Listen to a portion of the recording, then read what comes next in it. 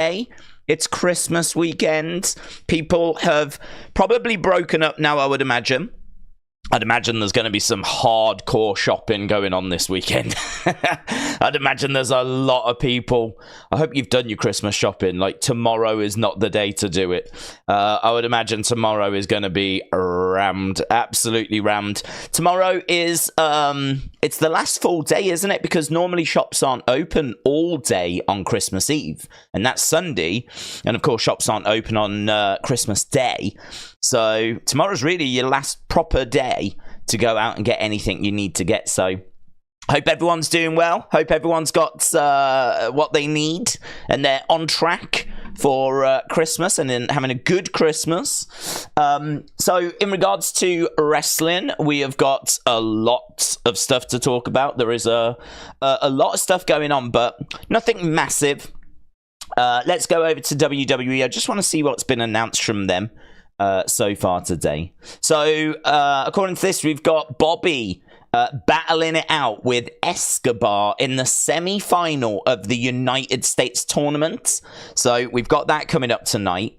We've got Dragon Lee defending his championship against Butch. So we've got Dragon Lee against Butch. I didn't have that Bobby match written down, you know. Bobby versus Santos. So Bobby Santos. We got Dragon Lee against Butch.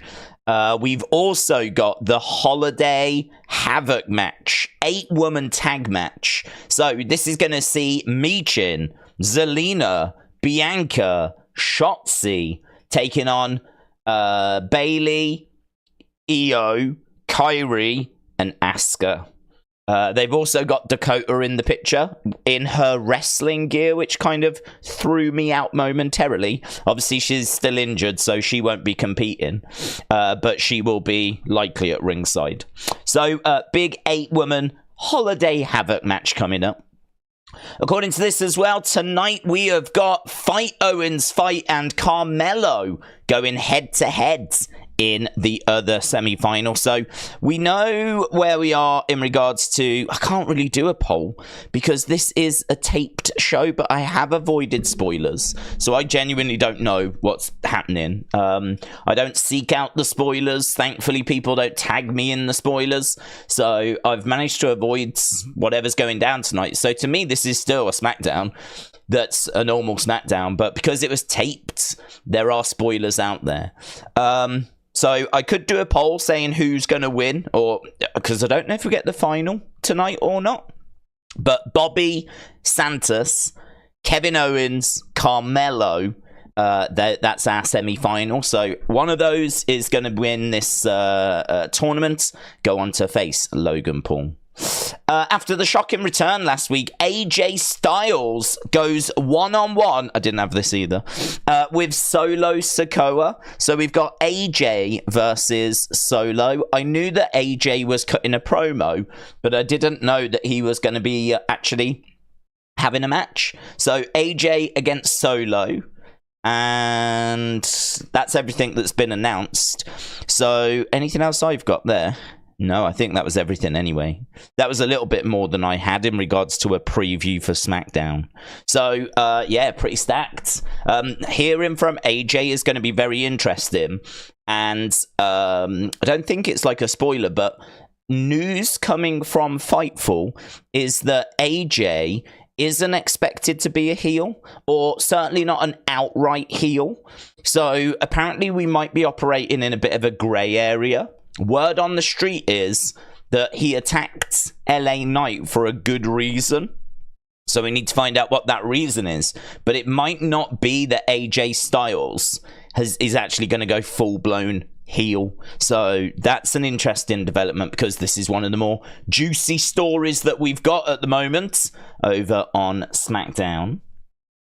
I need... Ooh, we got a little bit of lag, have we? We shouldn't have any lag. Although saying that, it is really, really bad weather at the moment. The weather has been pretty horrific. Okay. Hopefully that will hold. Hopefully that will hold. Hello. I can see people saying hello. Hello. everyone out there. Let me close some of these windows. Maybe that'll result in less lag. Lovely. Mitchell says, happy 31 months days. I've tagged you in something. Mitchell, shout out to you, buds. I will have a look. Oh. I've seen this South Park thing. So is this... Okay, cool. So he's actually done a parody of it, has he? That's clever. That's good. He's using it as a way. I don't think I can show it.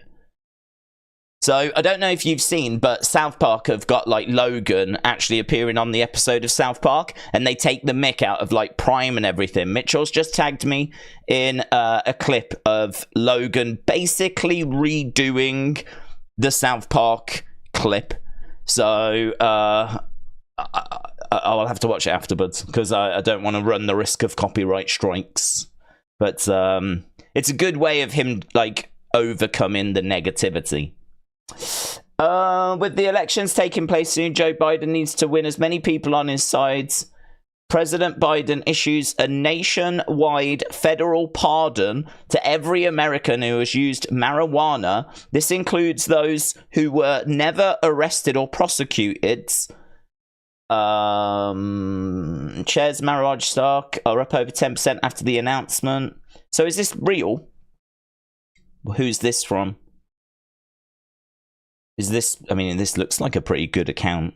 Is that real? Is that news? I don't know American news. I'm struggling to keep up with wrestling news, let alone American news.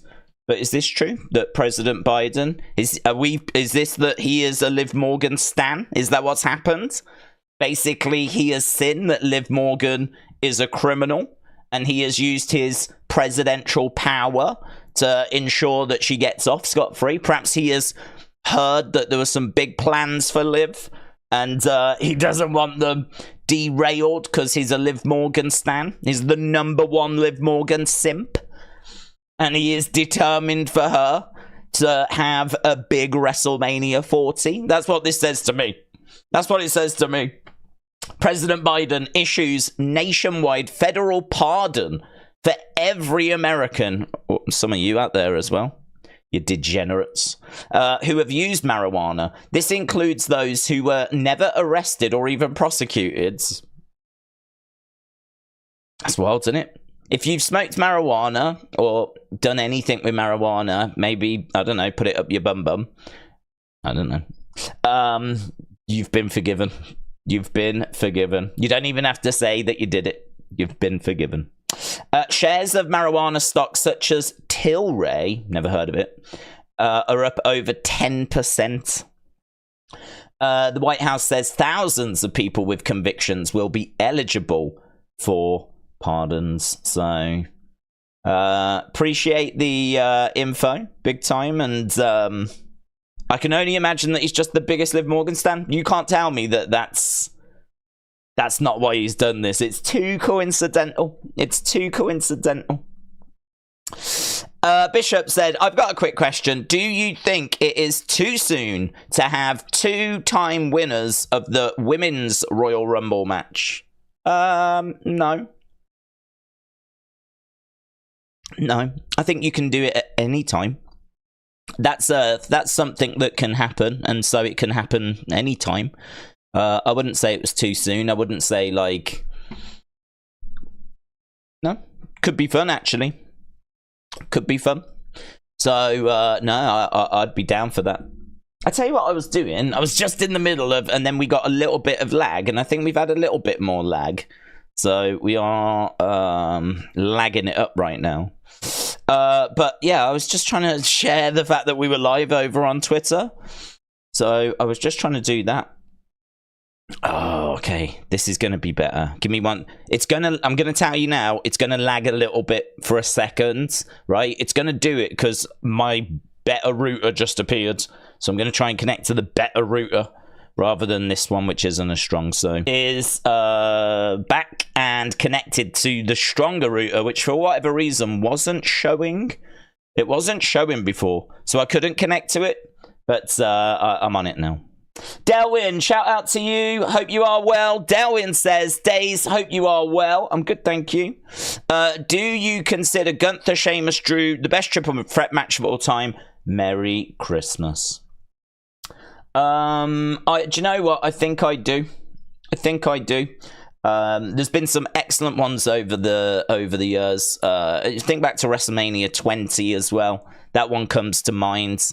But I think that triple threats are a match type that I've said before I really am not keen on. For me, they are spot fests. When you've got 3 people involved, they tend to use it as an opportunity to do 2 people on the outside, the other one crashing on top of them and then falling down like bowling pins. They tend to do where one is suplexing, but someone is underneath power bombing. So you've got the power bomb suplex, that spot, right? There's spots that we know and we've seen many, many times. And I mean, they can be all right. It's just sometimes there's a bit of setting up involved. Sometimes there's a bit of shuffling into position, waiting for like, oh, I'm not going to suplex yet because they're meant to be power bombing me. And sometimes it can really hurt the match and it can make the match not feel like it's flowing naturally or that we're just waiting for a spot. I keep seeing it more recent as well. There's a lot of shuffling, people trying to get into position for certain moves. I find it frustrating. I think because, to be honest, back in the day, first of all, back in the golden era, we didn't have triple threats, right? So when I was growing up, WrestleMania 1, WrestleMania 2, WrestleMania 3, WrestleMania 4, WrestleMania 5, we don't have triple threats. It's not something that we do. It's not a thing that we use. And to be honest, if we did, it would just be guys like throwing bombs at each other, like just throwing shots. You'd have some clotheslines. You wouldn't be doing all these intricate spots that we get now. And I get that, like, we live in the social media age, so these kinds of spots they do because they play well on little clips. They pop the crowds. I get why we do them. But anything that's going to make a match look fake, phony, anything like that is not going to appeal to me. I really want to feel like what I'm watching is 2 people battling to try and beat each other up. And if I'm going to watch a triple threat, I want the exact same, but just with an added person. So for me, I went into WrestleMania this year going, I wish they weren't doing this. I wish it was just like Drew against Gunther. And I think that it is the best triple threat I've seen because I think they really kept those kinds of spots down to an absolute minimum. Absolute minimum. I mean, it was 3 people just knocking lumps out of each other. It's what I would have expected a triple threat of sorts to have been from back in the day. It was 3 people just trying to win. And I really think that it made for a much, much better match because you could allow yourself to get lost in it. You could allow yourself to believe that what you was watching mattered. And I really think even if people don't quite understand why a match isn't feeling quite right, even if like they haven't watched loads of wrestling and they're watching something and they're like, oh god, yeah, that move was amazing, like, and all this stuff, and the match was amazing, but then, like, you know, an hour later they forgot about the match, right? The reason is it's because the pops that you're getting, they're cheap.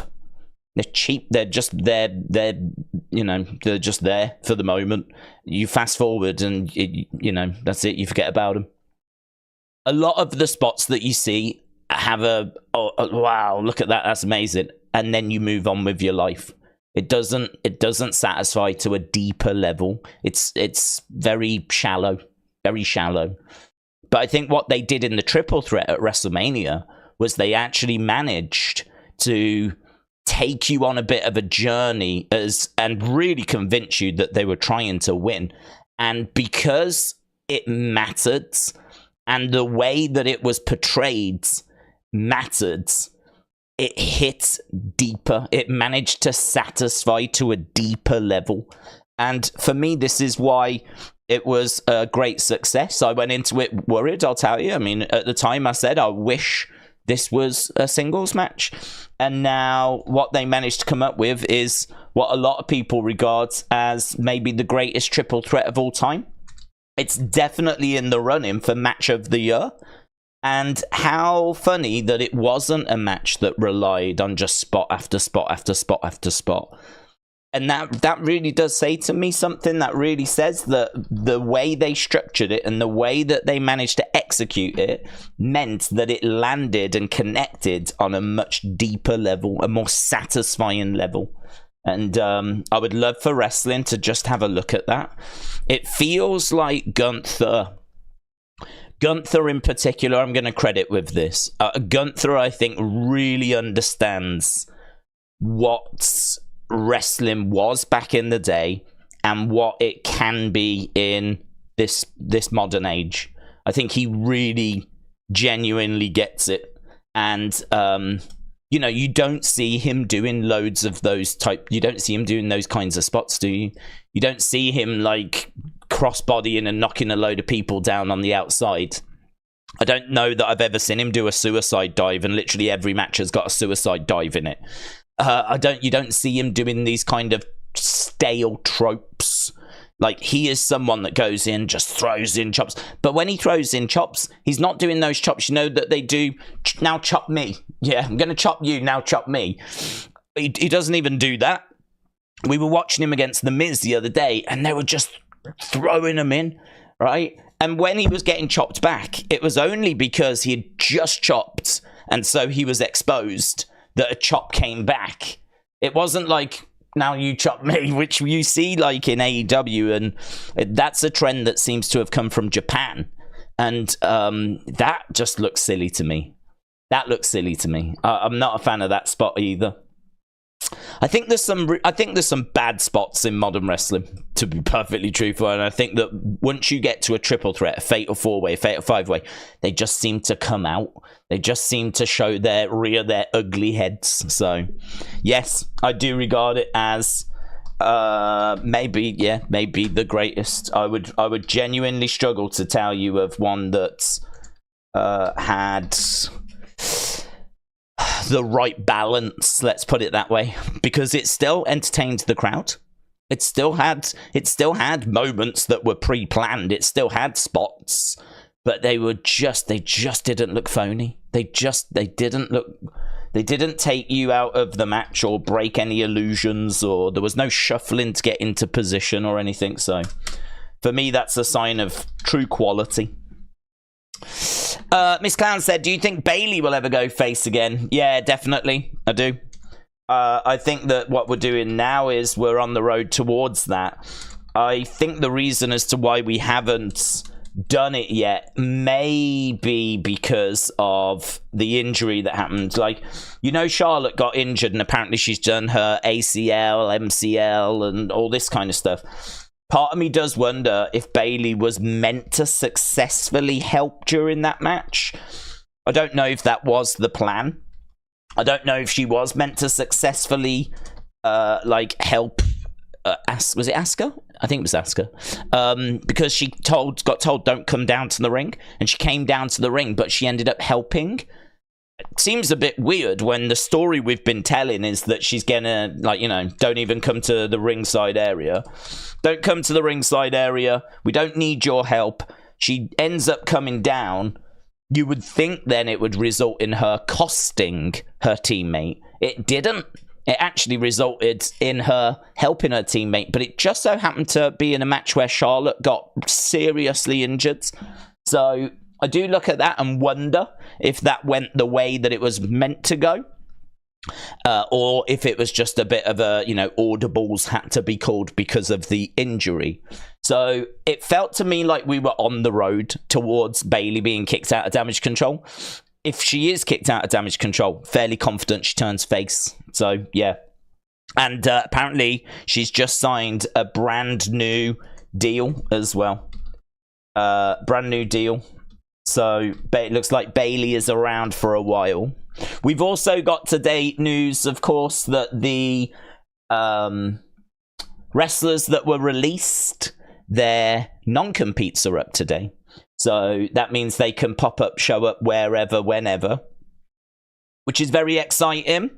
Could mean anything. That could mean anything. Could mean that any of them could pop up anywhere. We've already seen Mansoir and Marseille, whatever names they're going by now. We've already seen them pop up at, was it DPW or something?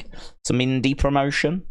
And so the others, you know, there's some there like Dolph and Mustafa Ali that some people are thinking could be involved with the Devil.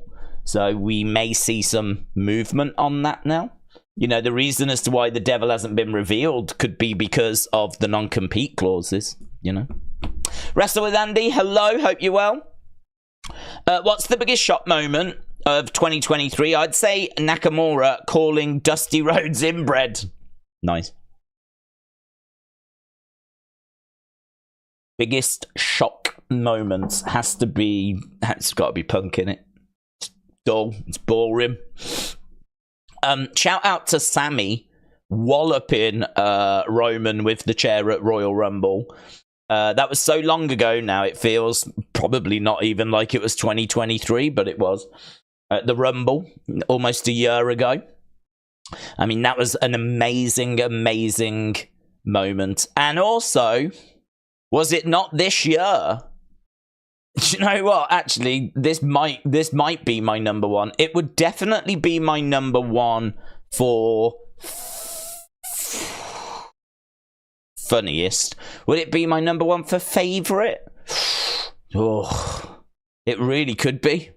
But Snoop and Shane McMahon and Miz and the botched match with Shane blowing out his quads at WrestleMania. That whole debacle is, I mean, it is a future LOL video. I've already got it planned. It's an amazing moment. It's one of my all-time favorites. Do you know, I've been fortunate to be doing watch-alongs and live streams during some incredible moments. I mean, the return of CM Punk, the return of Edge, Titus World Slide. We were live. I should do a comp, actually. Just, you know, reactions and what the chat was saying and how the chat reacted and all this stuff to those types of moments. Like, here's the Titus World Slide moment. Here's the Edge return moment. Here's the CM Punk return moment. So I've been fortunate that we've been live during some of these incredible moments. But that has to be up there with one of my all-time favorites. That has to be up there with, like, just... I don't know how it's going to be remembered. I don't know. I mean, Titus World Slide is remembered as one of the best, funniest moments, right? I don't know how this one gets remembered, but for me, it's right up there. It's right up there. So, you know, that could be a surprise moment of the year. That could be funniest, but it's funniest. Easily funniest. Easily. For me.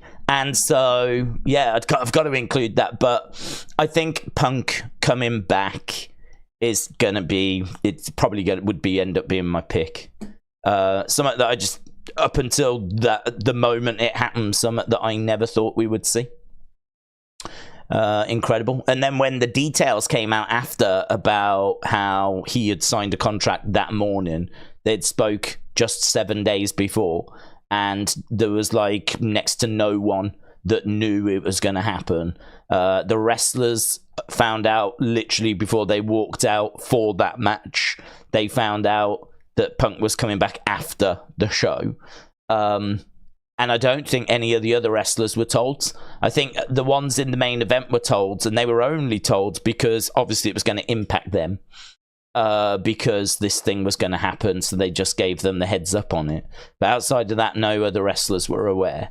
Head of the creative weren't aware, and all this. And you look at it and you're like, God, wow, it's incredible, isn't it? It's incredible. It's incredible. So yeah, amazing. So I'd have to say that would be my number one. But feel free to put in the chat what yours would be. Big Time said, brutal news. WWE have confirmed next Friday on December 29th, and we're here for that, by the way. It's going to be another best of show. I get doing it for Raw, but wrestlers have had a week off between the 19th and the 26th. Outside NXT, it's an autopilot week. Yep. Well, that's a shame because I thought that they were coming back on the 26th to do house shows and everything. But so I don't get why we can't do a show on the 29th. I mean, that's, 4 days after Christmas. I mean, I think there's footballers that are working on Boxing Day. There's people. Granted, not everyone goes back to work until like the January time, but perhaps they're using this. It's a bit interesting. I've never thought about it. I wonder if they're using this period, which probably gets pretty low ratings anyway. I wonder if they're using this period as a bit of an off season. Not much of an off season, like a week or two off season, as a way. I suppose you could, if you want to flip it and look at it as a positive, right? You could say that it's giving them opportunity to just kind of rest up their bodies, because these kind of strains on the body can build up. So having a week or two off, I can only imagine that that's a positive for them, and resting and thinking things through as well, having an opportunity to maybe think about where they are, what they can change, what they can tweak. Whether they will use that time to do that, I don't know. But it's a weird time of the year. As we've said, December is always just the weirdest time. And actually, never more so than this year, because this year has been the most vibrant, exciting December I can ever remember. Normally December is we just drift, and then they do those kind of holiday special episodes, and it's just a bit flat, to be honest. I mean, it's nice that we've got the Christmas tree decorations and all this stuff, but it's a bit flat. I mean, everyone's out buying presents, seeing friends, seeing family. It's just not a time where people are necessarily sitting down and watching wrestling. So December traditionally is a month where you go, well, it's pretty much done for the year. Let's get to January and let's start the road to WrestleMania. But this year has been very different because we've had crazy momentum with CM Punk coming back. And that's really just continued that interest in the product. And the ratings we've seen have not been too bad, or everything considered. I mean, they have been bad, but compared to where we are at the moment, they are, not too bad. I think, didn't Raw do like a 1.5 something the other day, when it has been doing like 1.4s? So now it's back to 1.56 or something. So considering it's pulling in that number during December, you go, okay. And also considering where we've been. It's very hard for me to make any kind of case that a 1.4 or a 1.5 is a good number, when it really wasn't that long ago that, getting under 2 million was unfathomable. But, we've had lengthy conversations about where we are in regards to viewership and where we are in regards to like the decline in TV viewership for wrestling. And how it's a change in habit, and some people now just watch highlights on YouTube or just get results from, Wrestle Talk or Cultaholic or wherever, there's like a billion different places you could just read about the shows rather than have to watch them. Rather than watch a show for 3 hours like Raw, you can just read an article for 20 minutes and get everything you need, basically. So some people consume it that way, and some people watch the highlights, and some people just go online and watch the little clips, or, it's different now. And these weren't options before. This really exploded around the same time that we were coming out of the Attitude Era. I mean, I got my first computer, I said, in 99. And if you wanted to download an image, you literally watched the image kind of come through line by line. It was like it would load it up that way. If there was chat rooms, they were pretty hidden. There was no social media. If you went online, you would go to I would go to somewhere like the BBC homepage where I can read the news or the sport or whatever, and I would go like maybe to, I don't know, like a Napster or something like that, where you take you an hour to download a track or something like this. And like you'd probably go to, I was going to Ask Jeeves. I remember that. Ask Jeeves is what it was called, and then it got changed to Ask. And Ask Jeeves was the search engine of my choice. I just thought Jeeves was cool. Do you know what I mean? I'm English. Jeeves is going to appeal to me. And so I was going there. And it wasn't until, I don't know, about a year later or whatever, Google was quite clearly the front runner. People were talking about they'd like search for stuff on Google, and you just heard Google more, and Google just started to pull ahead. At the time, there was other search engines like Alta Vista. That I think was actually at the time the biggest. They bragged about having the biggest search engine that could search more pages than anything else. So I used that occasionally, but it felt a bit too business-like, that one. It just felt very, I don't know, not very fun to use. And then Ask Jeeves was the one I was using the most. And I was aware of Google, but I didn't really use Google that much in the late 90s. So yeah, just like this is all we were doing, this kind of stuff. And I'm sure there was other places to go, but if you don't know where to look on the internet, or you don't really know, then you ain't going to find it, so back in the day, that's what we had in the late 90s, early 2000s. So now it's just a different world. Just completely, I think people's relationship with wrestling is so different to what my relationship with wrestling was in the 90s. How I watch wrestling now is completely different. The conversations we have now, completely different. Back then, you'd be talking a lot more along the lines of, can such and such do it? I think he's got the heart to do it. He's if he hits that move, he's gonna, you spoke as if it was real. You spoke as if like, yeah, imagine if such and such went up against such and such. Imagine this move against that move, and all that kind of stuff, Whereas now we talk about booking, we talk about ratings, we talk about what the plans are going to be, who's going to face who coming up next, and why they're going to do it, faces, heels. There was none of that. There was none of this back in the day. Unless you read The Observer or something like that. But The Observer, it's very small. It was in America. Maybe it made it over to the UK if you really knew your stuff, but you couldn't go to the shops and buy The Observer. So yeah, it's different worlds, man. Different worlds. Right. Jacob, shout out to you. Says, Days, it's Future Marine. I just wanted to say hi. Future Marine, shout out to you, dudes. How you doing? That's a blast from the past. Do you know, it's funny actually, because I saw a image the other day that was like a whiteboard, and it had loads of names that I'd written on because we were doing like some members thing from back in the day. And it was a picture from like 3-4 years ago. And I was looking down, and there was all these names that, and some of them, a good chunk I still see in the chat now, but there was a chunk as well. I'd say it was like 60-40.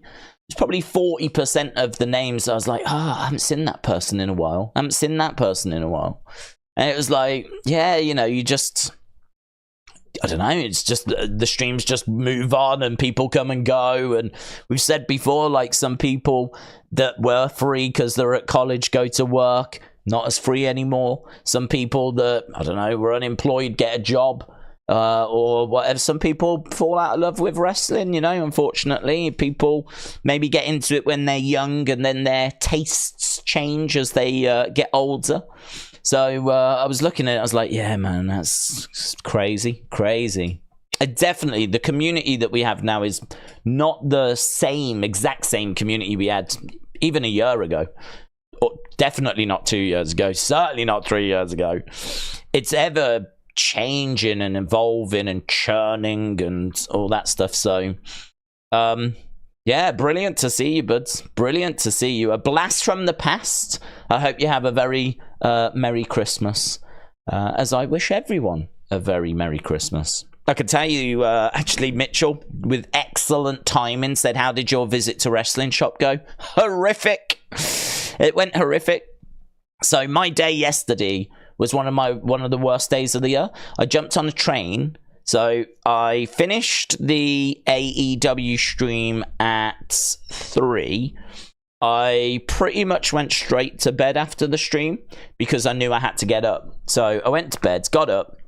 I think I was up for about 9 and my train was at 11. So I was up at 9, had something to eat, got ready, got to the train station. The train I wanted was delayed. Finally ended up getting it half an hour later, right? Then from Telford, I had to go to Birmingham. Takes about an hour, 50 minutes to get from Telford to Birmingham. So did that.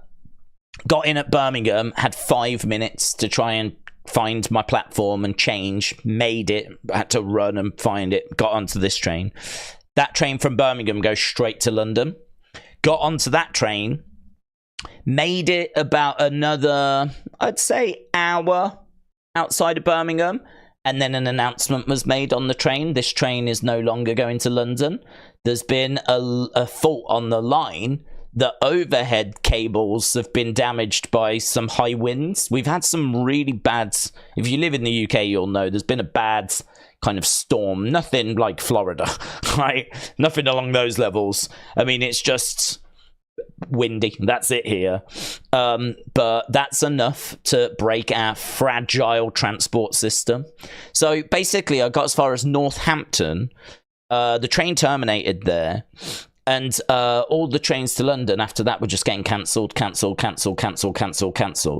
spoke to the guy at Northampton, and I was like, what can I do? And he's like, to be honest, mate, at this point, it's probably about 2:30.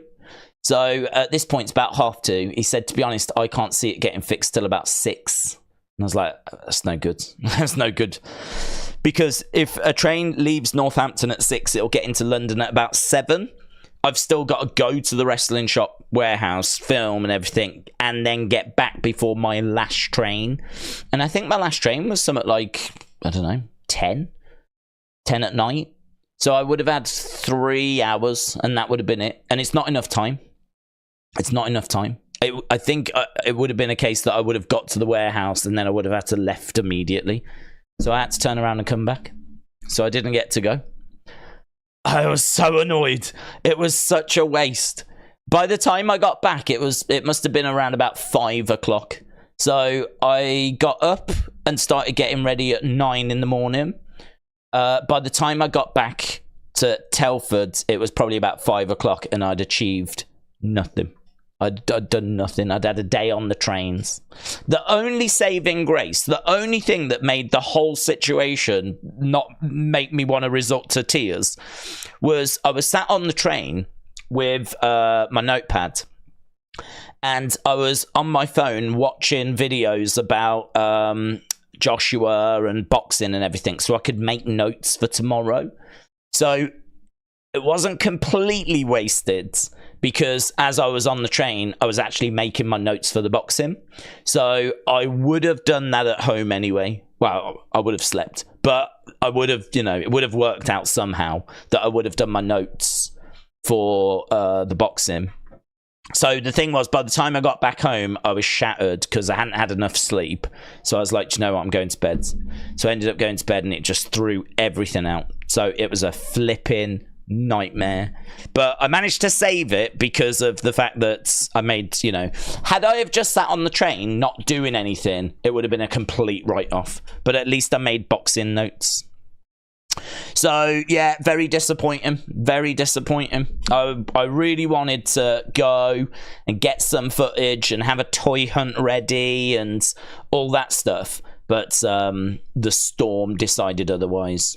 Thankfully, Northampton, I don't think I've ever been there before.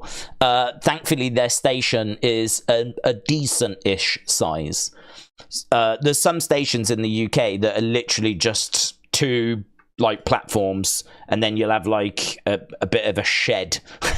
Not a wooden shed, like a nice sort of glass thing where you can go inside and have a little sit down, right? But it's normally got like about 4 or 5 seats in there, and that's it. And there was a lot of people on this train. So if that station had been small, I could have been like out in the cold. Thankfully, this was quite a decent size where it had a big sort of indoor area. So I wasn't like shivering away. They had like a little restaurant and they had a shop and everything. So at least I was out of the cold. Again, honestly, it was small mercies yesterday. It was just the little things that got me through. So, yeah, it was a disaster. But I sent him a message and I said, sorry that I can't make it, but I did want to know about AEW figures. People have been asking about it. Can you just give me some info? He says, on AEW, there is... I don't know if I'm meant to read this, by the way. I'm just going to read it as it is. Don't say that you heard this from me, but this has come from Wrestling Shop. This is literally in the tweet.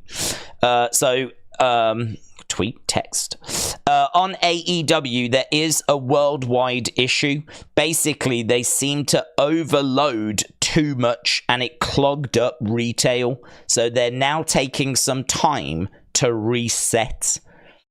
Yes. Both Smiths and Entertainer have now pulled out.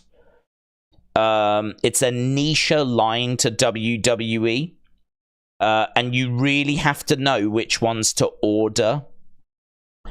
The good news is it's starting to come back now.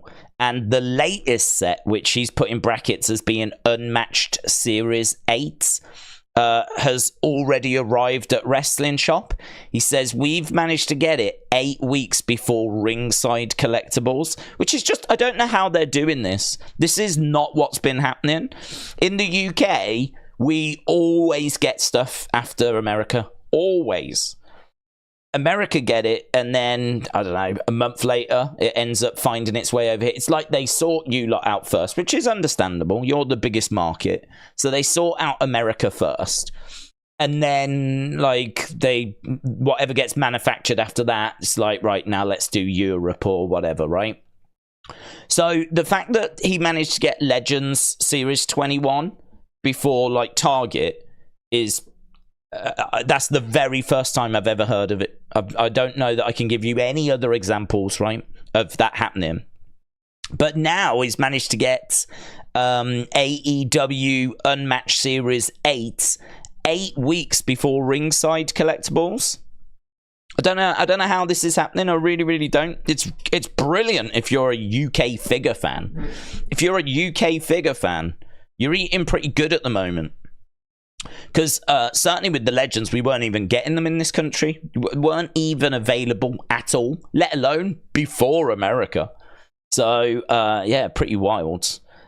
He said they are now being air freighted in directly, which is what is saving the time. So, I don't know, perhaps there was a bit of a delivery issue there, but he says now they're being air freighted in. He says, I'll have some more information in the new year about what's arriving because I haven't had everything yet. So there we go.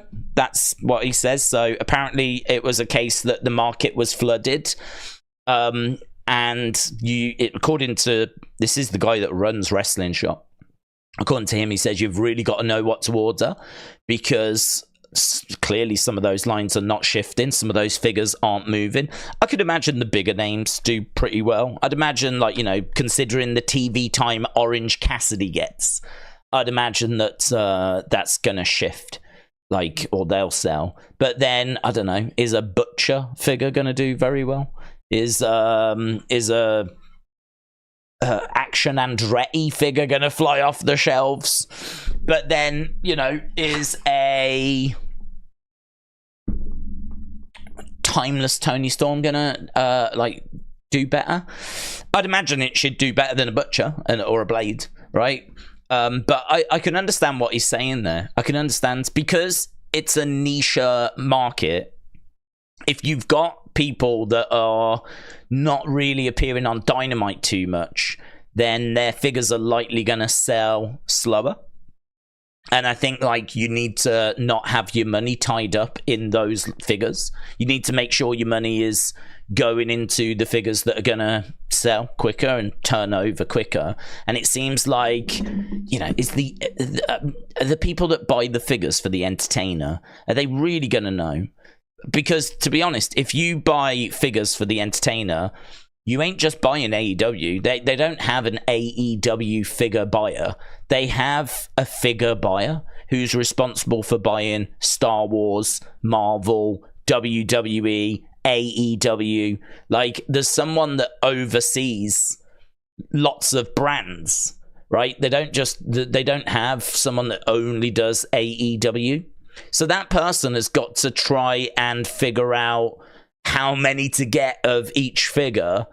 And sometimes they all come in like 6 in a box. So sometimes you can't really pick and choose. Like, if you buy like 10 boxes, you're going to have 10 figures of each one. And so, like, you know, you've got all these logistics, which are really boring, but it basically resulted in the shelves getting flooded with figures that aren't moving, and a lot of money being tied up in stuff that's just not selling. So apparently Smiths and Entertainer have pulled out now because the figures just haven't done whatever. But it looks like Wrestling Shop are continuing to stock them because they didn't get caught out the same as, you know, the non-specialist wrestling retailers, right? They've got more knowledge about what the customer wants, and so they haven't been caught out. So they can continue to stock them now. This is where something like Wrestling Shop really, like, you know, shows their worth, because something like an Entertainer or a Smiths, they don't have that wrestling knowledge. They know The Rock and all this stuff, right? I mean, everyone knows a Rock figure's going to sell. Everyone knows a Roman Reigns will sell, right? But the real in-depth specialist knowledge, they don't have it. And it's bit them, to be honest. It's bit them. Because maybe if there was a way of them just bringing in the figures that sell and not bringing in the figures that don't sell, because, you know, it's as simple as TV time. It's as simple as how big of a push is that wrestler getting. A bigger push surely means bigger demand. No push means no demand. If they had that knowledge, perhaps they wouldn't have got stung the way they've been stung, and then maybe Smiths and Entertainer would have carried on stocking AEW figures. So their inability to, like, manage that situation, like, then lack of knowledge, has now resulted in those lines going out of those shops. So it's very, very this is part of the business that you don't really, like, delve into. Like, you want to talk about who's AJ facing at the Rumble, right? I get, like, this kind of conversation is a bit niche, but it is interesting to see how even this is playing out, you know. So this is where Wrestling Shop show their credentials. They know what they're doing, and so they've not got stung, and now they can continue to sell AEW figures as a result.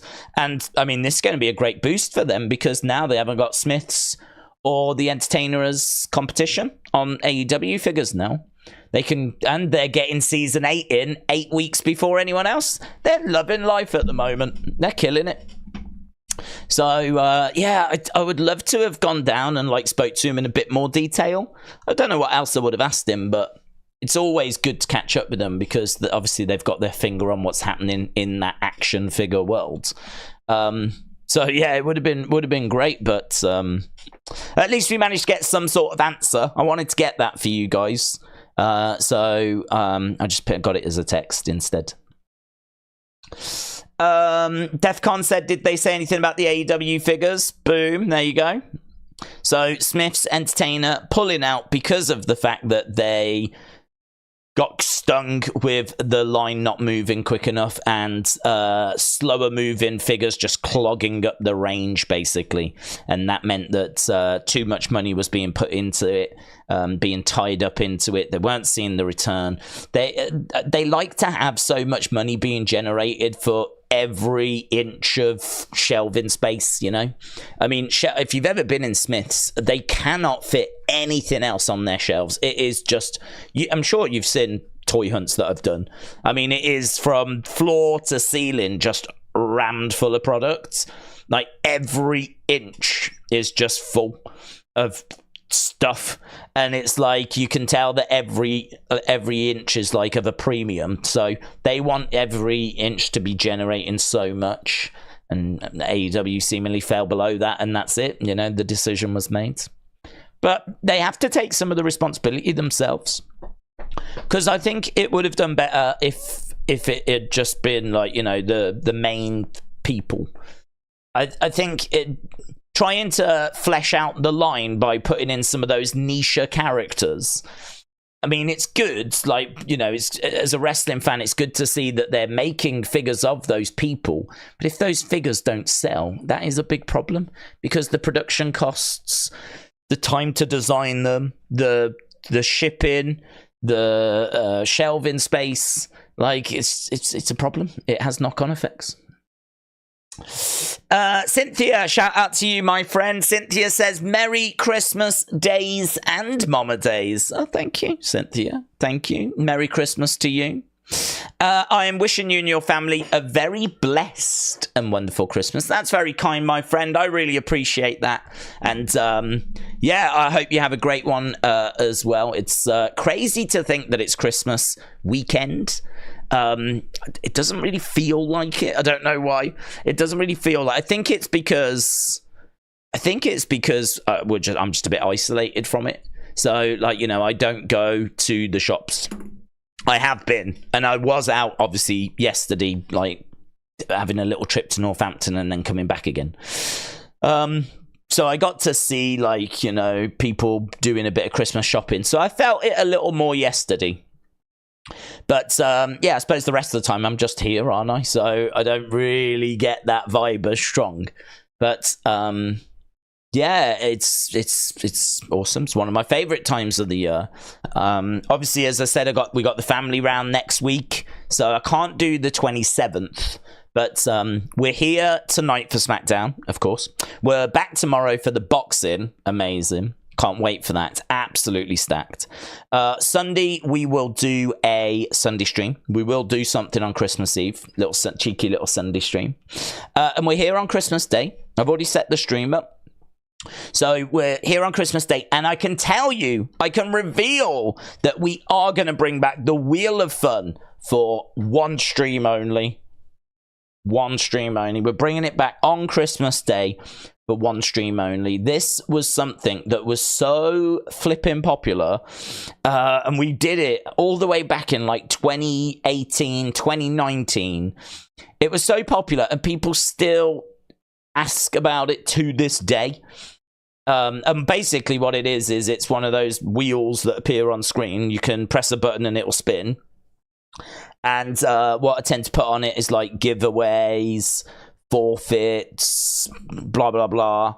So what we'll do is we'll give away some figures. We obviously, you know, again, you know, wrestling shop sending through extra figures for us, which didn't even know they were going to do. I said I'd try and figure out how to give them away. Makes sense, doesn't it? I mean, like, we're doing a stream on Christmas Day, so why not give them away on Christmas Day? So we'll spin the wheel. Whatever it lands on, we'll do. We'll probably do it like every half an hour, something like that. We'll do it when the show's on. So we'll probably do it like, how long's Raw? 3 hours. We'll probably do it 6 times. So we should be giving away a few figures there. And if it like, well, we should have some kids magazines and bits and bobs. So yeah, we'll bring that back. Only one stream only though, because the reason that it went away was because YouTube changed their sort of rules. They changed their rules on like kids competitions and competitions that are like aimed at kids.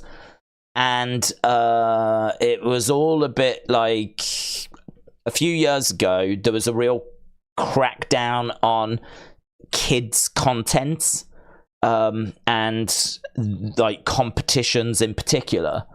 And it made me very nervous because I didn't want to be getting flagged for anything wrong, like doing anything wrong. So that's why it ended up going away. But we can bring it back for one-off because, like, I mean, we'll bring it back for one-off because I don't think, like, giving away figures is necessarily something that can be viewed as being targeted for kids, if you know what I mean. I don't know. Like, this was what made me a bit like, oh, I'm not sure.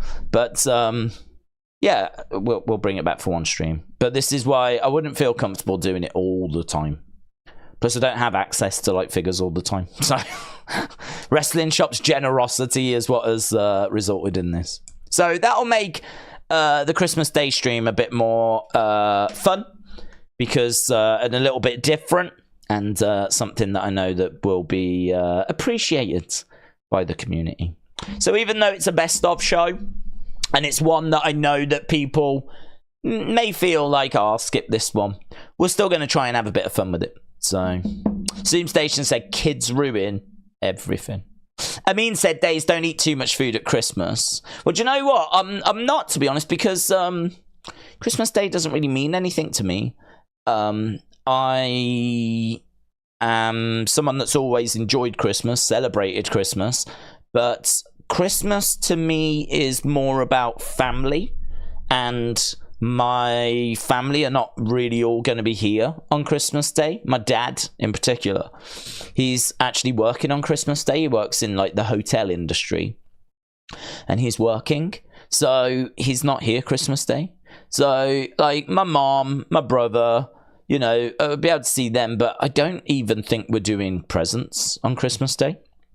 So I won't wake up and like come down to see if Santa's been, right? I'll just go to bed. This is why like we can stream on Christmas Day and everything, because I'm not going anywhere. I'm not doing anything. To me, it's going to be another day, to be honest. Which might sound strange and it might sound weird and it might sound whatever, but I've got all my family are over on the 27th. Like, not only my dad is coming back from work, but also like my cousins, my aunties, my uncles. They're all coming over on the 27th. So for me, 27th is more Christmas than 25th. So yeah, it's fine. I ain't doing really, you know. Christmas Day, I'll probably be working. Honestly, I'll probably be working. I may try to fit in a film of some description. I may try to do that. I don't know what film, but I may try to fit in a film. And have some food, a beer of some description, and then get ready for the stream. And then 27th will be my proper Christmas. So yeah, no, I won't be going OTT. You don't need to worry about me being like drunk or anything like this. It'll be pretty normal, I would imagine. Apart from we're going to do the Wheel of Fun and maybe reflect a little bit more on the year, because we will obviously watch the show, but if it's a best of, so it means that you know, we've already seen the matches, we know who wins. But listen, I don't know what matches they're going to show, and if they're going to show like Sammy against Roman again, that'll be pretty sick. And if they're going to show like Charlotte Rhea, that'll be pretty sick. There were some great matches this year, some really great matches. That triple threat that we mentioned as well. Miss Clown said, officially my sexy birthday. Is it today? Happy birthday, Miss Clown. Happy birthday. Miss Clown having a big one. God, you was born really close to Christmas, wasn't you? That must suck.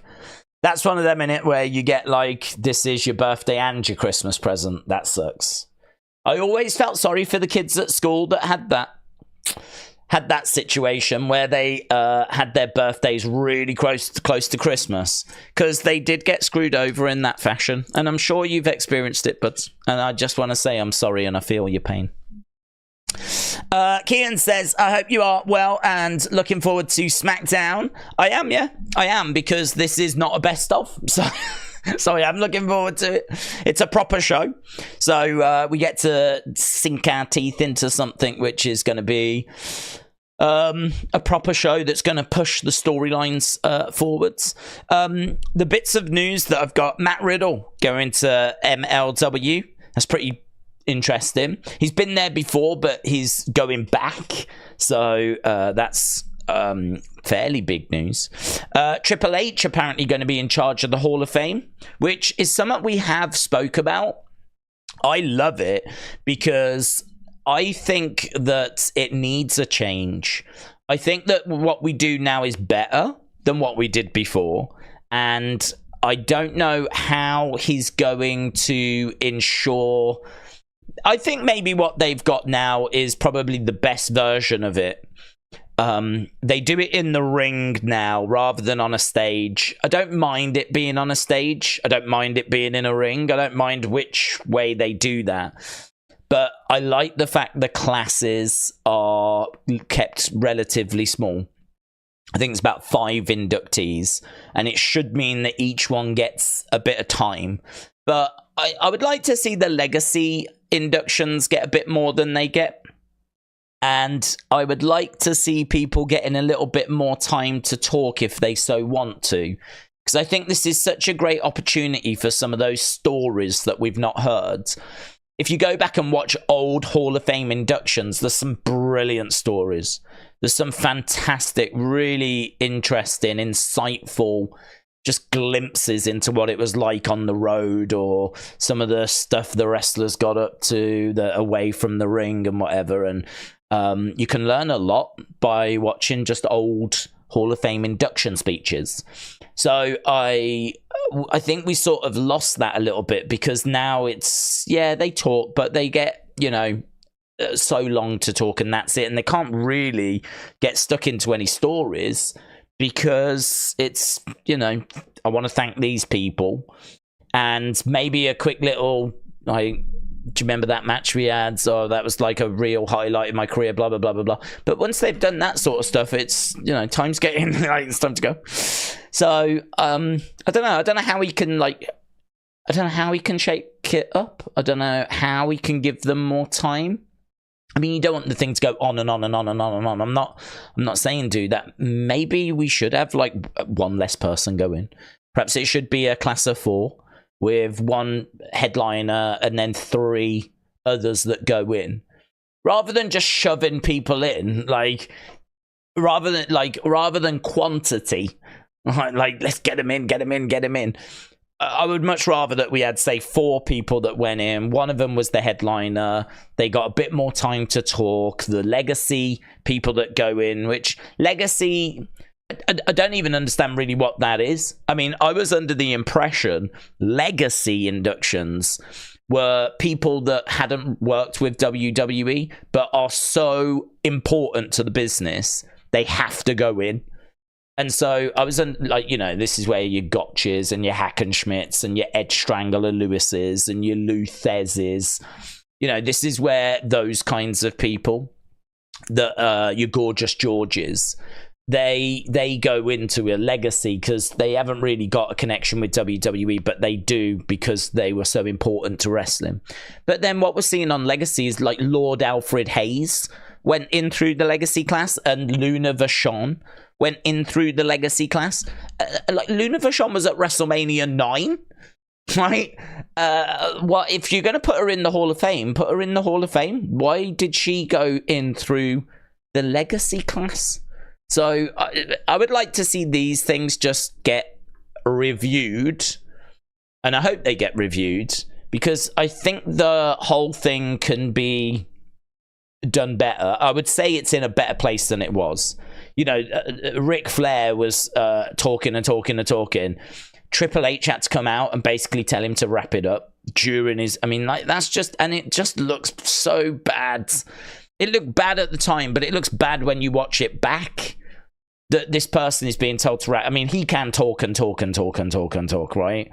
I understand that that's going to be a problem however you structure it. But there must have been a better way to have done that, Unless he was just ignoring all the cues. I don't know if there was someone at the front saying, like this, and he's just chatting away, not caring, and to the point where they had to send someone out. But oh god, that's cringe. It was a cringe moment. I think Triple H said it was the worst moment of his life. Like, short of anyone dying, like him, imagine that. You have to walk on stage in front of all of these people in like a big theater and whisper in Ric Flair's ear during his Hall of Fame induction. Time's up, buds. Need to wrap it up now. Yeah. Oh god, that I wouldn't want to do it. I wouldn't want to do it. Oh, I think the crowd were booing him, and he was like, "It's not my fault. It's not my fault." And then, of course, we've had Bret Hart getting attacked, which makes you question security. Do you remember that was Hall of Fame when he got bundled down? Guy came through the crowd and like jumped Bret Hart, pulled him down to the ground. That wasn't great. So yeah, we've had a few moments where and Goldberg, when Goldberg went in, it was so late. The show had gone on so long. There was a picture of wrestlers getting up and leaving because they had to get to bed, because they had to be up, because it was WrestleMania like the next day, and they had to be ready for rehearsals. So there was this shot of Goldberg on stage, and you can see that's like a good 10, 11 rows empty where the wrestlers had been.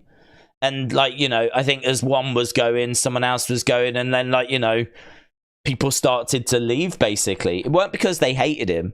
It's because it had gone on so long.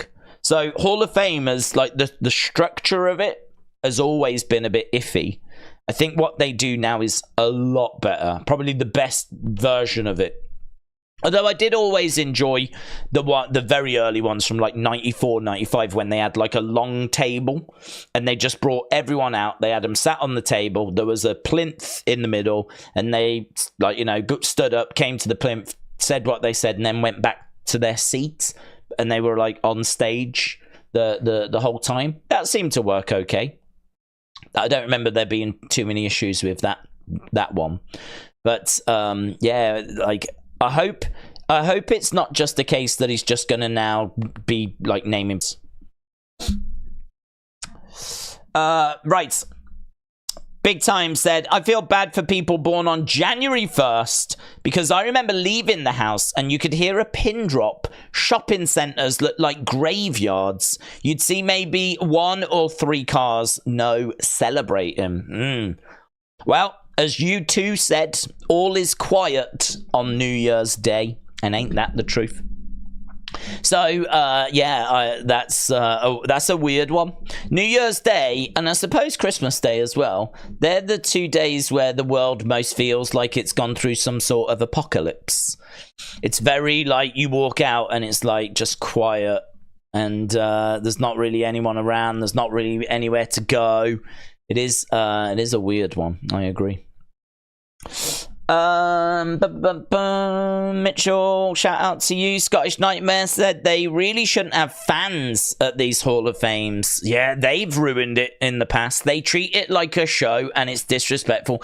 That's a really good shout. That's a really good shout. I agree, they shouldn't. Do you know what as well? Actually, thinking about it, I think I know the solution to the problem. They shouldn't have fans because the fans do treat it like a show and they chant and it sort of throws the person off on stage. All of a sudden, the person on stage, I think the person on stage wants to be themselves in that moment, but the fans are treating them like the character. So they're having to sort of work with the fans at times, when actually I think what they want to do is like really thank people and sort of not play the character, right? I think they want the ability to tell stories and all this kind of stuff. I think the solution to this is for it to be taped. I don't know why it has to be live. So, like, you could record it on the Thursday, and then you can edit it, and then play it on the Friday. So if someone does go on for a bit, take out a few of the moments that you think can be cut, and put a little thing at the bottom saying if you want to see the full induction speech, it will be put up in full on YouTube.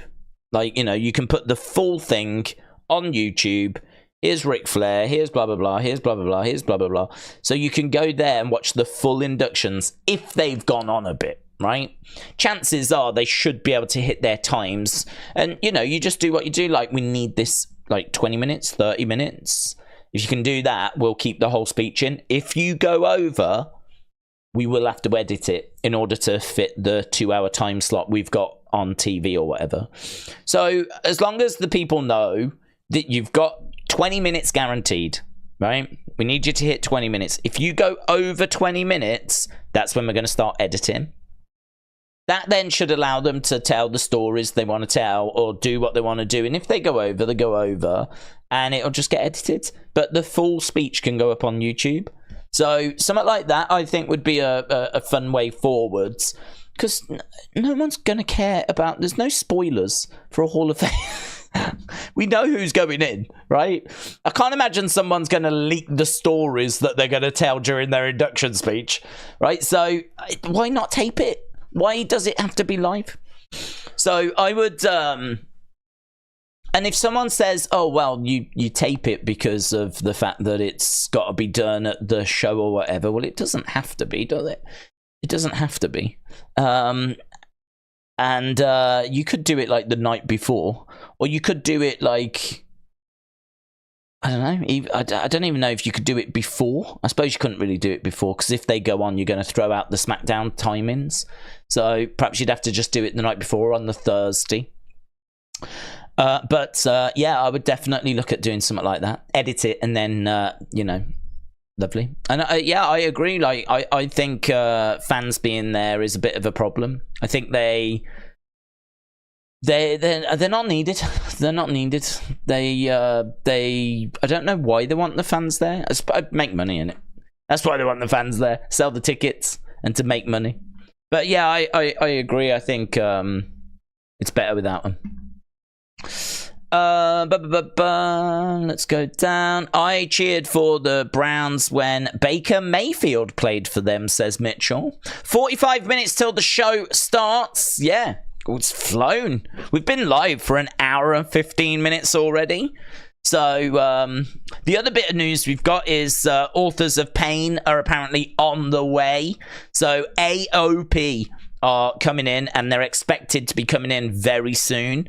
Don't know that it's tonight, but they are expected to be coming in very soon. There was that question last week from Fightful, because Karrion Kross did that promo, that vignette, and it had an image in it which was interesting. I might still have it on my computer, actually, because here it is. I mean, it's not much, but they just said that to them in the background, this could have been the image of a head. It does look like it, in all fairness. You can sort of see where the eyes, the nose, the mouth would be. So it definitely does look like it. And they were just saying, like, you know, could this be Paul Ellering? You know, Karrion is talking about a refresh, a relaunch, which he definitely needs. And he's talking about that. And there is a thought that the Authors of Pain could be on their way to join up with him. It could be the Authors of Pain join up with Karrion. So this is something which was on last week's show. And as I've said, I do these unseen videos now. So these unseen videos is amazing how they've took off, to be honest. The one from Tuesday got about 5,000 views, which is, I think, more than the stream did, which is just mental, isn't it? Absolutely mental. I think the stream did about 4, and the unseen video that I did afterwards did 5. So it's clear that there's, and it makes total sense. I don't know why I've not done it before, but it makes total sense to kind of show people what is being said on Twitter and social media and what's being said on, like, Raw Talk, and just adds a bit more context to what's played out around the show. Because like, we watch the shows together, so we know what happens on the show because we react to it. But we don't really ever talk about what's happening on Twitter because we never go on Twitter. Like, someone might say, check this has just dropped. So then we'll go and look at that. But there's a lot more things that play out on there. You know, there's a lot more tweets from the wrestlers during the show and stuff like that. Makes sense. I don't know why we've not done it before. So this Unseen, that was actually an image that Sean had tweeted out. Well, I think it'd come from Fightful, actually. And he asked the question, is this Paul Ellering? Like, is this something? Is that where we're going? AOP are expected to come in. They're expected to Smackdown. Thoughts are it could be with Carrion, but no spoiler there because it's not confirmed. This is just speculation at this stage, but that's where the conversation is at the moment. So, yeah, we've got all of that. And, of course, in that, if you haven't seen it, the NXT one, we actually did the NXT end-of-year awards as well. That's something else that happened away from the show. So during that, we actually went onto the website and we voted for the match of the year, the male superstar of the year, the female superstar of the year. We kind of went down the checklist. It's a little bit confusing because when you answered one question, you clicked like next survey or something, and then it just seemed to randomly take you to something else that wasn't connected to it. I ended up getting asked a question about 2022 or something. I was like, this isn't right. So if you have struggled with it a little bit, I understand. I also struggled with it. But eventually we answered all the questions, which was good. I don't know if they're going to do the same thing for Raw and SmackDown, like, you know, the Raw Superstar of the year, the Raw Moment of the year, and the same with SmackDown. It'd be great if they did. If they do, we will do that in the Unseen videos as well. So, yeah, basically anything that happens on the show, we sort of box off on the streams. Anything that happens outside of the show, any of that kind of online reaction, or you know when something, you know when like something happens after the show, like say Seth at Survivor Series kind of ranting at CM Punk and that wasn't shown, or like when the camera cut off at NXT what was it, Deadline, and so then we've got Carmelo sneaking up behind Trick and the camera just cut off and everyone was like, what happened? You know, all of those kind of things, just shove them all into these videos. So, yeah, appreciate the support on those. So we've got those bubbling away. We'll do one for SmackDown tonight. And then also we're doing the LOL videos. And, oh, man, I can't even begin to thank you for these. So I had my little journey on the train yesterday, right? Having fun traveling around the UK, getting nowhere, and then ended up coming back. And I remembered, I was like, oh, the LOL video dropped whilst I was doing all this. I'd scheduled it. So I thought, hopefully it's got around 1,000, because these tend to do about 1,000. Some are just under and they're clicking up to it. Some have just gone over, right? 1.1, 1.2, something like that. That's where they are at the moment, right? I'm hoping they'll grow, obviously. But, you know, people have got to give them a chance. It's brand new. They haven't clicked on them. They haven't took that risk yet. Is it going to work for me? Is this something I'm going to enjoy? But feedback's been brilliant, right? But I looked and I was like, hopefully it's got, I think it's on 1.7, which I know might not sound like much, right? I know people are looking at it and go, whatever. But it's growth. And that's all that matters. It's showing steps in the right direction, and that's all I care about. So for it to, like, you know, do that 1.7, I was stunned. I thought it would have done 800 and something, a guess.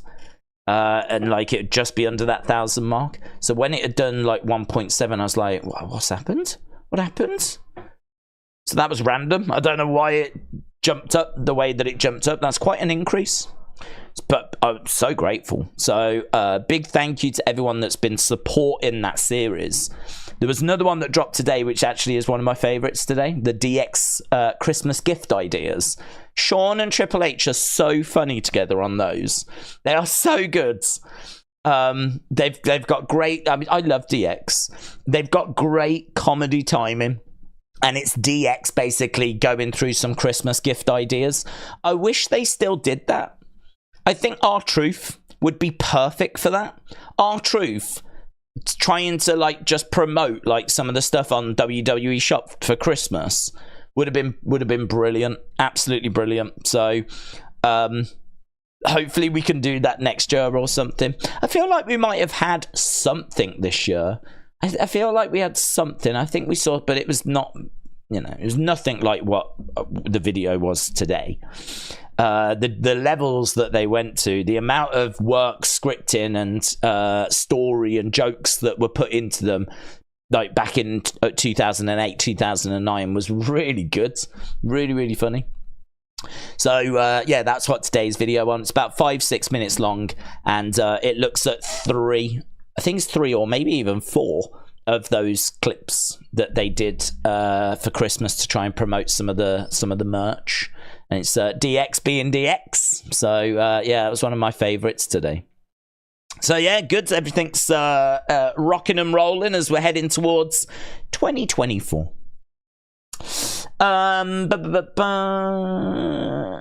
Good evening, said Stephen. Good evening. Me and Kerry sent our best Christmas wishes to you.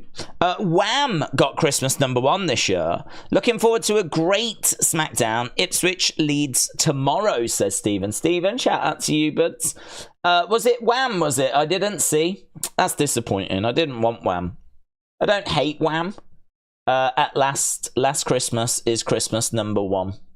Wham's Last Christmas has been crap. Can I just say, though, I am so pleased that it is not Lad Baby. I hated that the first time I heard it 5 years ago. I hated it more 4 years ago. I hated it even more 3 years ago. I'd given up on Christmas 2 years ago. I'd given up on humanity last year, right? And then thankfully this year they've said we ain't doing it again. And Christmas has been saved. So even though I didn't want Wham to win Christmas #1, I will take it every day over a Lad Baby thing, right? So great, fine, no complaints. The only thing is I wanted the Pogues. I wanted the Pogues. I love the Pogues track anyway, and obviously he passed away, didn't he? So I was hoping, and it's never been #1, I was hoping that it would be #1 and that would be a nice thing, what with him passing away recently. So Pogues was one I was pulling for.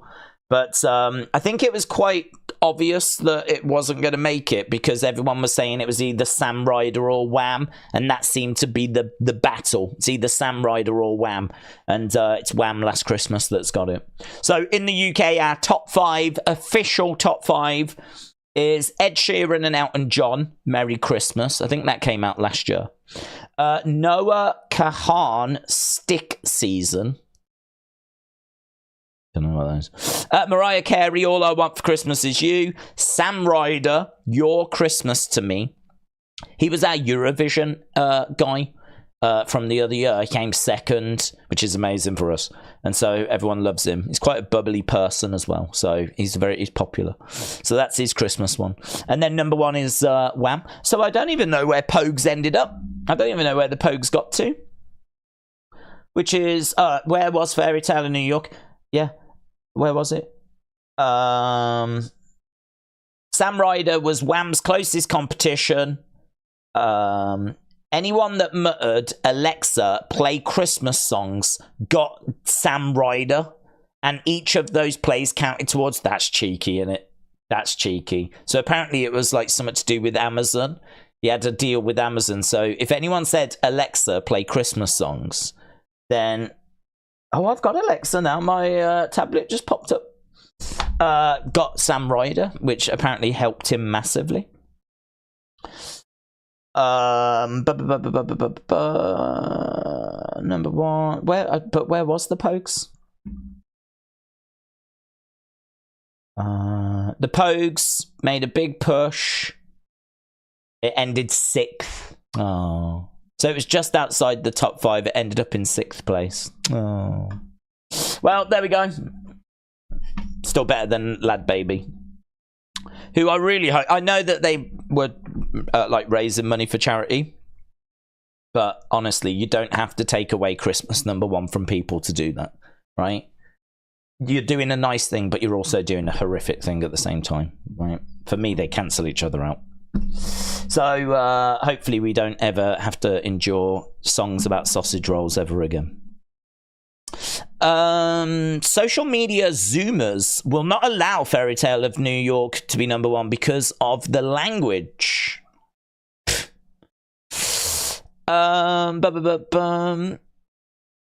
Sixth, it was an injustice, said Christopher. James said, have you seen the WWE Night Before Christmas video? No. Have they done a new one? They tend to do these animated things, don't they? Is it one of those? That's what it sounds like. Let's have a look.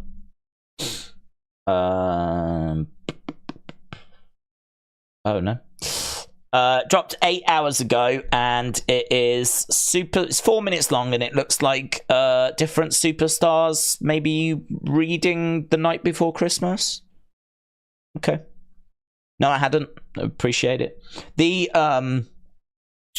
There's going to be a lot of videos actually coming out about. It's going to be a lot of videos coming out about those animated ones from the past, because they're pretty fun, actually. There's one coming up soon, a LOL video, that's got all the superstars singing a Christmas carol. They're on the entrance stage, and John Cena is the conductor, and the lines have been changed to make it fit like wrestling. And you've got like CM Punk and Ryback and all these people that are like singing this song. It's pretty cringe, but funny cringe. That's got a little animated thing as well with CM Punk and John Cena, and some Christmas lights that aren't working. So that is actually coming up in a couple of days' time. That's a LOL video coming up soon. And I was looking at some of the others as well. They've done a few of these. Do you remember there was one just the other year? It might have even been last year, which was Sami Zayn. Sami Zayn had to help Santa deliver presents, and the reindeer got sick, so he had to get superstars to help pull the sleigh. Don't know if you saw that one. I'm sure that was last Christmas. So they do these kinds of Christmassy things, you know, these Christmassy. I thought it would be like an animated one. They've done animated quite a few years, but no, I've not seen that. I will check that out. Might have a bit of humor to it. I saw a question earlier as well about have I seen Kevin's new thing. I haven't. It's Kevin Owens and Kathy Kelly ask what's in a name. I don't know what that is. It's been viewed 144,000 times, whatever this thing is. But this is the kind of stuff I love, to be honest. I love seeing wrestlers away from the shows, certainly away from the ring, and doing like some fun stuff backstage. So like that you know, like the JBL Michael Cole show, like that kind of a thing. This to me is like, you've really got to be a fan to be watching this kind of stuff, you know. So Kathy Kelly and Kevin Owens doing I think it might be a series of videos. I think I'd read that it was going to be like a series. I suppose in a way it was a bit like the Shotzi and what's her name, Scarlett. You know, they like went ghost hunting. Even that was interesting. I watched the first one and I was like, yeah, this is fun. This is the kind of thing I want them to be doing. But it wasn't fun enough for me to want to watch more, if I'm being honest, because it was quite serious and I don't know, just seemed a bit silly. Ghost hunting is an acquired taste. It's an acquired taste. You know, them listening to a bit of static and freaking out when, like, you know, the static changes. I don't know. It wasn't doing it for me, but it is the kind.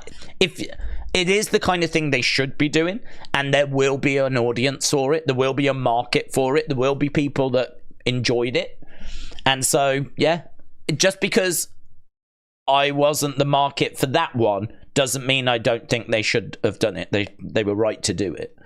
But I watched the first one and I think I had enough. But yeah, I'd like to see more of that kind of thing. Imagine if, like, social media was around back in the day and you could do IRS, like, in his tax office, like, having some fun skits as he's, like, you know, berating his customers or, you know, phoning people up that he thinks have been cheating on their taxes or whatever. Like, you could have done some fun stuff with that, or we could have done fun stuff with Duke the Dumpster Drozy. You know, there's so many characters in the history of WWE that we could have done fun little vignettes and skits and things away from the show with. And actually, as we're seeing, like, social media and the power of social media, like, I wonder if there's more of an opportunity to do stuff like this away from the ring. I wonder if we'll see more of this going forwards. I wonder if this could be a strategy going forward where you get the shows, but then the characters also get, you know, 5-minute videos to just kind of add a bit more depth to their characters, show you a little bit more than we've got time to, because you can do a video any length for YouTube. You're not constricted or restricted. You could put a 10-minute video up if you wanted, all about Karrion Kross, where we see where he is now, what he's doing now.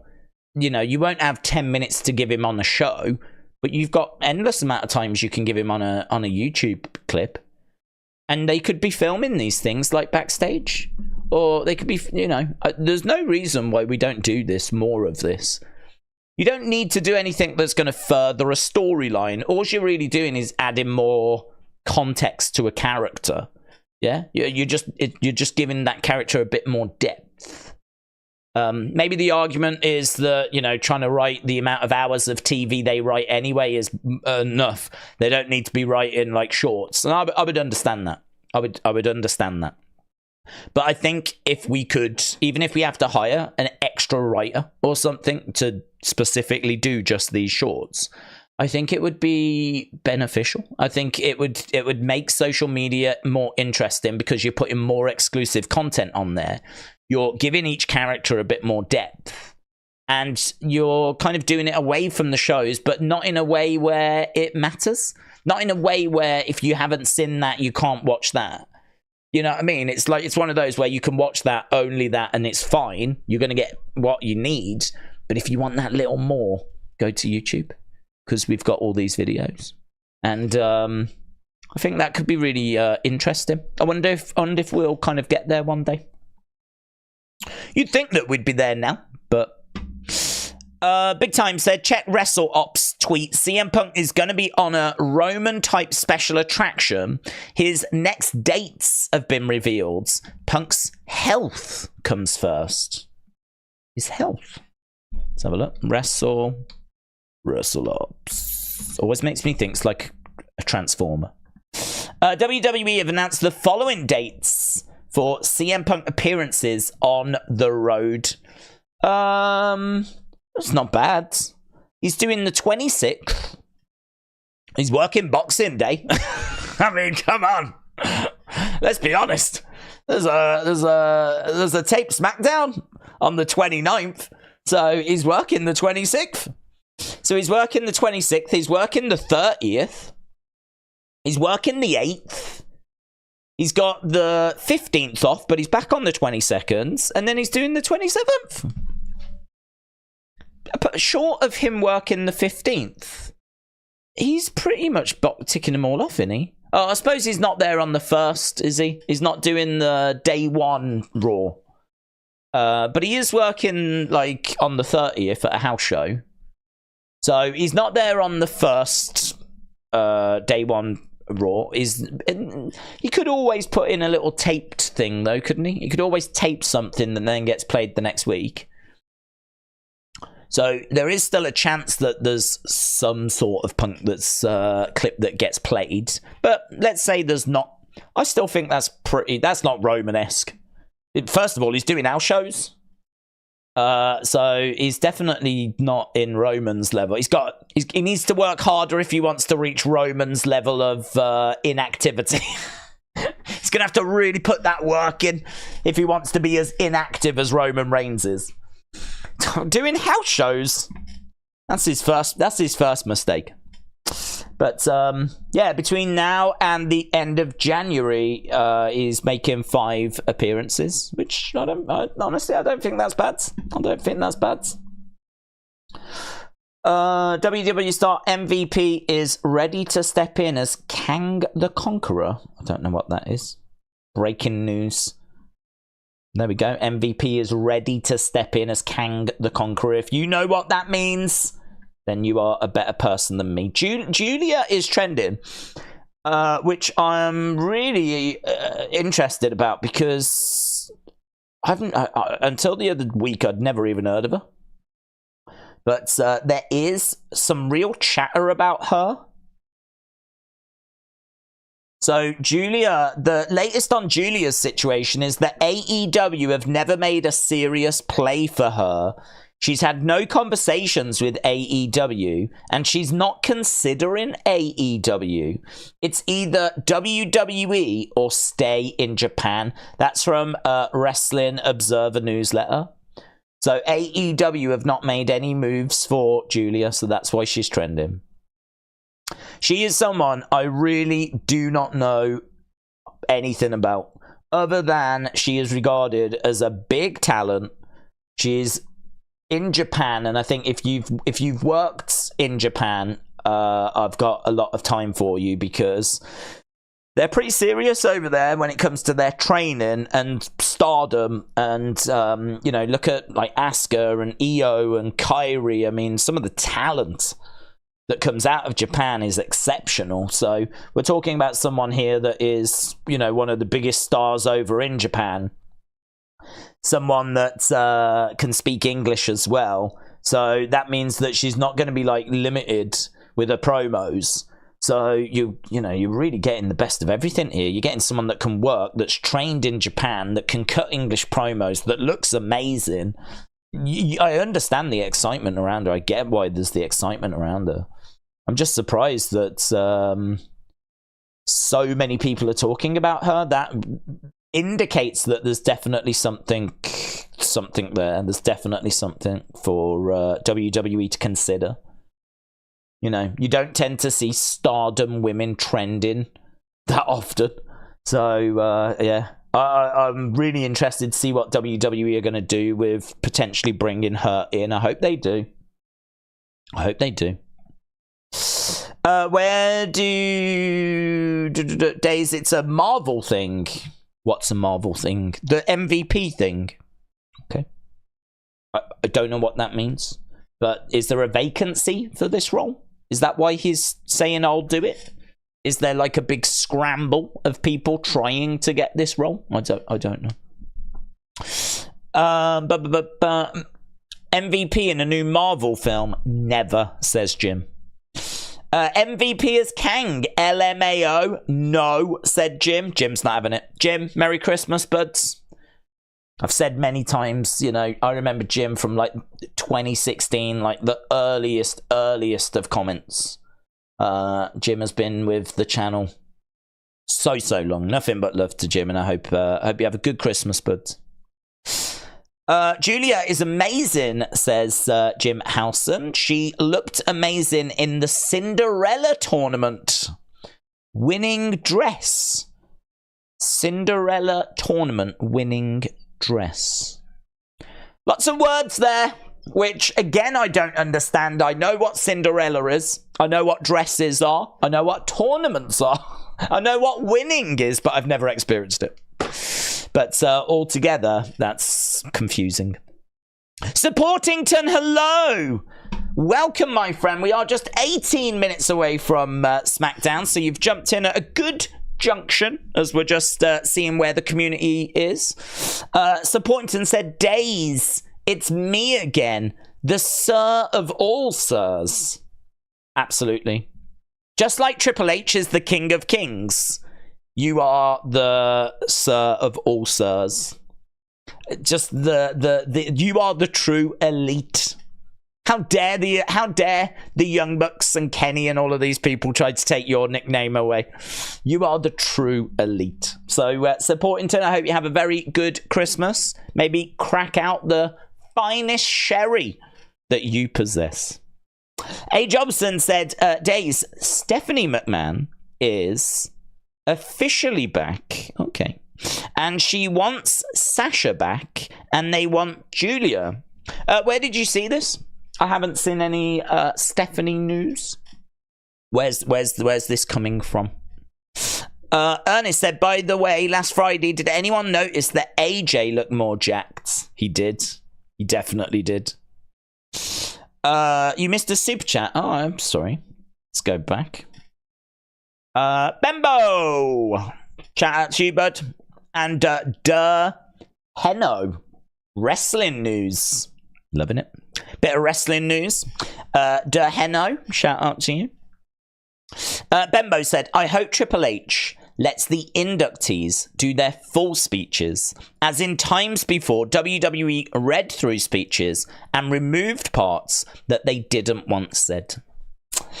I don't know what was removed, to be honest. I would imagine there's probably things that they wouldn't feel comfortable with being said, which I could sort of understand.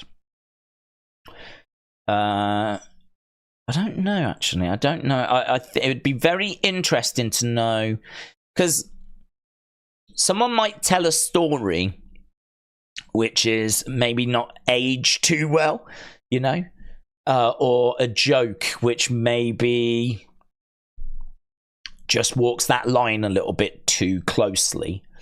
Or maybe they talk about someone that... maybe they talk about someone and say something which could have some repercussions. I don't know. I don't know what's been removed, because I've never seen what's been removed. I could understand there needing to be some filtering. So, I agree. I hope there's more leeway on that front. I do agree.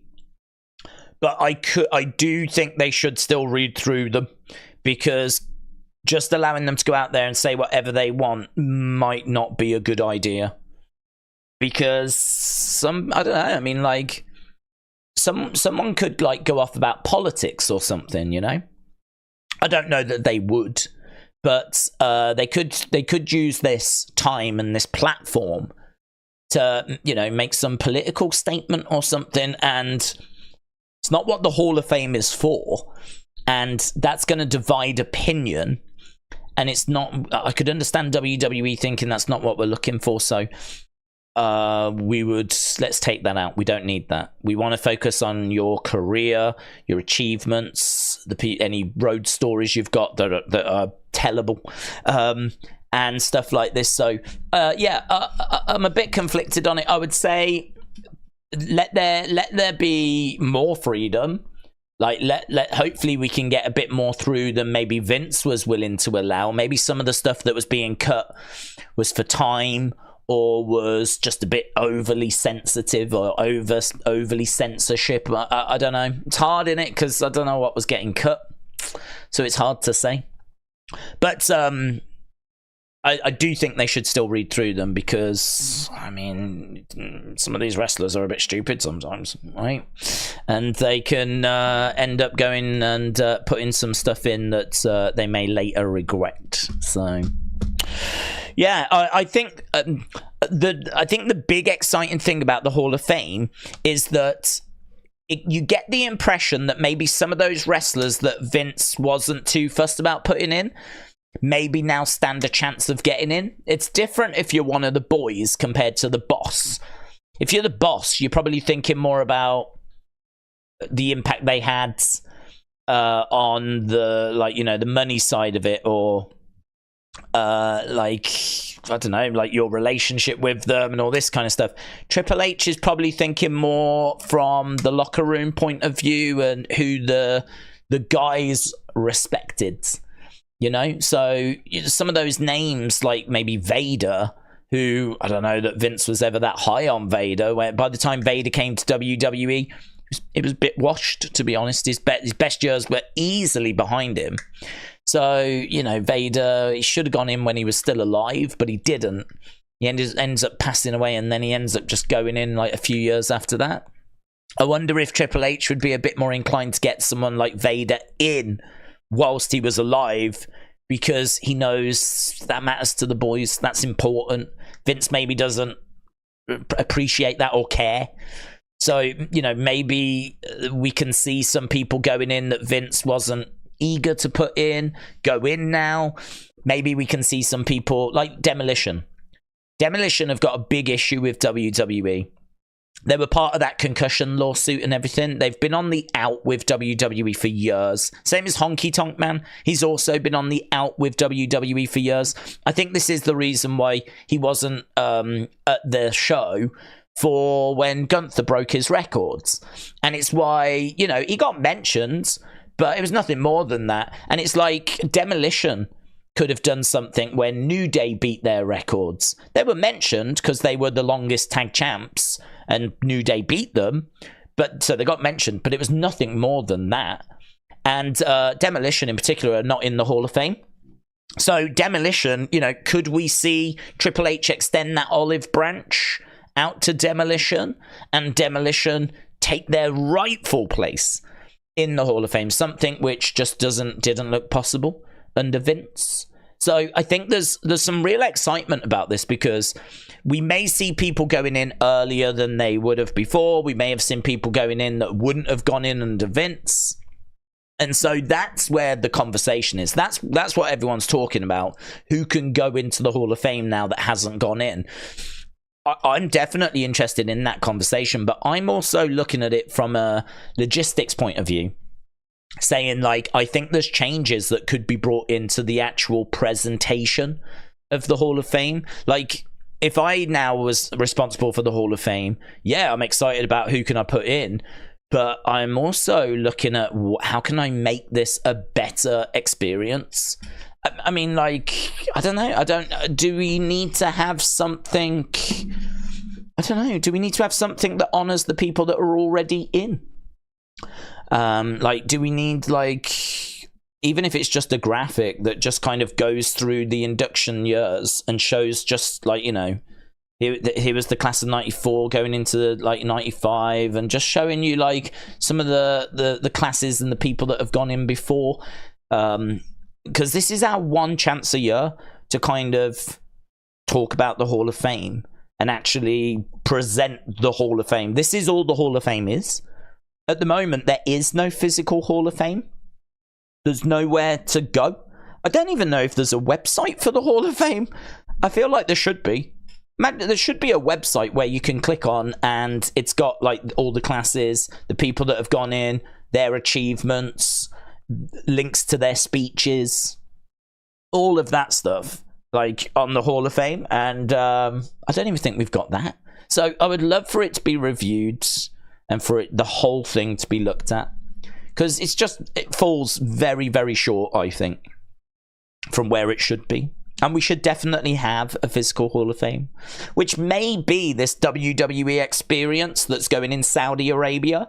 They're putting that in, but they announced it at Survivor Series, and then it's never been spoken of again. I don't know any details on it, apart from a few computer mock-ups. So I'm sure more details will come next year. And probably should have done a video on it, but to be honest, everyone, including us, was all on Punk. Punk coming back at the end, and Randy coming back. That's all anyone was talking about. So the WWE experience thing completely got buried. But they did announce it. And maybe the Hall of Fame stuff's going to go into that. So that's something for us to have a look at next year and see where we are with what's going in there. I probably should pull a video together on that, actually. That is definitely something that I am interested in. Not that I'll ever go. And it should definitely be in Florida, not Saudi Arabia. But it seems like our relationship with Saudi Arabia is going to be going past this current contract. They said this is the home now of WWE. They're really all in on this relationship. And you can understand why. They're getting $50 million a show, which is just mental money. Mental. I mean, if they do 2 shows in Saudi Arabia a year, that's $100 million. $100 million a year just from 2 shows. You know, you compare that to like the 200 and something million they get a year for. Wasn't it 200 million a year for SmackDown? So they had to do 52 shows to get 250 million, or they could do 2 shows and get 100 million. Like, that shows you how much Saudi Arabia is pumping into WWE. So you can understand why that's a relationship they're very keen on protecting and expanding. And this is why they've probably planted the WWE experience in Saudi Arabia, you know. So yeah, it's going to be interesting next year, and we'll have to see what else TKO and Endeavor can come up with. Hopefully NXT Europe, I want to see that come in as well. Hall of Fame, I want to see that getting overhauled. The WWE experience, want to know what that's about. NXT Europe, I want to see some movement on that. And then obviously we've got all the shows moving as well, haven't we? Raw's going somewhere, SmackDown's moving around to USA, NXT's going to the CW network, WWE Speed is on the way, and we don't even know what that is. Is it a show? Is it a match type? Is it a division? Is it on the network? What is it? What's WWE Speed? And why have they created it as well? Why have they created it? Is it because Peacock wants more content? Or is it because they're excited by the idea and they want to see if it works? Or has USA said we want, and we had NXT and Raw. Now we've only got SmackDown, so we want a second show. Could it be that? And so they've gone, okay, so we need to create a new show. What should we do? And they've come up with the idea of WWE Speed. We did a video on it. We spoke about it as well. Basically, it's 5-minute matches, and if you win, you get a point. If the time runs out, you get nothing, and if you lose a point. And it's just 5-minute matches. All about speeds, all about getting the victory as quick as you can. And I'm guessing there's going to be a league table of some description, which would suggest that it will have its own roster or own division of sorts. Otherwise, how will this league table work? So it would suggest it's its own brand, its own show. But where's that going to sit? Where's that living? Where's that going? Don't know. We've only had 2 matches. They got taped before last week's SmackDown. So, yeah, we need to find out more about that. Speed is a show with 1 match. I think it'll stream before SmackDown, says Calvin. But wasn't WWE Speed the first hour of Nitro with the cruiserweight matches? They were doing that. They were big on their cruiserweight division, yes.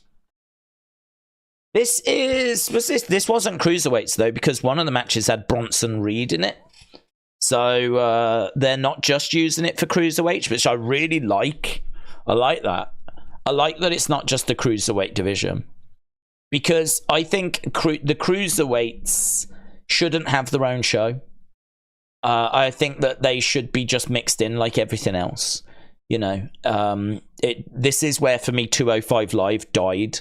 And actually, to be honest, this is where the speed thing might struggle. You're making it its own show, which is fine. But if it's going to have its own division, then you're going to have to care about that division. The show is going to live and die as to whether you care about the people that are on it.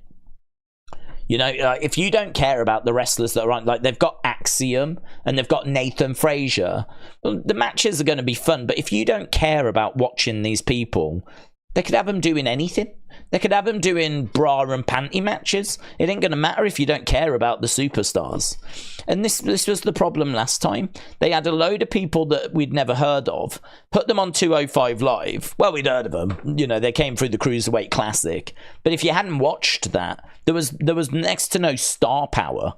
It was Drew Gulak. It was Buddy Murphy, right? It was Mustafa Ali. it was people which had only just like joined WWE, so they were relatively unknown. They were putting on banging matches. The matches were not the problem. The problem was there was no stars there to bring the people in.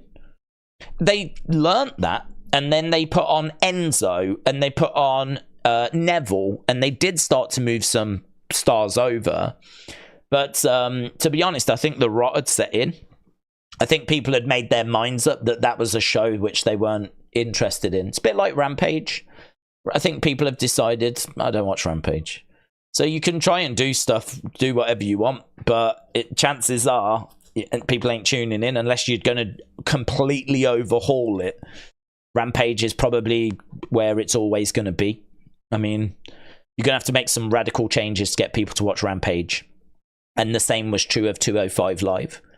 And I do worry that Speed could go the same way, you know? If you don't care about Nathan Frazier, you don't care about Axiom, you don't care about the superstars that are involved in that show, you can do all the gimmicks you want, it ain't going to work. So I'm not down on it. I'm really excited for it, and I really want it to work, and we will watch it, but I don't know. I don't know where it's going. I don't know what the expectations are. It was recorded before last week's SmackDown, but to my knowledge hasn't been shown anywhere yet. So the belief is that it's going to be something that like has its own show or goes on the network or something like this. Okay, right. We are going over to SmackDown. Let's go. This is taped. So that's a shame, but at least it's a show. We know that Raw on Monday is going to be a best of, and apparently next week's SmackDown is also a best of. So it's lots of best ofs next week.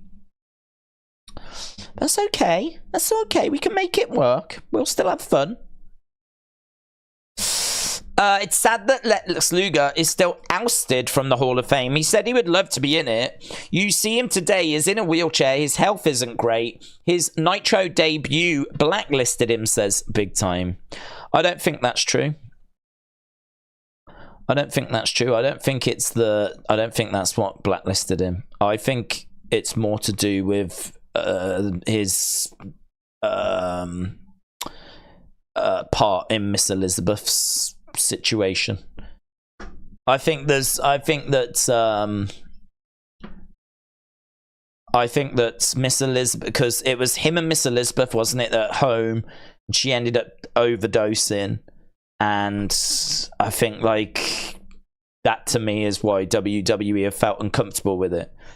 He can't be blacklisted because he's been working backstage for him. He's done backstage stuff with WWE. So I think it was that more so than him turning up on like Nitro back in, I don't know, was it 96, something like that. But definitely did for that period put him on a blacklist. I don't disagree with that. But yeah, I think it was more the Miss Elizabeth thing. Sid should be in the Hall of Fame, said Rest with Andy. He did. He should. You're right. James said, I've tweeted you something. Let's have a little look. CM Punk and Ace Steel will never be able to speak about what happened at AEW. Steel's wife did not sign an NDA. Oh, that's interesting. So their NDAs are for life? That's interesting. So they'll never be able to... So CM Punk and Ace Steel will never be able to speak about what happened due to a non-disclosure agreement. But apparently the wife can speak about what happened. I wonder if AEW were going to try and get the wife signed up to one of them now. It's interesting. Yeah, I love it. Guys, I've said before, send in your tweets. It's greatly appreciated because some really interesting stuff that's doing the rounds, which you know, we can bring to the community. So James, appreciate it.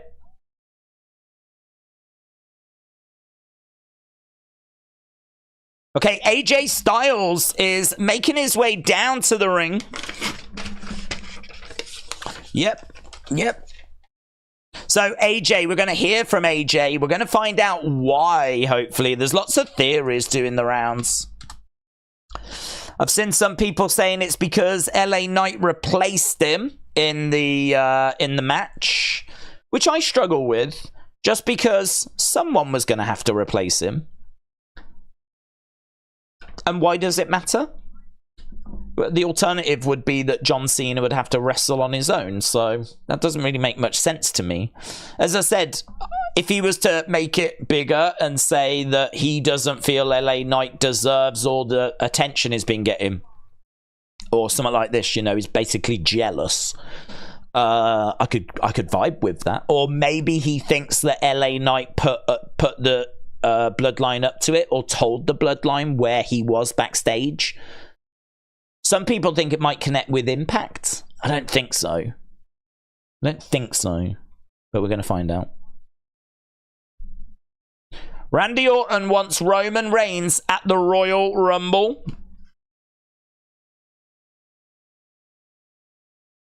LA Knight.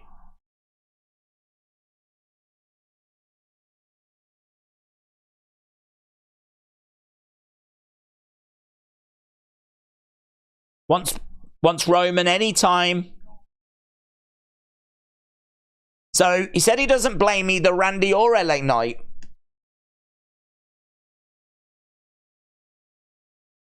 I don't give a damn about Randy or LA Knight. So he just wants the Bloodline.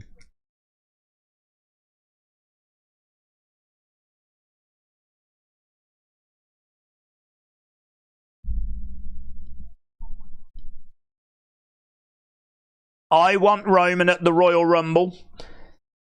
Here's LA Knight. So LA Knight making his way down. So AJ Styles says, I am number one. So maybe it was just as simple as that, sending a message. You might want Roman, but get in line. Get in line. Maybe that was the message. Okay, here's LA Knight. I gotta say, this is a different AJ Styles.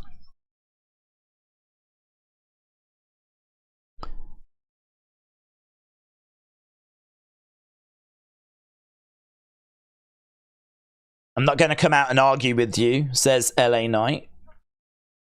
It's nothing to argue about.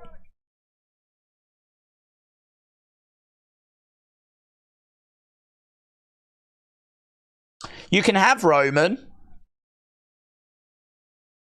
after I get him first.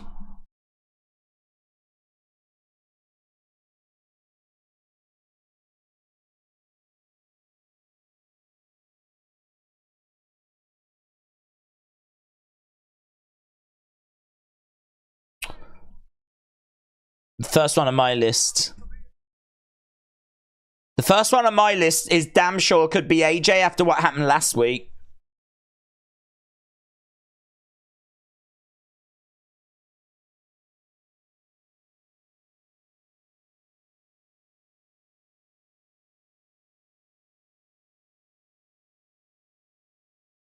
LA Knight getting into the ring.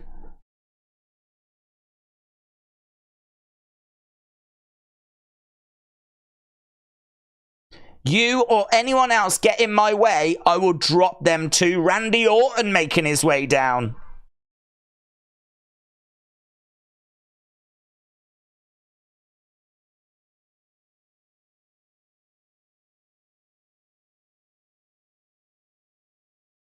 So, Randy coming out. So, we've got basically a lot of people determined to get at Roman first. Here's Randy.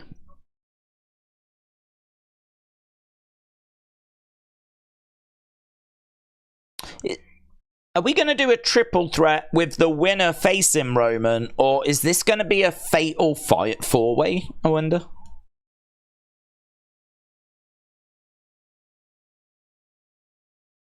Randy stepping inside. Triple threat says Mayhem. Randy should be first, said Lone Star Friend.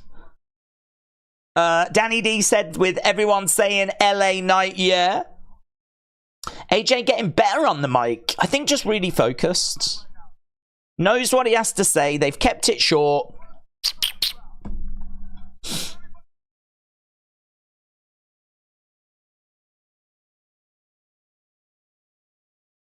The crowd don't know what to chant here. LA Knight was like, Roman took you out. Crowd went, yeah. He said, they took you out to Randy. Crowd went, yeah. He went, does anyone remember them taking me out? Crowd went, yeah. And he was like, nah. Silly crowd. They're just yearing away at anything. Hey, here's Nick Aldis.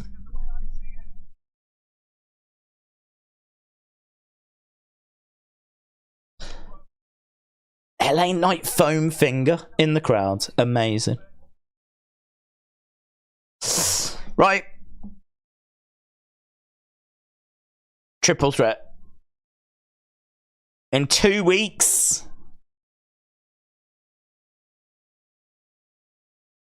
Smackdown New Year's Revolution in 2 weeks.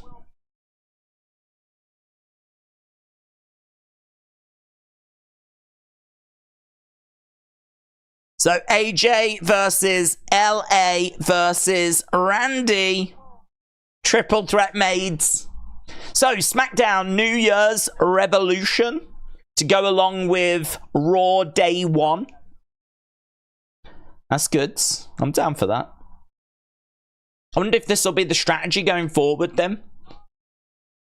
So we get SmackDown, then we get Best Ofs, then we get like a super special show to start the year. I don't mind that. Don't mind that.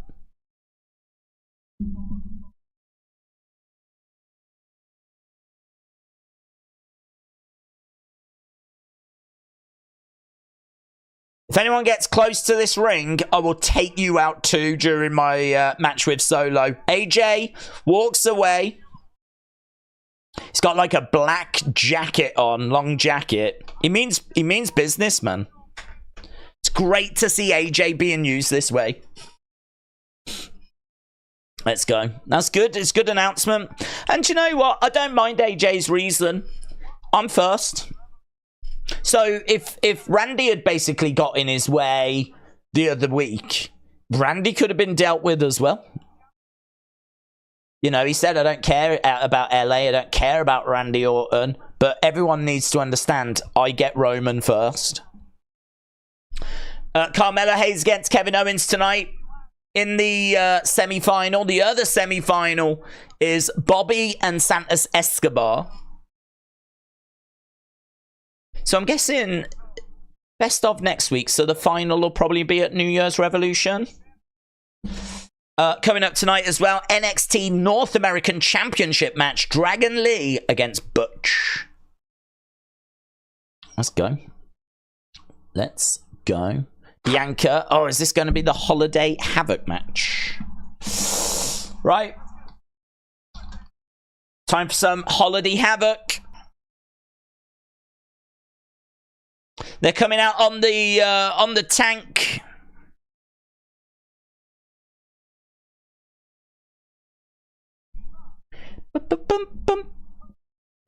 Michin, Shotzi, Zelina, Bianca. The TCB tank. James said Styles is always my GOAT. Reaper said, what's happening now? Holiday Havoc. The women are making their way down. And we are going to commercial break, our first commercial break. So, opening segment saw AJ come to the ring. Basically said, I'm first in line. LA Knight came down, argued his case. Randy came down, argued his case. Nick Aldis came down and said, in 2 weeks, there's going to be a special SmackDown, New Year's Revolution SmackDown. And we're going to do a triple threat on that. Preview special for 2024. SmackDown New Year's Revolution. Day 1 Raw coming up. They're just showing all the stuff we're doing. NXT New Year's Evil. 6 unmissable shows. Wow. Starts 1 week from Monday. Some good stuff going on there, isn't there? Hey, could you imagine if they started to do some shows that people really wanted to watch on the network? Like they've got their best of 2023 and a preview for 2024. Like I would do watch-alongs for those if people, I think, were really into them. But Raw and SmackDown next week are going to be best-ofs. So why would you want to watch another best of 2023? So that just seems a bit irrelevant. The preview for 2024 could be good. That could be good. I mean, to be honest, we're not doing... I might be really badly hungover on that Thursday, though. Oh, but that'll be next week. I don't know. Maybe we could do a watch-along for the preview thing on the network. No, we might do that. We might do that. I don't think we'll do the best of 2023 thing because we're just going to watch. Next week's going to be that for Raw and SmackDown, so I don't think there's need to do that. But the preview for 2024 could be good. That could have some interesting conversation in it. Did you hear Raj Giri got a lot of backlash for tweeting, "I hate to say, but I don't give two flips about the Continental Classic, whether the matches are good or not. AEW later went on to get 700 and some thousand." I didn't. I did not see that. I mean, if you're going to criticize AEW, there's going to be backlash. If you're going to criticize WWE, there'll be backlash. Because we know that both... brands have got their diehards, so Kyle, shout out to you, my friend. Said Days, I am loving the new LOL videos. Can you ASMR? ASMR is not a direction I'm thinking of taking the LOL videos in. Isn't that out? No, it probably still is on trend. That was something that I feel was a bit of like a fidget spinner thing. Like, I remember them, I don't know if they just arrived or whatever, but they were like on trend a few years ago. And I'd imagine there's still people doing them now. They got trendy because someone started, whoever was the first. Amazing, but to even think of such a thing. But that's where you like whisper into the microphone and like try and get people to tingle and stuff like this. It's weird. But yeah, it was something that for some reason did really well and got loads of views. Probably people watching it going, "What the flip's this?" So then like everyone started doing it. So, but I think that, is it gone now? I mean, I'm sure there's still channels doing it, but I don't hear of it being spoken about as much anymore. But I'm glad you're enjoying the new LOL videos, my friend. We've made 33 of them. I've had a bad few days. Ideally, I'd be at like 35, 36 now. But, yeah, yesterday was rubbish. I was stuck on a train. So I've fallen behind a little bit. But thankfully, I'm still so far ahead still that I can absorb a few bad days. So, yeah, we've just uploaded, I think it was number 12 today. But I've done up to number 33. And I've got scripts written up to 40. And I've got up to 50-something planned with probably 100 suggestions for more. And that's without even really digging around. Without even really having to do too much looking. We've got... so it feels like it's a series that's definitely here to stay. So I'm really, really pleased that you're enjoying them, bud, because I do have big plans to do more. And I have more to show you. I just think it's a no-brainer in it when you think about it. Just here's some funny moments from the history of WWE and WCW. Here's some of if you are new to wrestling, check these out. They're pretty fun. And it just gives you a bit of a glimpse. Most of them people will know, but there might be the odd ones that we can get in there that people may not have seen, you know? I love those. I love the obscure ones. The obscure ones are amongst my favourites. Right, we are underway with this Holiday Havoc match. It's an 8-woman tag. So we've got lots happening happening right now as Damage Control have made their way down to the ring. Taking on Zelina and Michin and Shotzi and Bianca. In the corner is Bianca. Bianca's in there with Io. So this thing has emptied out quite quickly, leaving just Bianca and Io in the ring. Io pulling at the hair of Bianca. Against the ropes goes Io. Cartwheel. Backflip. Lands on her feet. Someone used the pumpkin pie, said Erase Your Mind. Flip over goes Bianca. Single leg drop kick there by Bianca as Io goes into the corner. Has Bianca got lights in her hair? She has. Only just noticed. She's got lights in her long braid. Let's go. 2. As Bayley makes the save. Bayley stomping away on Bianca. Bianca goes out the ring. A lot of questions about Bayley, says Kevin Patrick. We got a present. There's a gift. Steel chair. Steel chair. Steel chair. It was steel. It was that kind of size. Stomps coming in there by Bayley. Bayley looking at the chair, grabbing it. So Bayley has got the chair. She sets it up in the corner.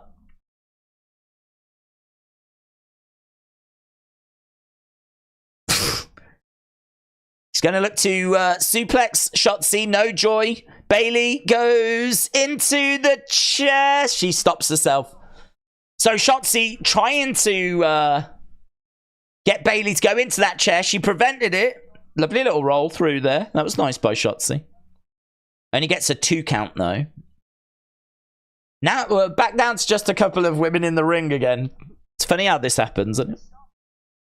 We've got 8 women in this match, and for some reason there's only ever 2 in the ring at any one time. I don't even know where the others have disappeared to. I can't even see them fighting. They're all just down. Don't even know what they're doing. I think I can see some sort of brawl over by the commentary table. So Shotzi collides into Bayley. Bayley rolls out the ring. Edward, hello, shout out to you. Said Days, I'm loving the latest content. And on the members bit as well. Keep it up, Edward. I appreciate that, bud. Yeah, I think we've got ourselves into a good little place as we go into 2024. We just had a little clean up. Just a little tidy up as we're heading into 2024. So, it's nice. It's good to, you know, I keep talking about how we're working on stuff behind the scenes. It's like, oh, I've been so busy. I've been doing stuff, blah, blah, blah, blah, blah. And I understand people will be like, you've been saying this for years. So it's nice to actually have content going out that people can see this is what we've been doing, you know. Kendo sticks shots here by Bianca and by Shotzi. So, Edward, I hope you have a good Christmas, buds. So Bianca and Shotzi have got kendo sticks and they're made to look like candy canes. Again, you know, we do this at this time of year. We're going underneath the ring as well. We're bringing out a table and that is greatly appreciated by the fans.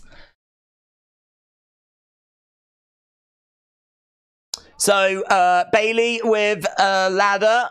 We've got cookies on a table. Bayley and Io with this table, driving it into Shotzi and Bianca. Dakota's dancing around. Look at the dance they're doing. Whoa. They're holding the table up, kicking out their legs. They're having a great time, Damage Control. Great time. That'll definitely be a meme.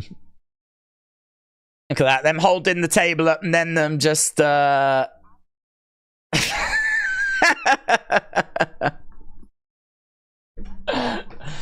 Damage Control partying away, kicking their legs out as they're holding this table up. That's a pretty fun moment, man. Pretty fun moment. Did that clown just say it's the craziest match he's ever seen? Yeah, was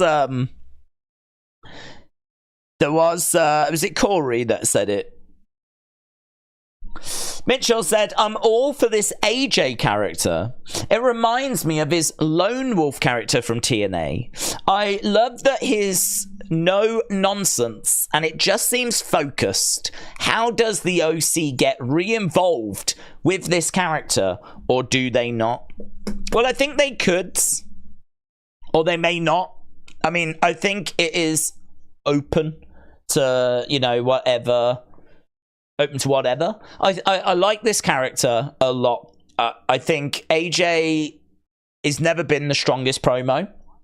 So limiting his promo time is probably wise, right? I'm not saying that he's someone that can't do a promo. I'm just saying it's not a real strength. It's a lot better for him to get in there, go bang, bang, bang, keep it short. Out came LA Knight, out came Randy Orton. He didn't need to talk for too long. You know, he hasn't just done a 10-minute monologue. But it was short, it was focused, it was well delivered. It ticked the boxes. You know, good promos don't need to be like epic monologues that take the whole 2 hours. So, yeah, more of that. And the delivery had a lot more snap to it. Had a lot more impact. So, yeah, I completely agree. I like this AJ a lot. I think the OC can join him. I think there's a place for Michin and for the Good Brothers. I think there's a place for them, but they would have to change. Obviously, they would have to be quite dark and moody as well. But I think that could really work for them. I think that could be them at the best. You know, the silly comedy that we've had them do in the past, I would definitely move away from that. So, and a dark Michin, a Michin that's, you know, all moody and everything, I'd be interested to see that.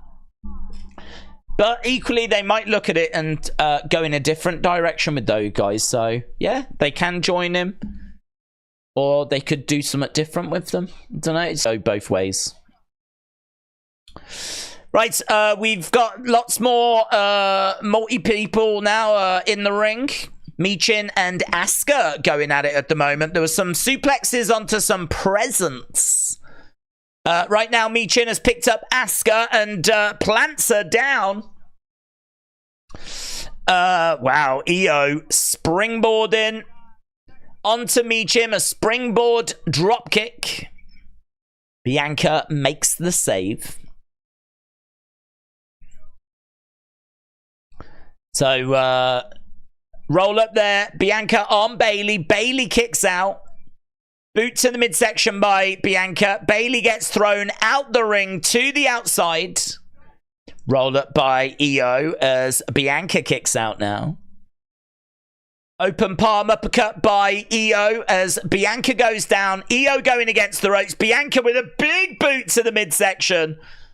She's got one of these presents and it goes on the head of EO. EO stumbling around with this present on her head. Drop kick by Shotzi into an electric chair. It's a lovely pace to this. It doesn't feel like the spots are as set up. You know, sometimes they're waiting and all this kind of stuff. But the flow of that was really good. She drop kicked her so hard that box went flying off her head. On the outside, Kyrie is opening a present now. She's got a trash can lid. So, Shotzi on the outside, wobbling around. Oh, man, I love the way she used that. I thought she was just going to hit her with it. Spinning, like a spinning back fist, but with the trash can lid. Looked really good. Zelina with a chair to Kyrie after Kyrie threw Shotzi into the Christmas tree. Oh, my God. I just saw the replay of that trash can lid. There's pumpkin pie now. Zelina gets caught with pumpkin pie. Asuka uses the mist on Zelina. Back in the ring, we got Bayley and Bianca. It's a really good match, man. It's a really good match. As I've said, my criticism of these matches are like the spots when they just look really forced. But some of the spots here have looked brutal.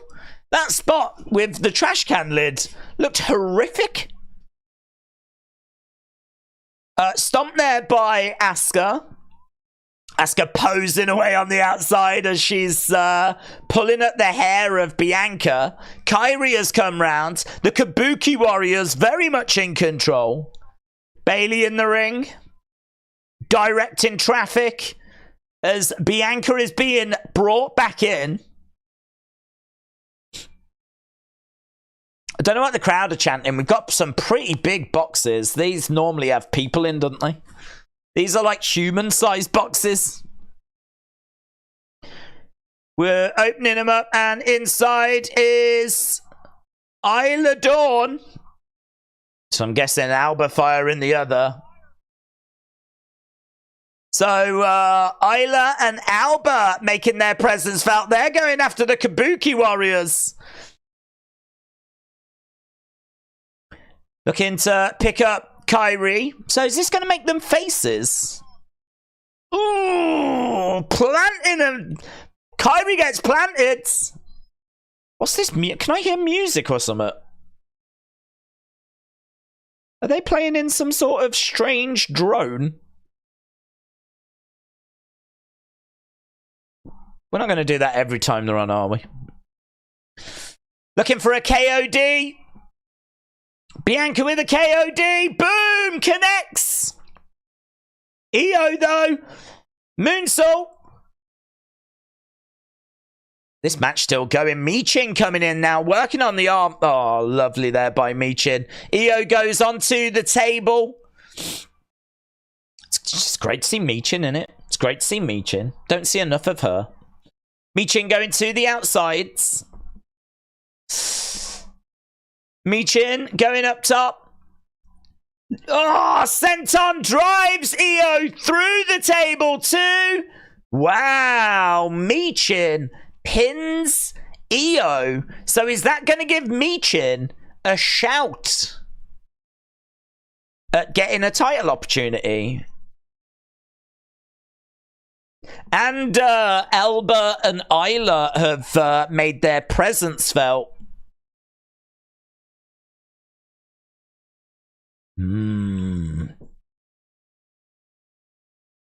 So Alba and Isla have returned. We haven't seen much of them before, but looks like they're going straight after the Kabuki Warriors. Damage control lose. Look at Zelina. She has been misted good, man. She can't celebrate. That's funny. So they're all celebrating. The faces are celebrating. And you've just got Zelina like... I don't even know she might not even know she's won.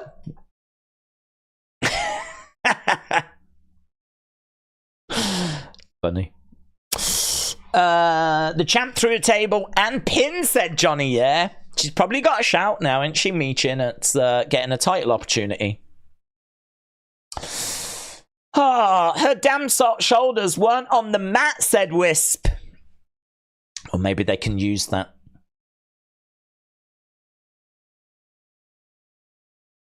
Okay, we got Jimmy and Solo. Oh, and we got Roman. So this would have been filmed last week. Wise man. Who's the general manager of SmackDown? Nick Aldis. Bring him to me. My tribal chief.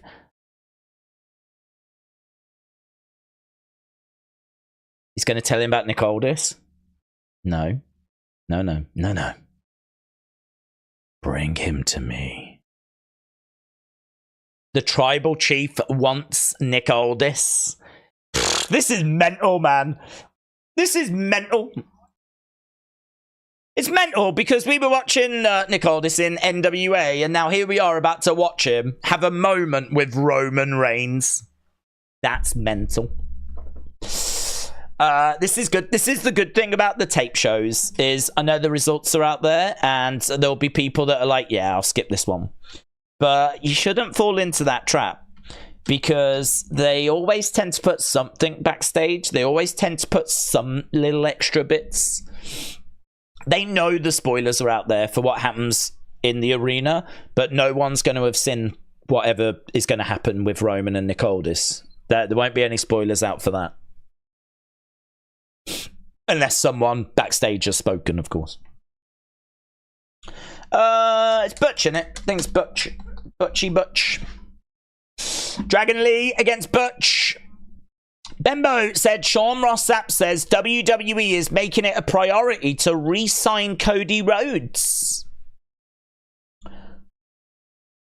Did he only sign a 2-year deal or something then?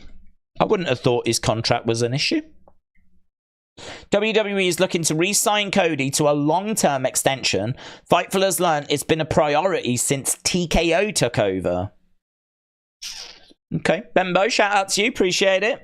Just a bit confused by it because he only joined like last year. So you would think that he would be signed to like a 4-year deal or a 5-year deal, probably a 4-year deal. So we've still got 2 years. I mean, you know, fine. You don't have to wait till it to expire, you know. But perhaps it was only 3 years. Perhaps it wasn't 4 years or something. Perhaps it's up next year. Don't know. I don't know. But good. I'm glad they want to keep him around. I like him. Yeah, 1 week from 1 week from Monday, so not Monday, not Christmas Day, but the week after that, day 1 edition of Raw. Then on a week on Tuesday, it's NXT New Year's Evil. Amazing. Then we've got The Bump, which are doing the best of 2023. I don't know what that means. The best of the bump, maybe? I don't know. Then on Thursday, they've got this preview show, but that's going to be on the network. We may do that. I'm interested to see this preview show. Might be awful. Might not be worth doing, but why not? And then we've got SmackDown. That is SmackDown New Year's Revolution. So a big week coming up to start 2024.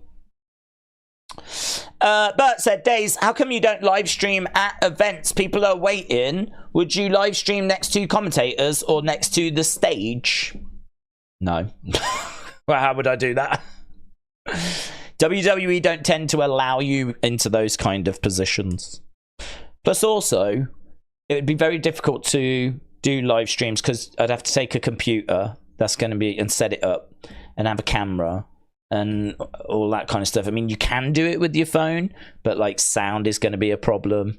And certainly, I don't know about you, but if ever you've been to arenas, in the O2 arena, I don't know if they've changed it now, but in the O2 arena, you can't get reception. It's dead. I don't know if they do it on purpose, but when I went in 2019, I had to leave the arena to do the video I did talking about The Fiend. That was the first time we'd seen The Fiend. I had no reception in the arena. I had to leave to do the video and then go back in again. So trying to do a stream where you need so much data upload, it's not happening, mate. Plus the sound, it's going to be a nightmare. Yeah, so yeah, not happening.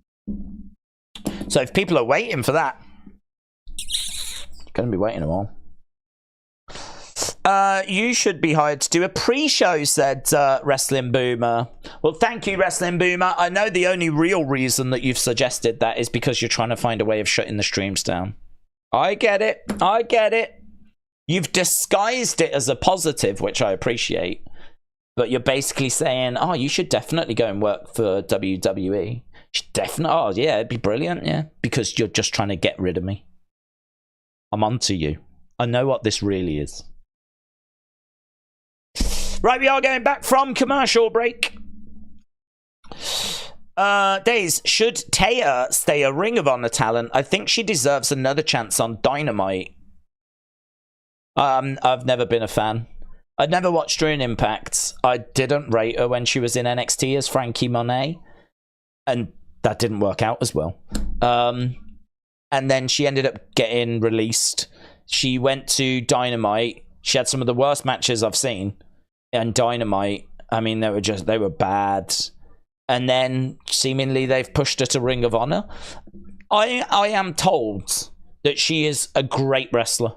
I'm told this. I've just not seen evidence of it. You know, in Impact, I'm sure she killed it. I'm sure she was brilliant. In NXT, I was waiting for the brilliance, and I never saw it. And then in Dynamite, she was actively bad.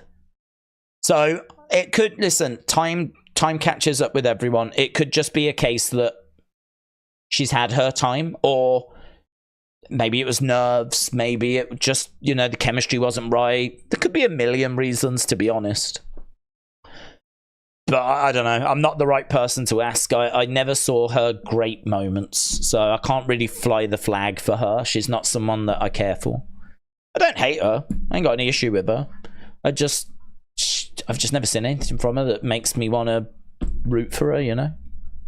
So Ring of Honor might be where it's best for her to be now. She's got experience. She's got a name. That might be a way of bringing viewers in for Ring of Honor, maybe. I don't know. Right, on SmackDown Lowdown, Dragon Lee was chatting away. Here was Butch. Brutes or no brutes?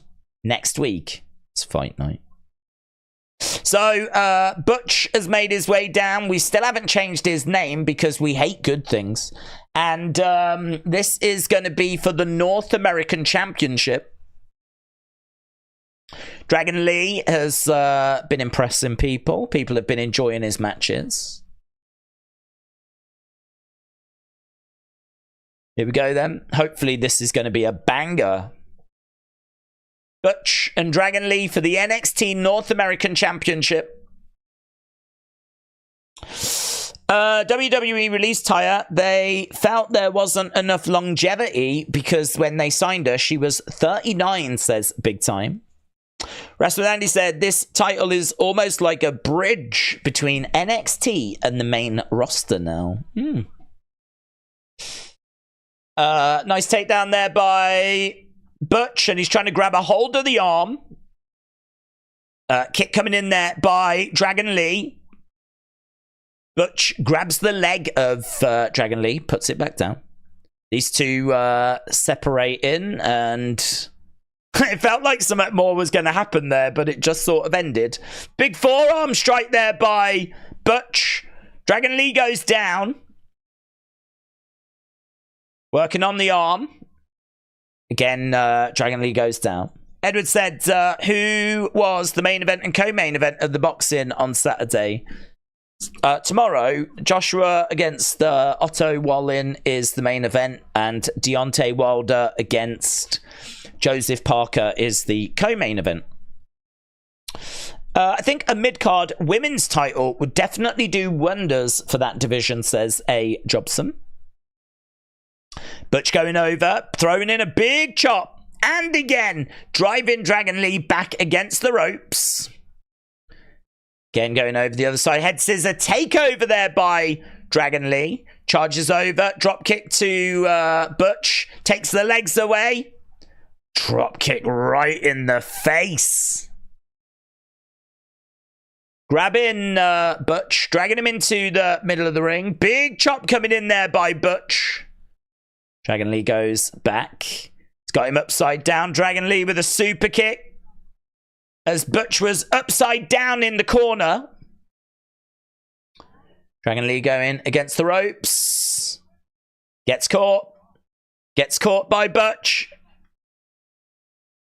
Butch goes down to the outside of the ring with Dragon Lee. Slams him on the edge of the ring. I love this no-nonsense approach by Butch.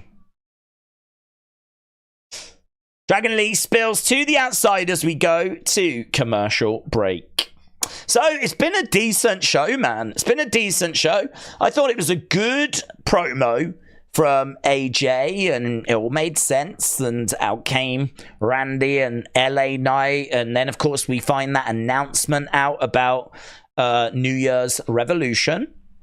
Triple threat winner faces Roman. Then, of course, we had Holiday Havoc, which was, I thought, really good, considering it was a multi-person match as well. Some of them spots, I mean, that spinning back fist type move with the trash can lid, looks so good. Look really, really good. Even the present spot, which you could think would be a bit cringy, was done so quickly with such a nice pace to it. You know, we've seen it before where like they put something on the wrestler's head and the wrestler like wobbles around like a goof for a bit. We didn't do that. Like, we put it on her head and she was pretty much immediately getting picked up so that Shotzi could then do the missile dropkick. So it had a lovely like snap to it, pop to it, flow to it, pace to it was good. And there was some good stuff. And then, of course, we get Albert and Isla returning. We haven't seen them in a hot minute. There did seem to be like a bit of a drone in the background, like music kind of playing in, which I don't know how I feel about that yet. But good to see them. Seems like we're building towards them and the Kabuki Warriors. And it wasn't Bailey that took the pin. It was Io that took the pin. And this says to me that Michin is now going to have a shout at a women's title match. That tends to be what happens. If the champion gets pinned, then the person that pinned the champion has a shout at getting a title opportunity. Which is fine. I don't have an issue with that at all. And then what else did we have? Are we just on this? Oh, the Roman thing. We had the Roman thing. So that'll be interesting to see what's next with Roman, Nick Aldis. Now we're at this match, which this match is okay. It's all right.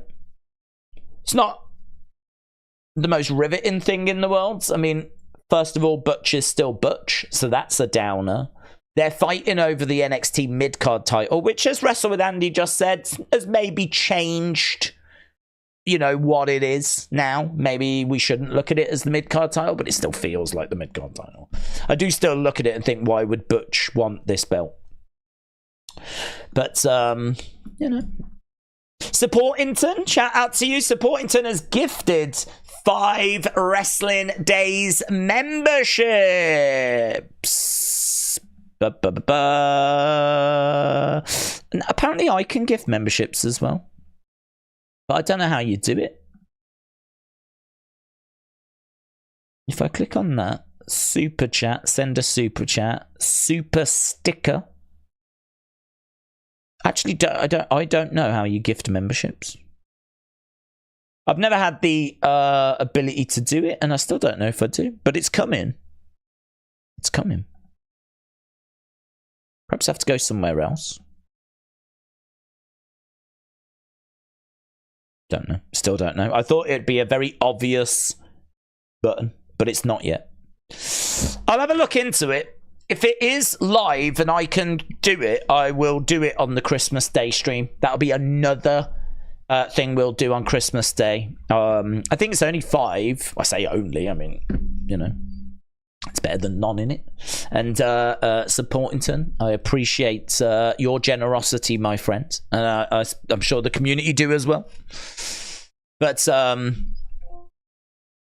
I'll have to have a little look for that.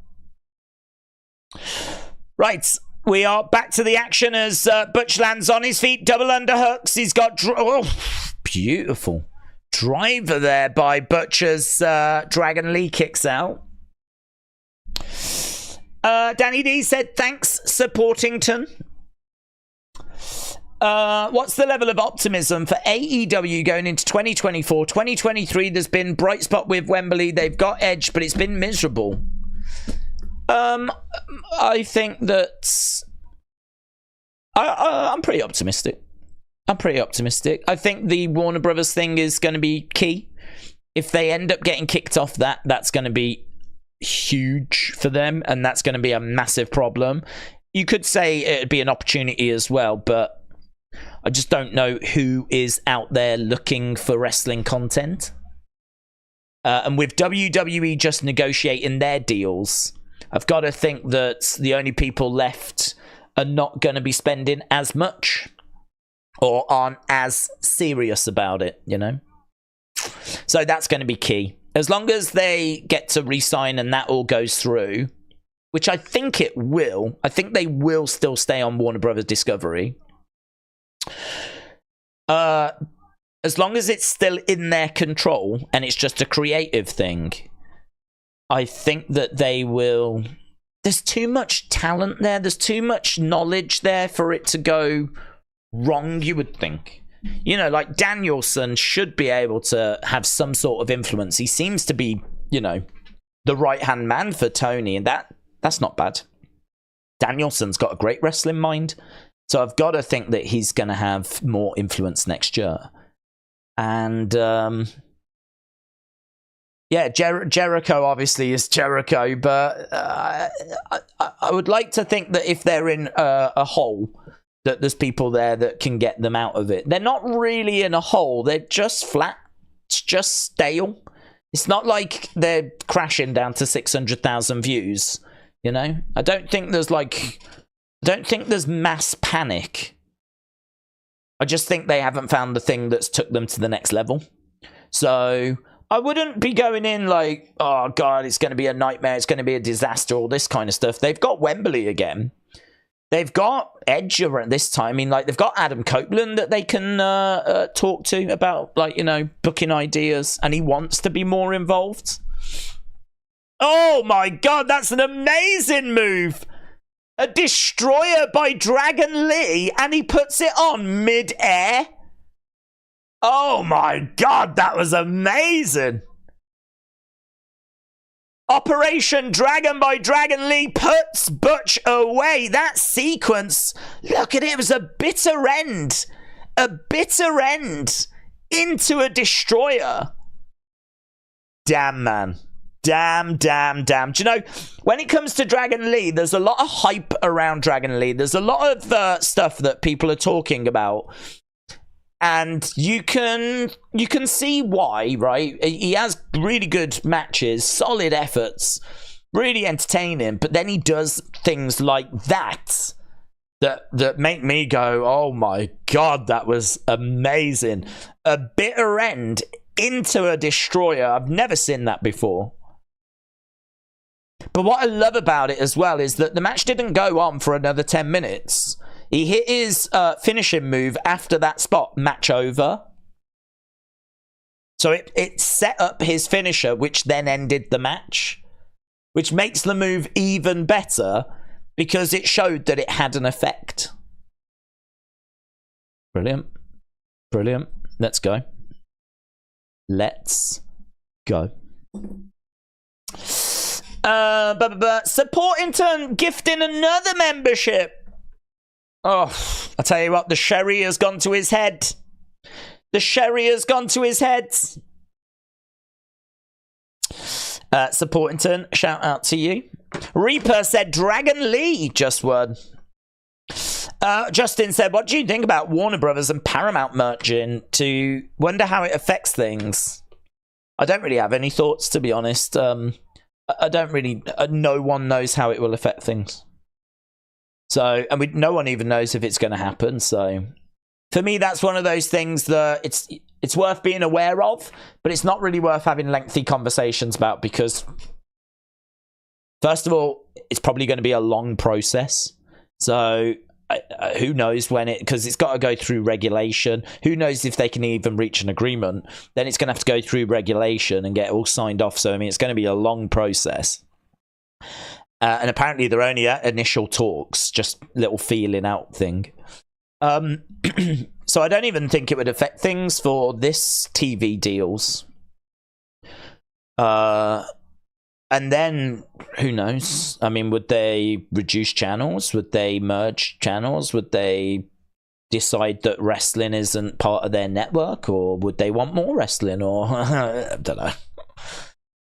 So because there's so many unknowns, it's like, watch it, be aware of it, how it affects things. Here's Kevin. Kevin Owens making his way down. This is gonna be, is he taking on Carmelo? This could be sick. Shame that they've got to follow that match that we just had, though. Kevin Owens fight. Are you going to do a wrestling shop video, said Danny. I didn't go. I can't do it. So I told the story earlier that I was on a train, literally heading to London, and I got to Northampton, which is about an hour or so outside of Birmingham. And then an announcement was made on the train. This train will terminate at Northampton. It will no longer terminate at London. Due to overhead cables being affected by the bad weather. So I had to get off at Northampton and wait for an update as to when these cables were going to be fixed. And I spoke to the guy there, and he said he was here and it was going to be like hours. So I ended up having to get a train and come back home. So I didn't make it. Very frustrating. So yeah, sadly not. But I mean, I've already spoke to them about going like in January, and they're so supportive. I know I talk about them a bit, but like they have been probably the biggest supporters of the channel when it comes to like businesses. And I really don't work with anything that's not wrestling related. Like, I don't come on and talk to you about mobile games or talk to you about, I don't know, Blue Chews or whatever.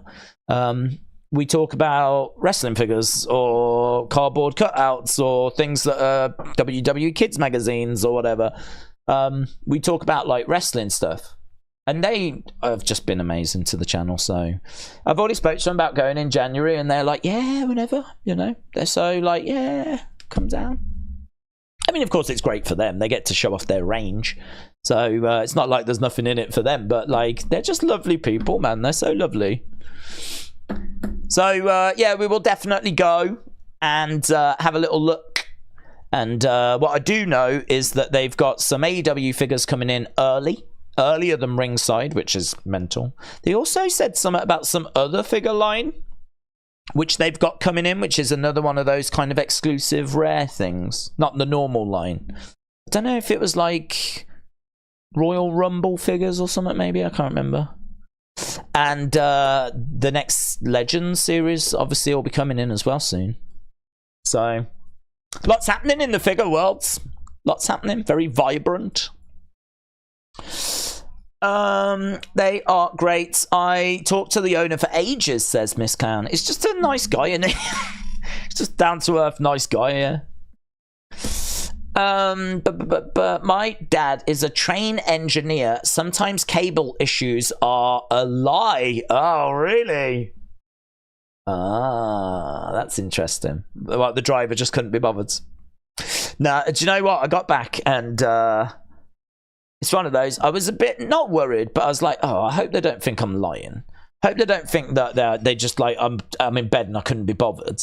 But thankfully, well, I say thankfully, but it was all over the newspapers, like front page news. There's pictures of the station in London Euston. That's the one I would have gone to. They actually shut the doors because all the trains leaving basically use the same line to go up north. And there was so many people waiting because it's London. You know, if trains get delayed, it gets packed quick. And it got so bad, they had to shut the doors to the station. So it was like front page news on newspapers and everything. So just the worst day to try and go. I just picked the worst day because of this like storm. So maybe it was true, maybe it wasn't true. I don't know if there was overhead issues, but that's what I was told. So yeah, sucked. But I got the answer on the AEW figures that I mentioned earlier, so I was at least pleased with that. And I got to research the boxing for tomorrow, so that wasn't a complete waste of time. Tonight we got AJ Styles, Solo Sikoa. Oh, here we go. Backstage with Roman. Backstage with Roman. Here's Heyman. My tribal chief. This is SmackDown General Manager Nick Aldis. Here we go. Leave us. Nick Aldis smirking at Roman Reigns. Wonder if Roman watched NWA Power. Should have.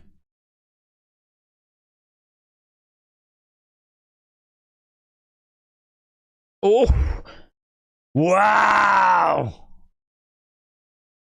So Roman said, leave us. And he said, how do you know I wasn't talking to you, Nick? He said, with all due respect, I'm not sure I would care even if you was. You booked Solo AJ? I did. Some good ideas. Do you know what would be a better idea? Check with me. If you ran it by me first. This is gripping. It's amazing. Roman and Nick Aldis. Everything goes through me. I need you to understand that. Adam Pearce understood that.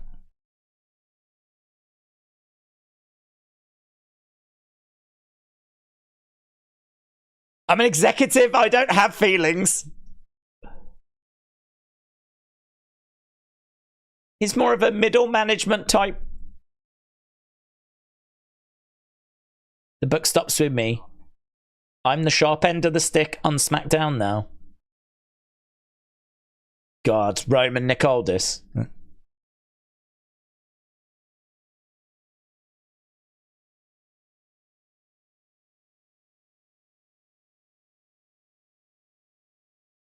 Solo's a big boy. He took care of John Cena in a way I don't even recall you taking care of John Cena like that.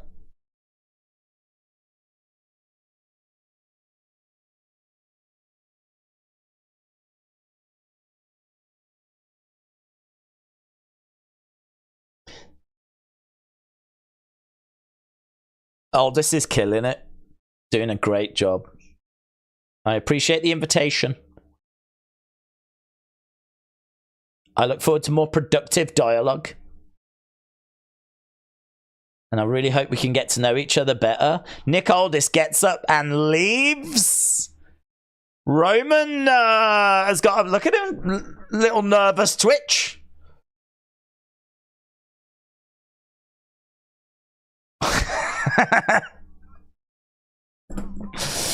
He almost broke into a full-blown Elvis impression.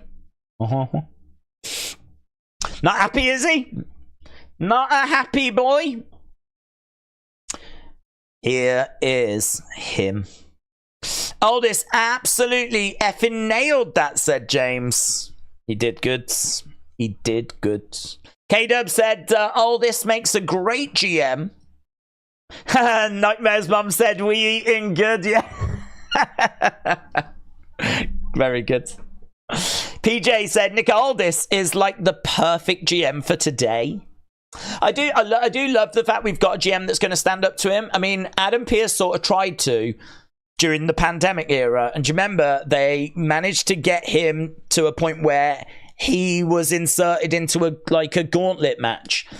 I don't know if you remember this, but he was in a gauntlet match. He actually competed, and they got involved in this gauntlet match and made him win. They made Adam Pearce win because the winner would go on to face Roman. And so we were meant to get Adam Pearce against Roman. I don't think we ended up getting the match because Adam Pearce claimed he was injured and so got out of it that way. But basically they did stuff to kind of get Adam Pearce to fall in line. My guess is that they'll probably try and do something similar with Nick Aldis. But hopefully this time it won't work, because I think it's good that now we're seeing something different, which is a GM standing up to Roman. We've had a GM that sort of had to go along with it and pander to him. But now we've got a different GM. We can do something different. And so I'd like to keep doing this for a while. I really don't mind if it leads to Nick Aldis against Roman. Nick Aldis won't win the title or anything, but who knows? Maybe we can get there some point. I'd love for Nick Aldis to get a match in WWE. Definitely. He's a great wrestler. A lot of people will look at him, just think, oh, you know, his career's done and all this. He was wrestling not long ago in NWA. It's not like he's been washed up for years or anything. He's a good wrestler, really good wrestler. He had great matches with Cody for the NWA title just the other year, a few years back. Okay, Carmelo against Kevin, and we are next commercial break. We'll do halftime scores. Don't forget, at the end of this stream, we will do the votes for what we thought of this show, and we will also add the NXT scores to our list. We've got an ongoing list so that we can see what the best shows are, and we're going to keep doing that throughout all of 2024. Kevin Owens taking the legs away from Carmelo, and again Kevin Owens goes down. Big swing there by, I love that. Oh, and I love that as well. So a swing and a miss by Kevin. Then a drop kick miss by Carmelo. These two are just scouting each other. Great. Look at this. Carmelo, Kevin Owens. We eating goods. We are eating goods. Chop there by Kevin. Kicks coming in by Kevin as well. Two former NXT champions. Owens going over, grabbing Carmelo Hayes. He's got him in the corner. Big chop. Big chop. I think adding a face GM to stack the deck against Roman is very interesting, said Fred. Melo has the potential to be the next HBK as I see it, and I can feel it, says AR1. Melo against the ropes. Sent on there by Kevin.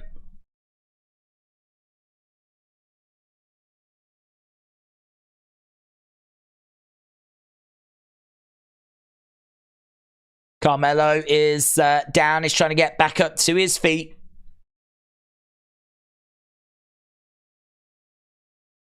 Against the ropes goes Carmelo. Springs off that middle rope into a clothesline. That looked great. Charging over the top to the outside. Carmelo grabbing the leg of Kevin, pulling him out the ring. Kevin goes face first into the edge of the ring. Carmelo goes back in over the top to the outside. Kevin moves out the way. He pushes Carmelo into the ring steps. And I think that's going to take us to halftime scores. It is. So it is halftime scores. Everybody, it's the halftime scores. I really want to know your halftime scores. Put it in the chat. Halftime scores. Everybody, it's the halftime scores. Are you happy? It's the halftime scores. Are you happy or you sad? Halftime scores. Everybody, it's the halftime scores. I should get that recorded. If I got it recorded, I could just press play then. Just sit here like this. Getting your scores. Edward said, what do you think about Michael Venom Page signing with UFC? We spoke about it, didn't we? I think I've just got a question mark about his age. I think he's like 38, 39, which is not great. Not great. But he's a really good fighter. I think he'll have success. I just don't know how he's going to stack up against the very best in UFC at that age. So, intriguing. Let's put it that way. Wisp said 725. Big Bun said we owe so much to Hunter. Triple H, good lords, WWE is coming back. And Big Bun scores it a 7. George says 8. K-pop lover says 33%. Mark said 7.5. LD Cool said 7. Fred says 8. Trini said 7.5. Big Time said 7 for a tape show. I would say it was better than last week. Uncle Howdy says 10. Virus with an 8. Rich with a 7.6. Donald with a 7. Denis with a 9. Terry with a 7. King Yeti said Mello against the stairs is more like it. George says 8. Zoom Station said 7. Tony said 7. Danny D said 6.5. PJ said 7.5. Leonard with a 7. K-pop lover 33%. Let's go up. We got Stone with a 7. K-Dub with a 7.5. LD Cool with a 7. Alexa Bliss Gamer with a 7. MJ with an 8.1. Mark with an 8. Sunny says 7. DB said bring back Wheel of Fun. It's back on Christmas Day for one show only. Marty says 7. Irish Rebel said 7 out of 5. Wish said, does anyone else wish that Days would just get that recorded? It is a challenge for me to channel my inner thoughts and then project them on screen like that. I probably should just get it recorded. Miss Clown said 6.75. King Yeti said 6. Orashimind said 7.5. Hayden said 7. Svita Roy with a 10. Aaron with a 6.75. Greg with an 8. Legend Killer with a 6.5. Matt with a 7. Uncle Howdy with a 10. What's your prediction for the co-main and main? Well, I think that Joshua and Wilder will win, but I think both have got big challenges. Parker is probably the hardest challenge other than Fury that Wilder has ever faced. Parker's a legit former world champion. Wilder, of course, has got the big right hand. If he connects with that, it's done. But we have seen people avoid that right hand, and I think Parker's the better boxer. I think he's the better boxer than Wilder. I just think Wilder has got that ability at any time to put you away with that big right hand. I think Wilder does it. I think he connects with it, and I think he puts Parker away, but it's a challenge. And Otto Wallin is not a name people know, but he's a top 10 heavyweight. I mean, actually a top 10 heavyweight. It's in the rankings. So it's a challenge. This is not a journeyman by any means. Yeah, okay, it's not Usyk, it's not Fury, but it's still a very, very good... In fact, I think he's lost only once, and that was to Tyson Fury. And Tyson Fury got cut so bad in that fight, he had to have 46 stitches afterwards. There was a point where it felt like the fight was going to be stopped and that Fury would lose because like the doctors wouldn't let him continue. He was so cut open. He is someone that caused Fury a lot of damage, and that's his only loss. So Anthony Joshua's got a task on his hands. Think Joshua does it. Think he gets by. I think it's going to be hard, and it's definitely a fight he could lose. But I think he does. If he doesn't win tomorrow, then I don't know what he does. I really don't know what he does, because he'll be a million miles away from a title shot. So I really don't know what he does then. His career will be in bits. Wow. Big DDT there by Kevin. Jesus. We are back to the action. Kevin had Carmelo on the top turnbuckle. DDT'd him from the top turnbuckle. That looks sick. Look at that. He probably should have won with that, in all fairness. He probably should have won with that. That looks sick. Kevin charging over. Super kick there by Carmelo. Super kick coming back by Kevin. Kick here by Carmelo. Spins him round. Kick to the midsection. Package. No, looking for a package driver. Couldn't get it. Big boot by Kevin. Chop coming in by Kevin. Match-wise, this is a better match than Dragon Lee against Butch. Oh! He comes flying off that middle rope, but he gets nailed by Kevin. Kevin looking for the pop-up. Power bomb. Double knees. Double knees by Carmelo. Carmelo goes through the ropes to the outside, climbing up. Top rope. Kevin moves out the way. Another pop-up. Connects. Pop-up powerbomb should do it. Oh! Kick out by Carmelo. Damn, man. Damn, we cooking. We cooking again. There's a lot of cooking going on.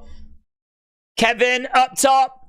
Sentons down onto Carmelo. Grabbing Carmelo surely now. Kick to the midsection. Stunner! Carmelo goes down. 1, 2, 3. A battling effort. A battling effort. Kevin Owens picks up the victory.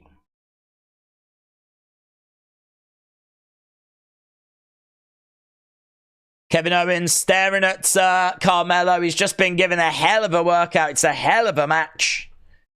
Really great match. One of the best SmackDown matches I've seen in a long, long time. And do you know what? It needed to be to follow the ending of Dragon Lee and Butch.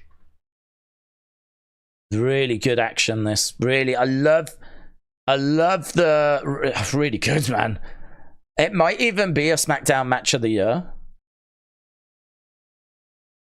I love the reversals and the even just simple things like just stepping out the way. I said this the other day. What was this on?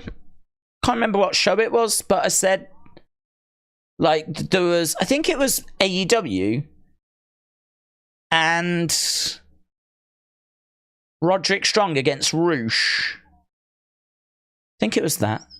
I think that's who was fighting. And anyway, they were doing all these flips and Roderick Strong just caught them. They did these backflips. Roderick Strong came over, just kicked him in the face. And I was like, I love that because it shows that you've really got to... You're not going to land it every time. If the opportunity is there for the other person to just kick you in the face, they're going to take it. So that means later in the match, if they do this fancy stuff and it works, well, they've earned it. They've earned it. And that's the same with this. Here's the OC. Are you good? Meechin, hugging. AJ. AJ says, I don't know. Are we? Oh. So yeah, there was a few moments there where Carmelo was doing some high-flying stuff and Kevin just stepped out the way. So this means that for Carmelo to connect with these moves, these high-flying moves, he's really going to have the timing bang on. So it means when he lands them, they feel more satisfying. Some great stuff in that match. OC backstage. Here's Bibbidi Bib, Bibbidi Bob, Bibbidi Bobby. Dun dun dun dun. Dun dun dun dun dun bum bum. Right, Bobby versus Santos. Let's go. I think it's in the 7 range, but it's not got to the prestigious 8. What are you scoring it? Yeah, probably about 7. Probably about 7, maybe 7.25. I'm really entertained. Don't think there's been a bad moment. I thought the Holiday Havoc match, considering what the match was, just could have been just a spot fest thing. Great.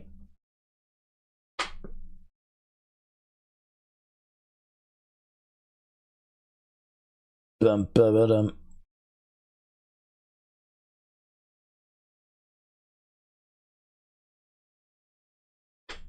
Bum, ba-ba-dum, ba-dum, ba-dum, ba-dum, ba-ba-dum. Bum, bum. Right, Bobby has made his way down to the ring. Where is AOP? Apparently coming soon. What's the point of Kevin winning? He's not winning the title, says Tamar. Well, I think Kevin wins this whole thing. We've already seen him confront Logan. There's already been a little moment there. And I think like he's going through this tournament to prove himself as that #1 contender. I mean, right now we've got 3 people left. We've got Kevin, we got Bobby, we got Santos. Logan is a heel. Santos is a heel. And Bobby is a heel. And Kevin is a face. So for me, Kevin is the pick to win this whole thing. He's the only face that's left now. But he had their little moment with Logan before this thing started, so it felt like it was going to be Kevin anyway. It's a good, a credible. Well, it won't be credible because it'll definitely be cheating. But I expect Logan to get the win over Kevin. I expect him to get the win over him.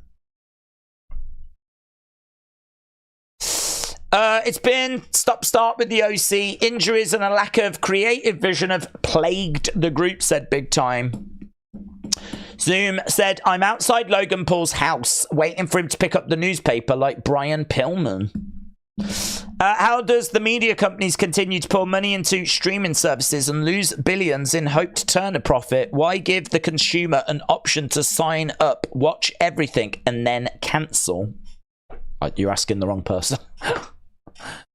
The streaming platform model is one that I don't think that has really been perfected.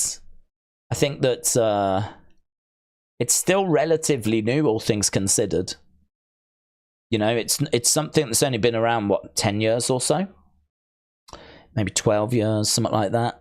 So I think that, you know, there's things that are being played around with. They've played around with, like, making exclusive content, their own content for it. There's definitely something in doing that.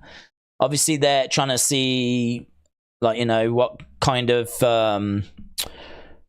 things to have on their platform. Like, you know, is live sports a way forward? We see experimenting with that.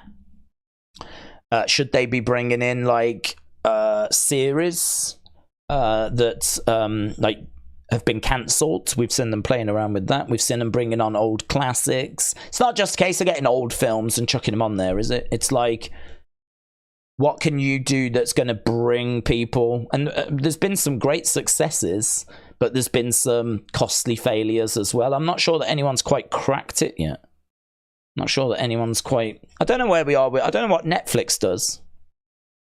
I know I don't go looking for these numbers, so I don't know. Netflix, I'd imagine, must have made it work. So they must have got the balance right by now. But then after the pandemic, they suffered, didn't they? Which is understandable. Everyone was locked indoors. A load of people signed up, and now they've had to cancel. I think there was always going to be a come down after the pandemic. Right, we've got Carrion.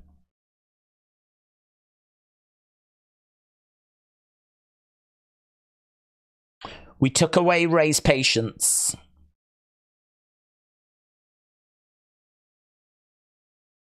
I took away Shinsuke's honor.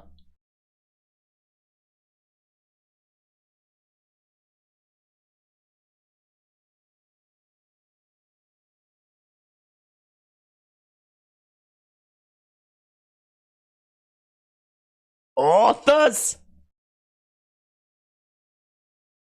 Do you see the vision? There they are. The silhouettes. Authors of Pain are coming. I love that. Oh man, that was so good. Ellerin and the Authors of Pain are coming, and they're joining up with Carrion. I like the way they worded it as well, talking about how these proclamations need to be scribed. They'll be forgotten unless they're recorded. The things that he's achieving. He needs authors. Let's go. Let's go. That was great. There'll be excitement online for that, and rightfully so.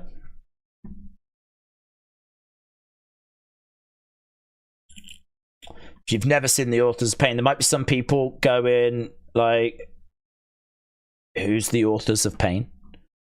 There may be some people that have only got into wrestling relatively recently. That's the Authors of Pain. They are serious. They are two big lumps of men. And they are no nonsense. They're great. They were great down in NXT. For some reason, they just didn't really connect on the main roster. I don't know. We just didn't really get behind them. And they ended up getting cut. But now they're back. That was great. Authors. Guys, I can't believe it. The Iconics are coming back. Look at this. I know these silhouettes anywhere. That is Billy Kay, Peyton Royce.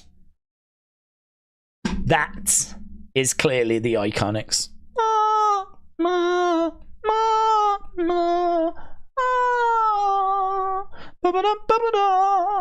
That are the Bellas and Daniel Bryan. The Bellas and Daniel Bryan are making their way back. So exciting. Right, we're underway with Bobby and Santos. Supportington said, I've sent you a picture of my lock screen I've made on Facebook as I've deleted Twitter. Don't blame you. I do not blame you. You've tweeted me a picture of your lock screen. I don't have it. Was it a message? I don't have it. I think you've shared it with like a fake Wrestling Days. Where did you say you sent it? Supportington? Oh, you sent it over on Facebook. Oh, I'm not logged in. I never go on Facebook, to be honest. I share stuff on there, but there's a website called Buffer, and you can just put tweets on that, and it will send, or messages on that, and it will send it to just multiple social media platforms for you. So I just do that. It's so much easier than logging into each one and uploading onto each one. So I just never go on Facebook.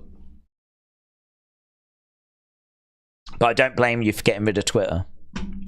Russell Andy said, Days, it's not AOP. He was referring to Stephen King and J.K. Rowling. Let's go.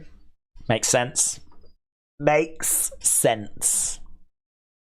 PJ93 said, Days, I'm looking forward to the boxing stream. Oh, I'm glad to hear it, but last big stream of the year. Not the last stream of the year, but no more big events. But I mean, saying that, I mean, there's only a week left. So yeah, big one. I mean, Anthony Joshua, Tyson Fury. No Tyson Fury. No Tyson Fury. He should be there though. I don't know if he is, but he should be there. Usyk should be there as well. I mean, you'd think they'd want to be there for this, and you'd think the Saudis would want them there as well in the crowd. But Joshua, Wilder. I've got a list. I don't know if I can show you. I've got a list of the top 10 rankings for the heavyweights. And I thought I'd highlight just the people that are fighting tomorrow that are in the rankings. I don't know if it's going to show very well. That's a list of the WBO, IBF, WBC, and the WBA. The ones that are like highlighted, they're the ones that are fighting tomorrow.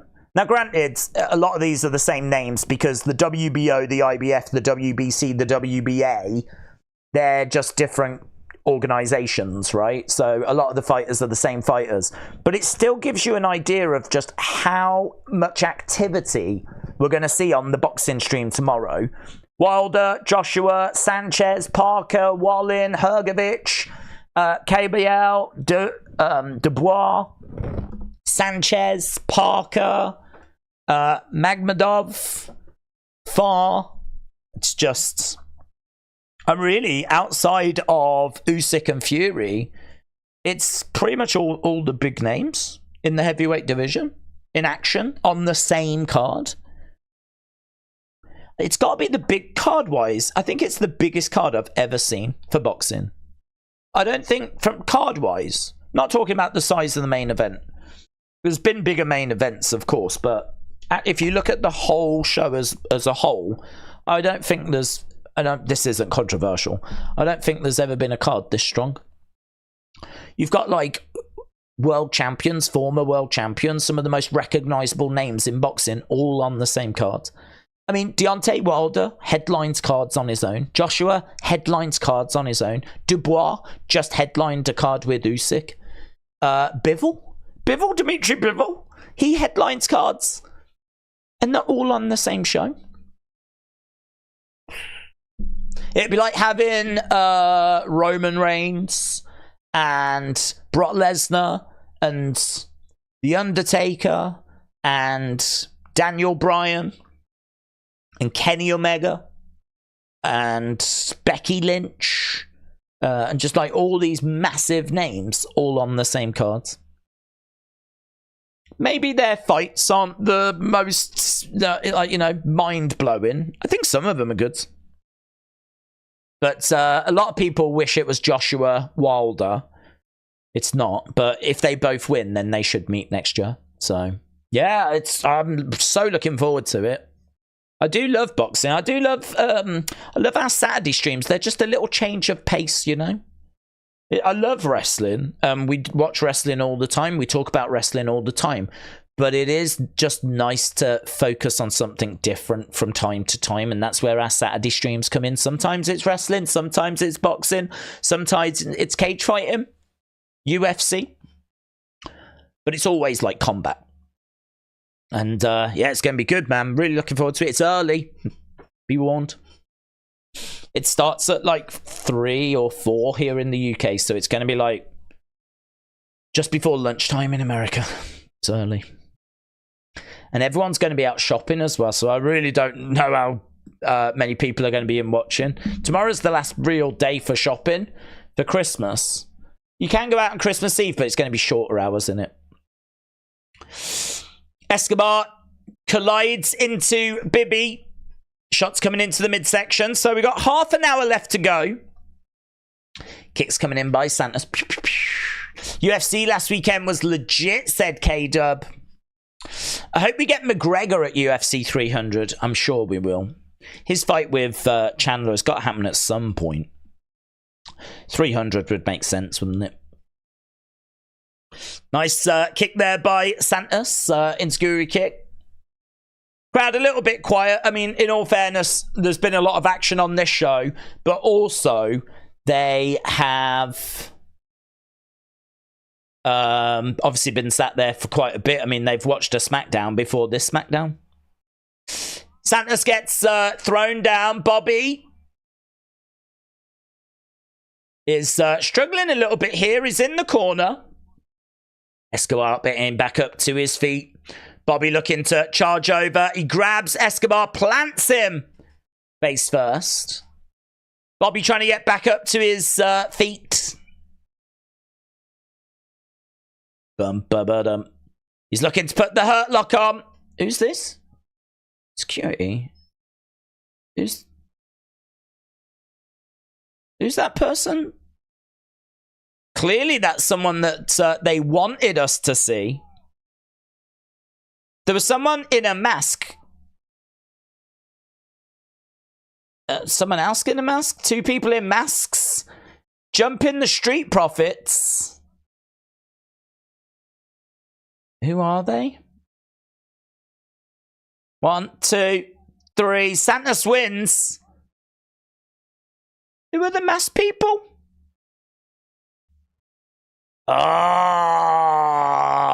Lotharios. Could it be Los Lotharios? Is that going to be Angel and Umberto? Because they've gone over to Angel Garza, says Mark. Yeah, that would make sense, wouldn't it? They've been rumoured. Oh, here we go. There's the reveal. Angel Garza, Umberto Carrillo. And they're standing with Santos Escobar.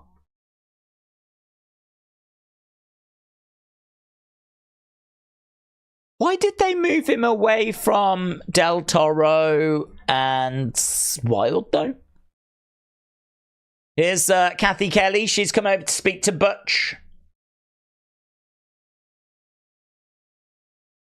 brought the fight. It's pretty deadly. One lonely boy. Right, we've got a brawl backstage. So they're teasing him for being lonely. Nick Aldis.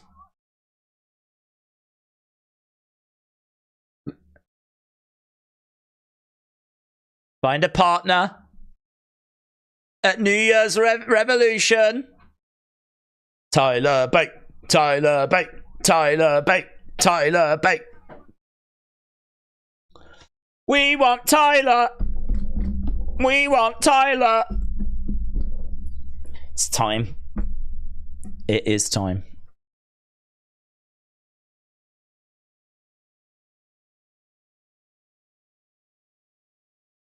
And I want Tyler to turn around to Butch and go, why are people calling you Butch?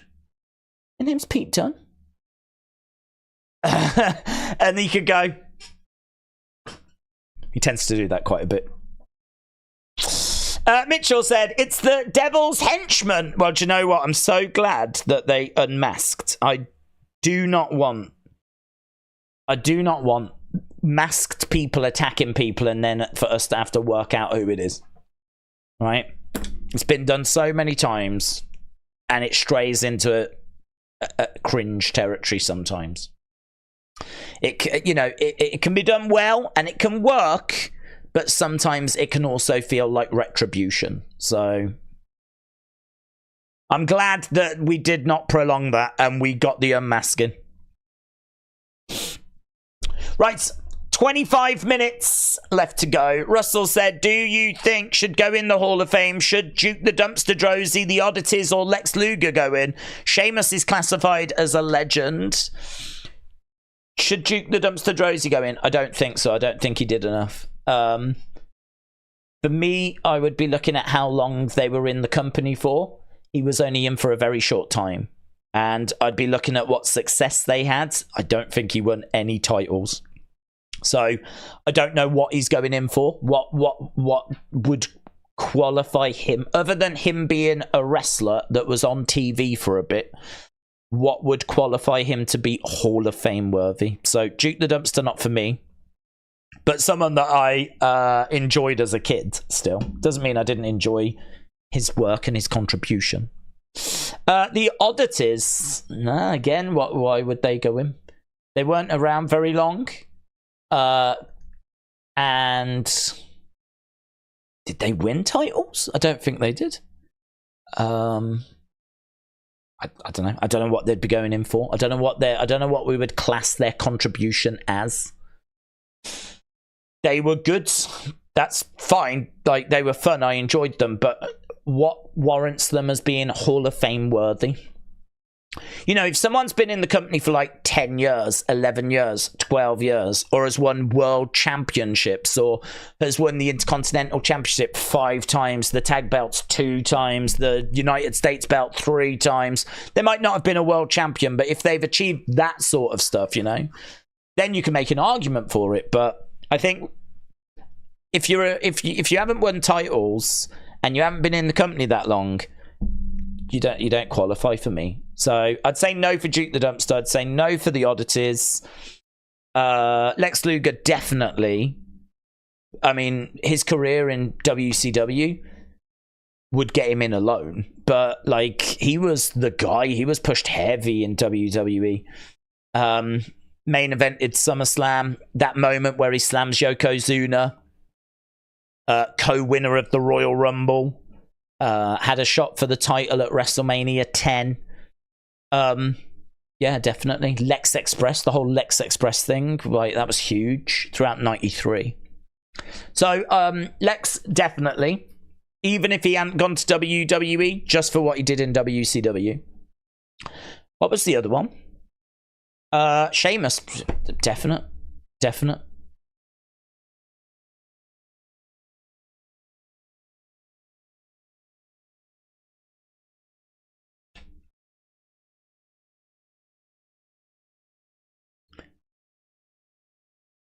Logan says, Santos, you're not in my league.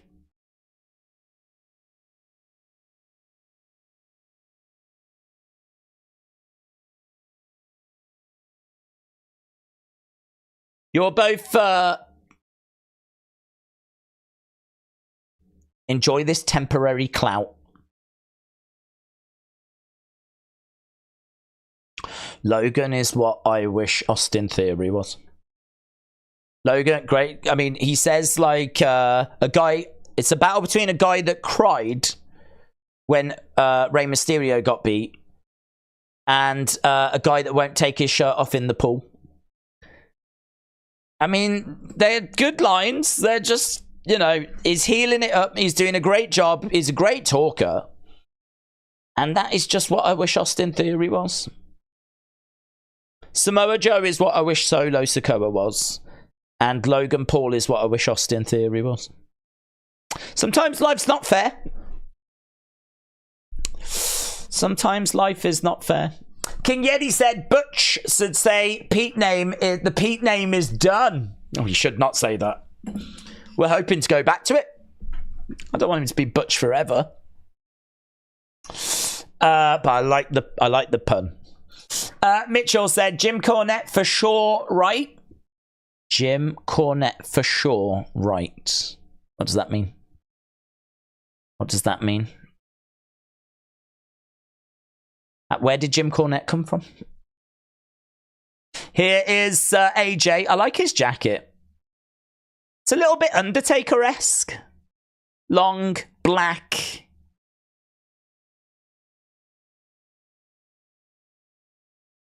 Not quite Undertaker. It's a little shorter than Undertaker. And it's got a hood. But it kind of, with the thing down and his head down and him walking out with it, it just sort of gave me that vibe. Right, AJ getting into the ring. It's going to be AJ Styles taking on Solo Sikoa.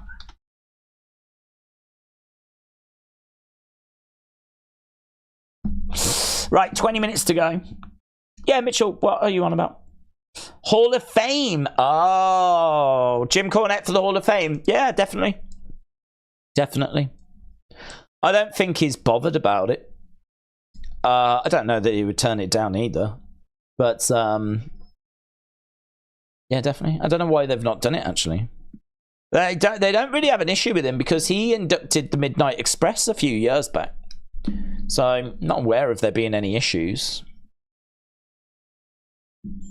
Perhaps the more his podcasters took off, the more WWE aren't looking to promote that, because he is very critical of the WWE product. So I wonder if that's been a barrier. Don't know. Solo making his way down. Demolition or Heart Foundation, said A. Jobson. Solo is Solo. He is Solo. Solo coming up the ring step, stepping inside the ring then. Logan is Island Boy, said John. This is AJ's last push. He's done after 2024, says Pete's to Feet. Nasty Boys for the Hall of Fame, said Chris. Sight Mayor said, am I the one thinking putting titles on Logan has discredited the belt and all its history? I think it's the right thing for them to do, and I think you're not meant to like it.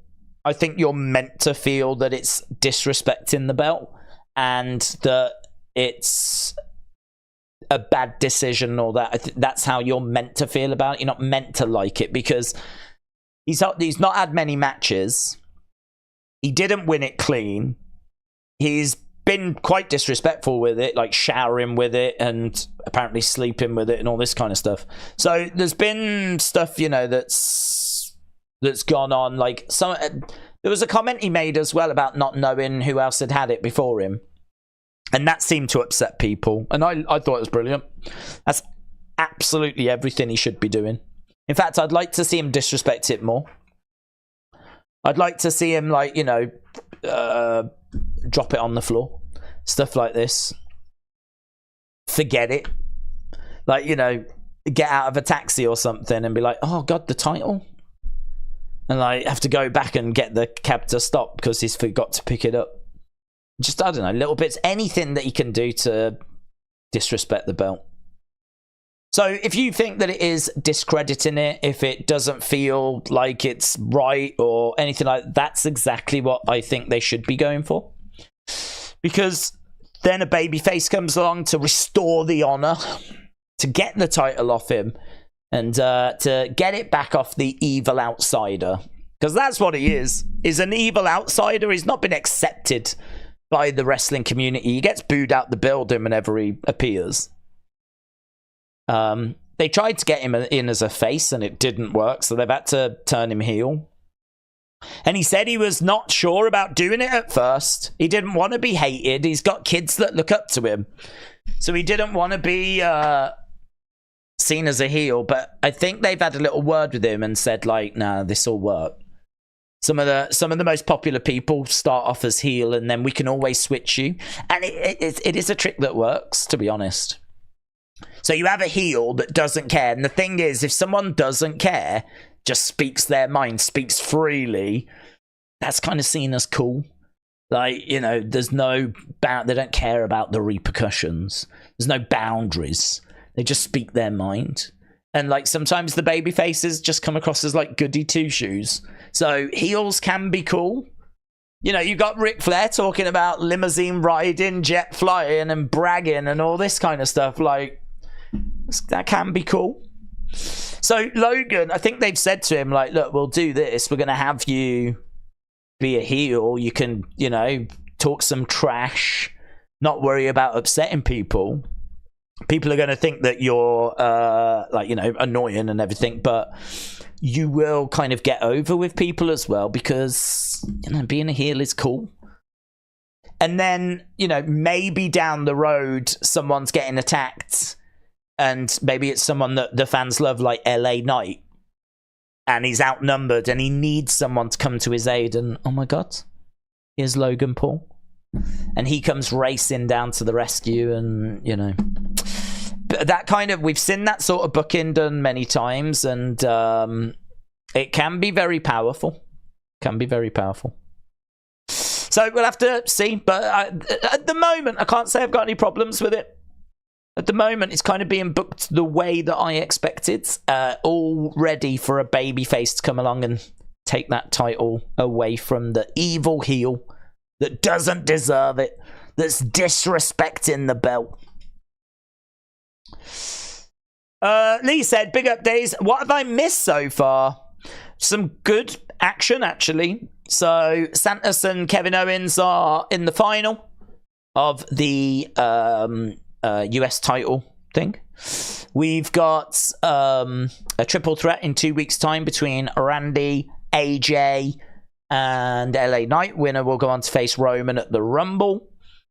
We've got a little backstage confrontation between Nick Aldis and Roman, where Nick Aldis made it clear he is not going to pander to Roman, which was good. Main event is AJ Solo, which we're watching right now. We also had a pretty good... we know that Authors of Pain are coming in to join up with Karrion Kross. We had the return of Alba and Isla during the Holiday Havoc match, and that was good as well. There was some really... there's been a lot on this show, actually, and certainly considering it was a taped show, it's been worth a watch. I don't think this is an episode... A lot of people will skip it because it's taped, but this ain't an episode that should be skipped. There's been a lot that's gone down on this show. So, yeah, I think it's been good. I think it's been enjoyable.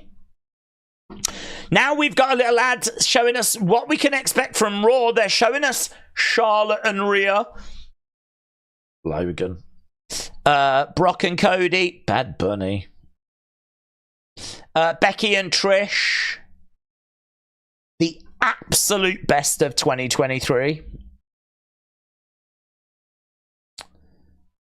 So Raw, the absolute best of 2023. Debatable. Some of them look good, some of them not so much. Right, AJ is being chucked around here by Solo. Big shout out to King Yeti, who sent in some memberships, gifted some memberships. Shout out to you, my friend. Really appreciate the support. And I hope you have a very good Christmas. Headbutts coming in there by Solo. So a lot of generosity here as people are firing in memberships and gifting memberships and everything. We've had a few of that tonight. It's the community supporting the community. Need to do a member stream actually, because we didn't get a chance to do one yesterday. Because after my gallivanting around, came back and I was absolutely shattered. So I ended up going to bed and just threw my whole day out. So I do need to try and shoehorn in a members stream somewhere, and we will do it. Shoulder up there by AJ as Solo went for the cover. DB said Raw this week was definitely the best of the year. The crowd is dead. Last week it hurt the show. WWE pipes in crowd noise and it comes off much better on TV. I would take fake crowd noise over dead silence, said Big Time. That's interesting. A. Jobson said Bischoff had to convince Hogan to be heel, says A. Jobson. I do remember that, yes. You can understand it, though. You know, a lot of these baby faces where they've got the love of the fans, they do have to be convinced, because heels don't traditionally sell t-shirts to the same volume as faces.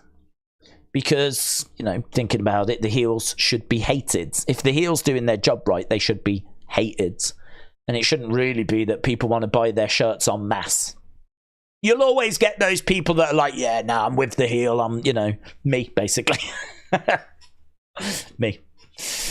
If the crowd are all going in that direction, I'm probably going that way. So, you know, you will get like the odd sale through, unless it's like, you know, something exceptional like the Bloodline. So it can really hurt much sales. So heels have to, you know, if you're a face that's crazy over and shifting loads of much, you do need to be convinced. Thing with Roman, though, is that Roman, I think, realised that he wasn't fulfilling his potential. I think with Roman, he knew that it wasn't the right fit. This wasn't like, you know, it was getting mixed reactions. Actually, at times, the negativity was outweighing the positivity. And I think he knew that there was something better out there for him. And I think he was quite easy. I think it was his idea, actually. I think he had to convince Vince. So that was an interesting one.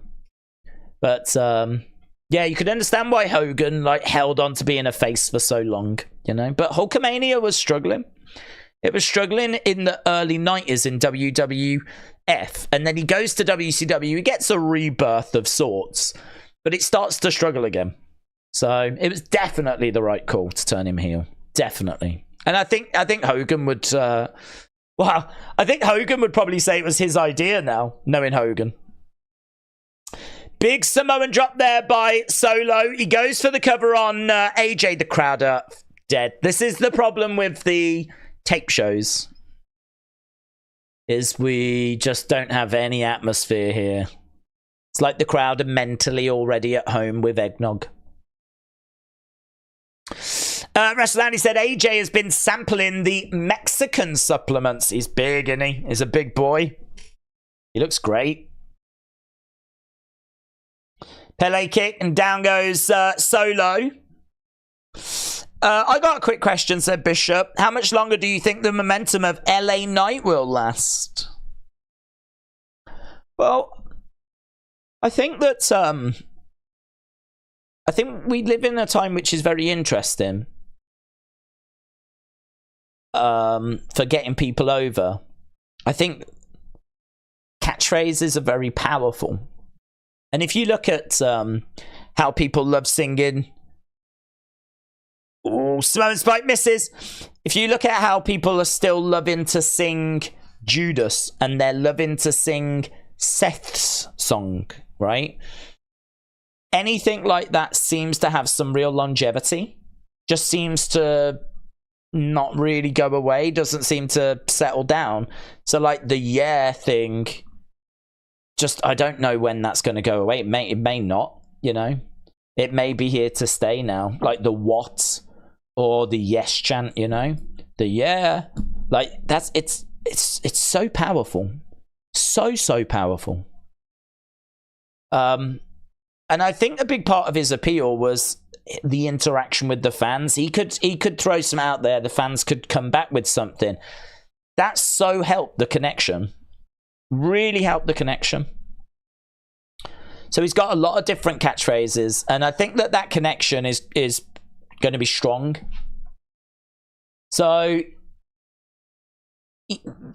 his in-ring is fine. I don't find it to be spectacular. His promos are good. But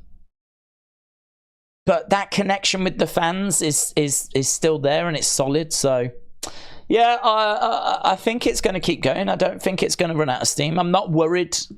I'm not worried that he's going to take big steps backwards next year. I expect him to get a mid-card title. I expect him to still get big opportunities. And you know what? He might even be the Money in the Bank winner. I think eventually he could find his way to a world title. So, yeah, no, I think it's going to keep down and has interfered, and the crowd aren't even losing their minds about this. But Roman has come down and started beating up on AJ. Randy Orton is making his way down to the ring. Kick there. Oh, man, now we've got Randy and Roman going at it. Randy and Roman laying into each other. Big forearm strike there by Randy, driving Roman back into the corner. Here comes Jimmy. Jimmy unloading on Randy. Randy going down against the ropes. Knee strikes coming in there by Jimmy. Stomps coming in by Jimmy. So, LA Knight. Again, I mean, look at the positions that they're putting him in. It's LA Knight that's making the save. So, I mean, they can't be promoting him any better or using him any better right now. You've got AJ getting beaten up. You've got Randy coming down, but it's LA Knight that makes the save. So WWE are behind him. They're trying to maximize this as much as they can. Solo goes over the top to the outsides. Roman, Jimmy, Solo have been dealt with by Randy, LA, and AJ. So, Bloodline having to regroup. AJ just having a word with Randy. This triple threat coming up, of course, in a few weeks' time.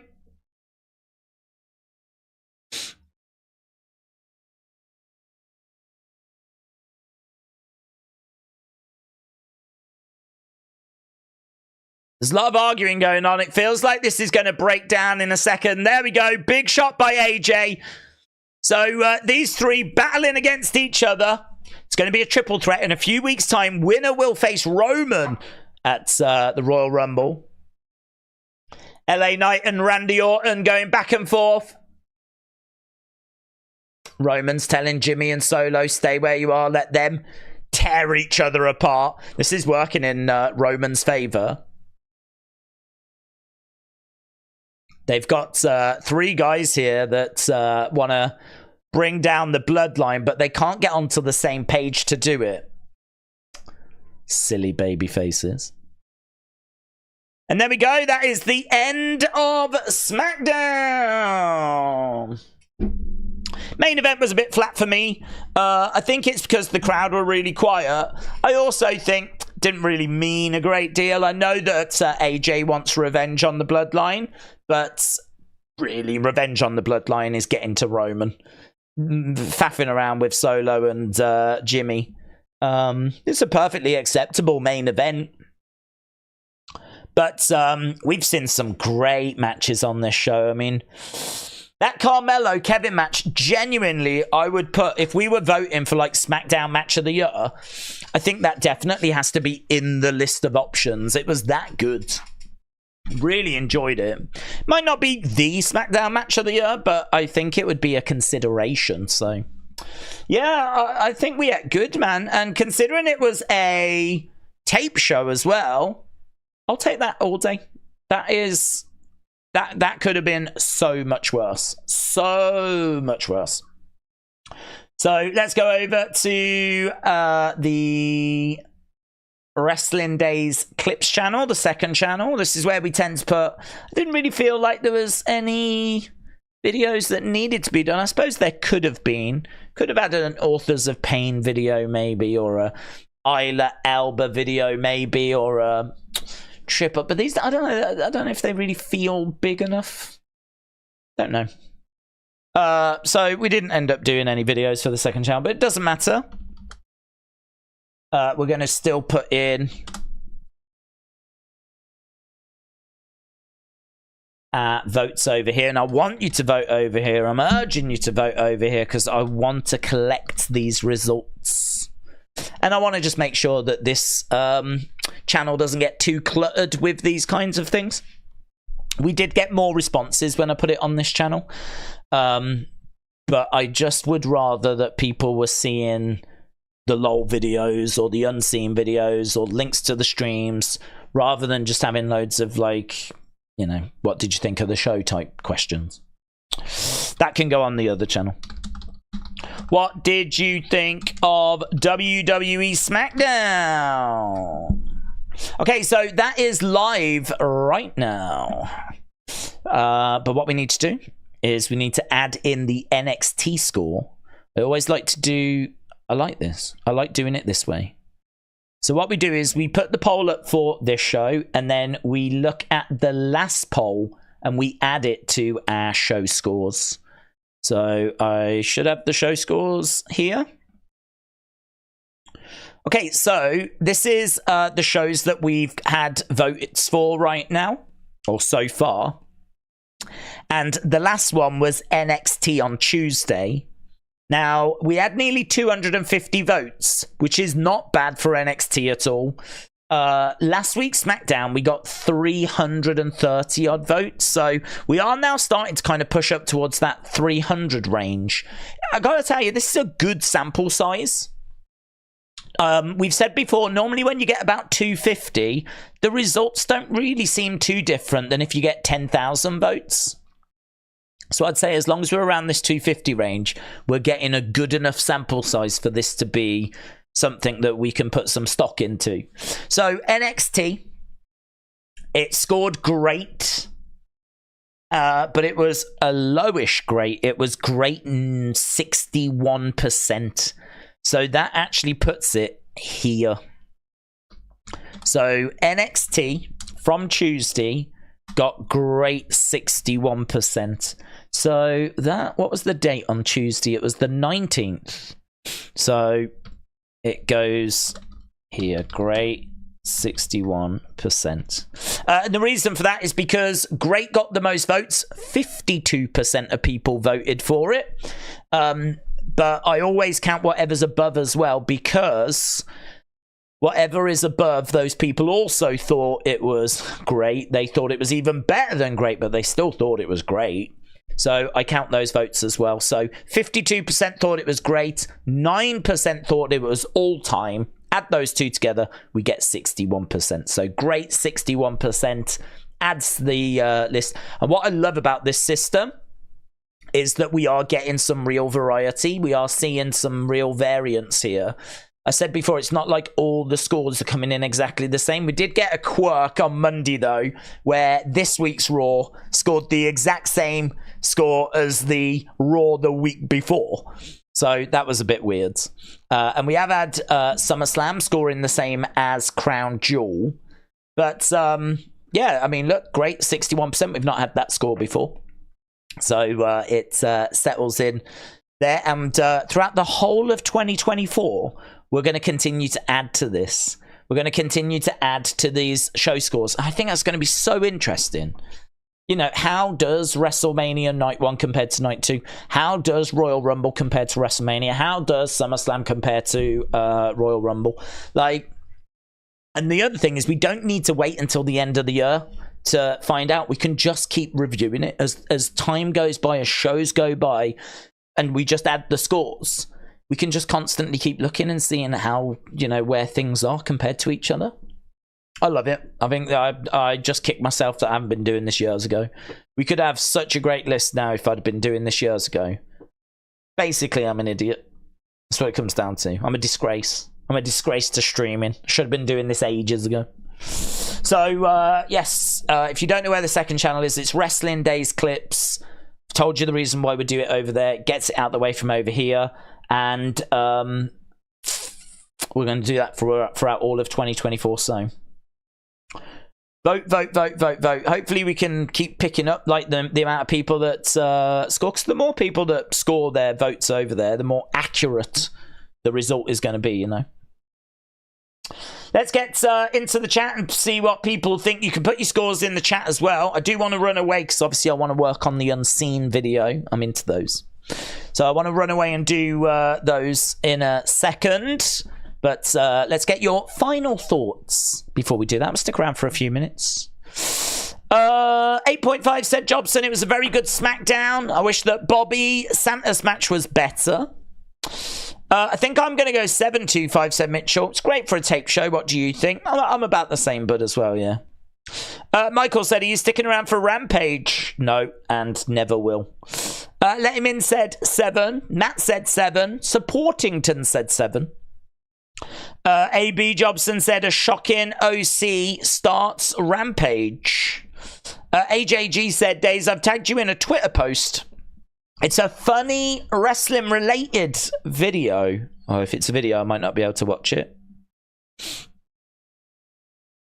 This was part of Karrion Kross's vignette AOP. I'll retweet that for you, Kieran.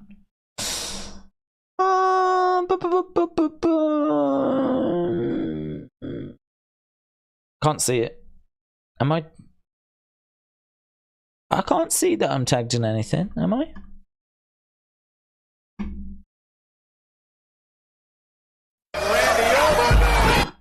Oh. Yeah, I definitely don't want to do that. Any videos or anything like that, I'll have to watch after. Just because copyright's so messed up. If it's a picture, that's fine. If it's something that's going to have music or something that's going to have like footage from a show, that's where it gets real dodge. So I'll have to look at it afterwards.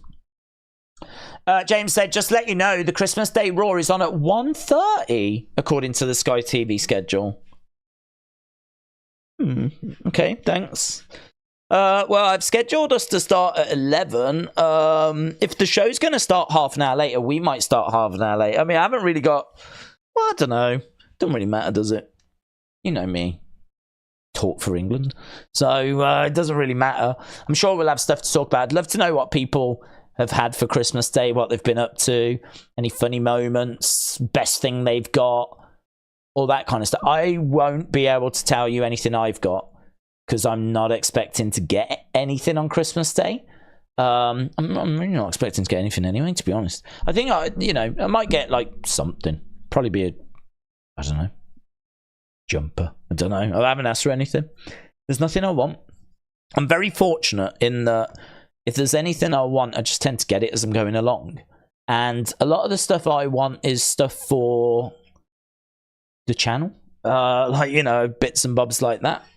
I did treat myself, though. There was one thing I wanted, and I bought it. I showed it on the Wrestling Escape Pod. I bought this, which is a little MIDI keyboards, and it's got a little drum thing at the top.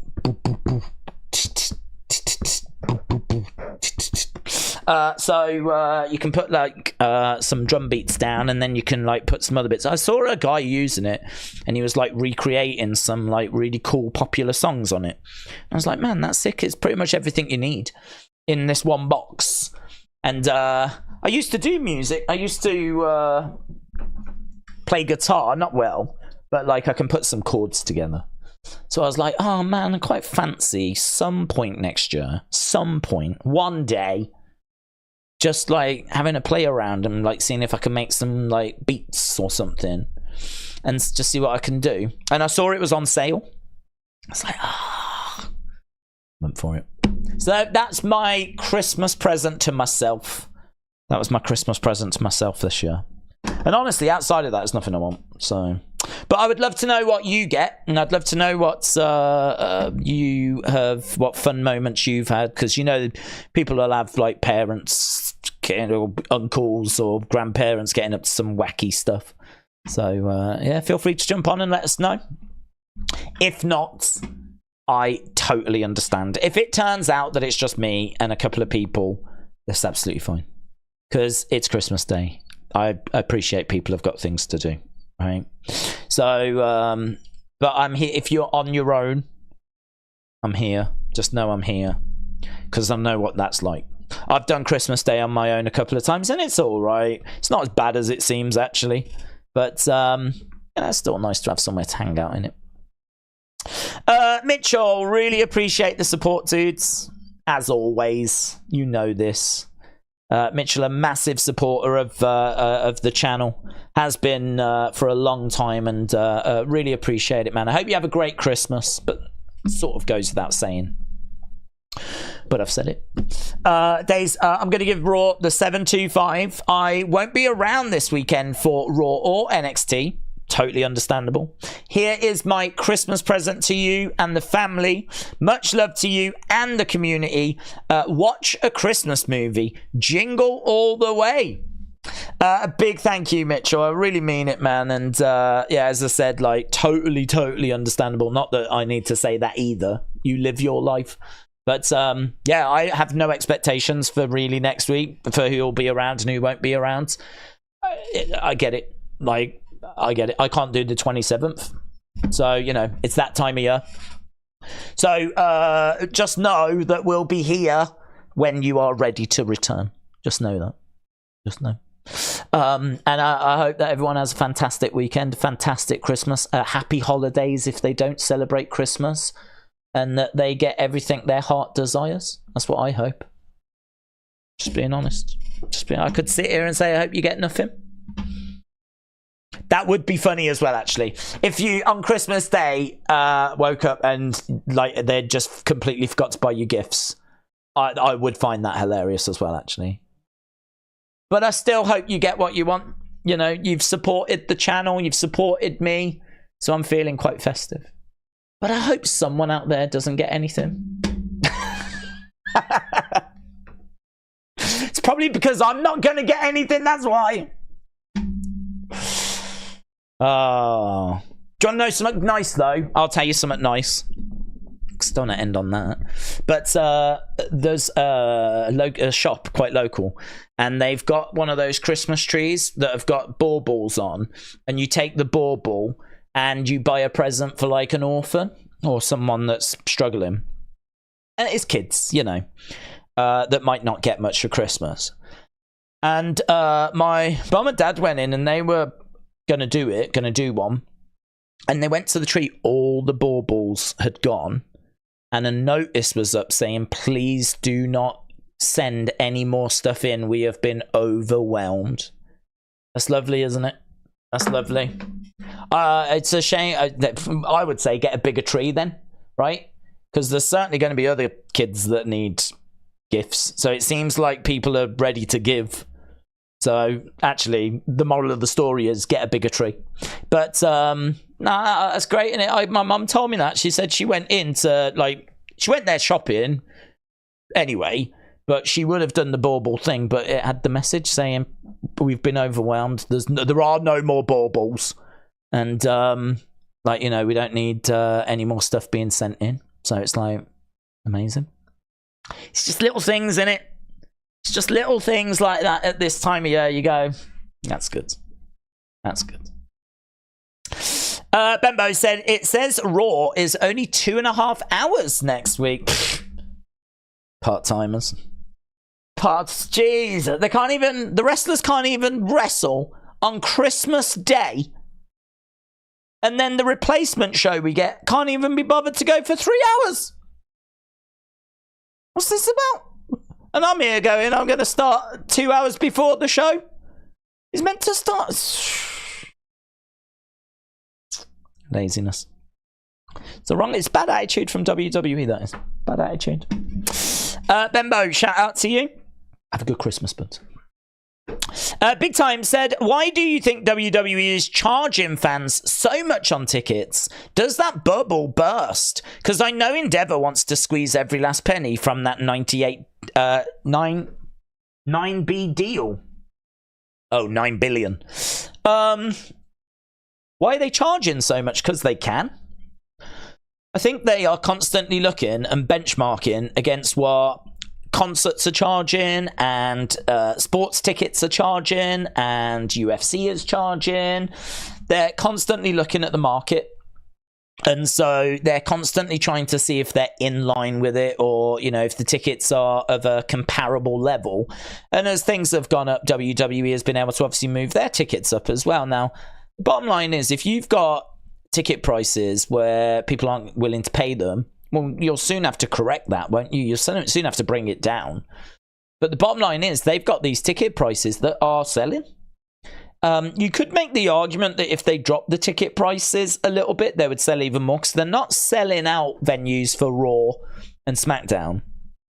They're doing well, but, you know, they're bringing in like 10, 15,000 in a 20,000 arena.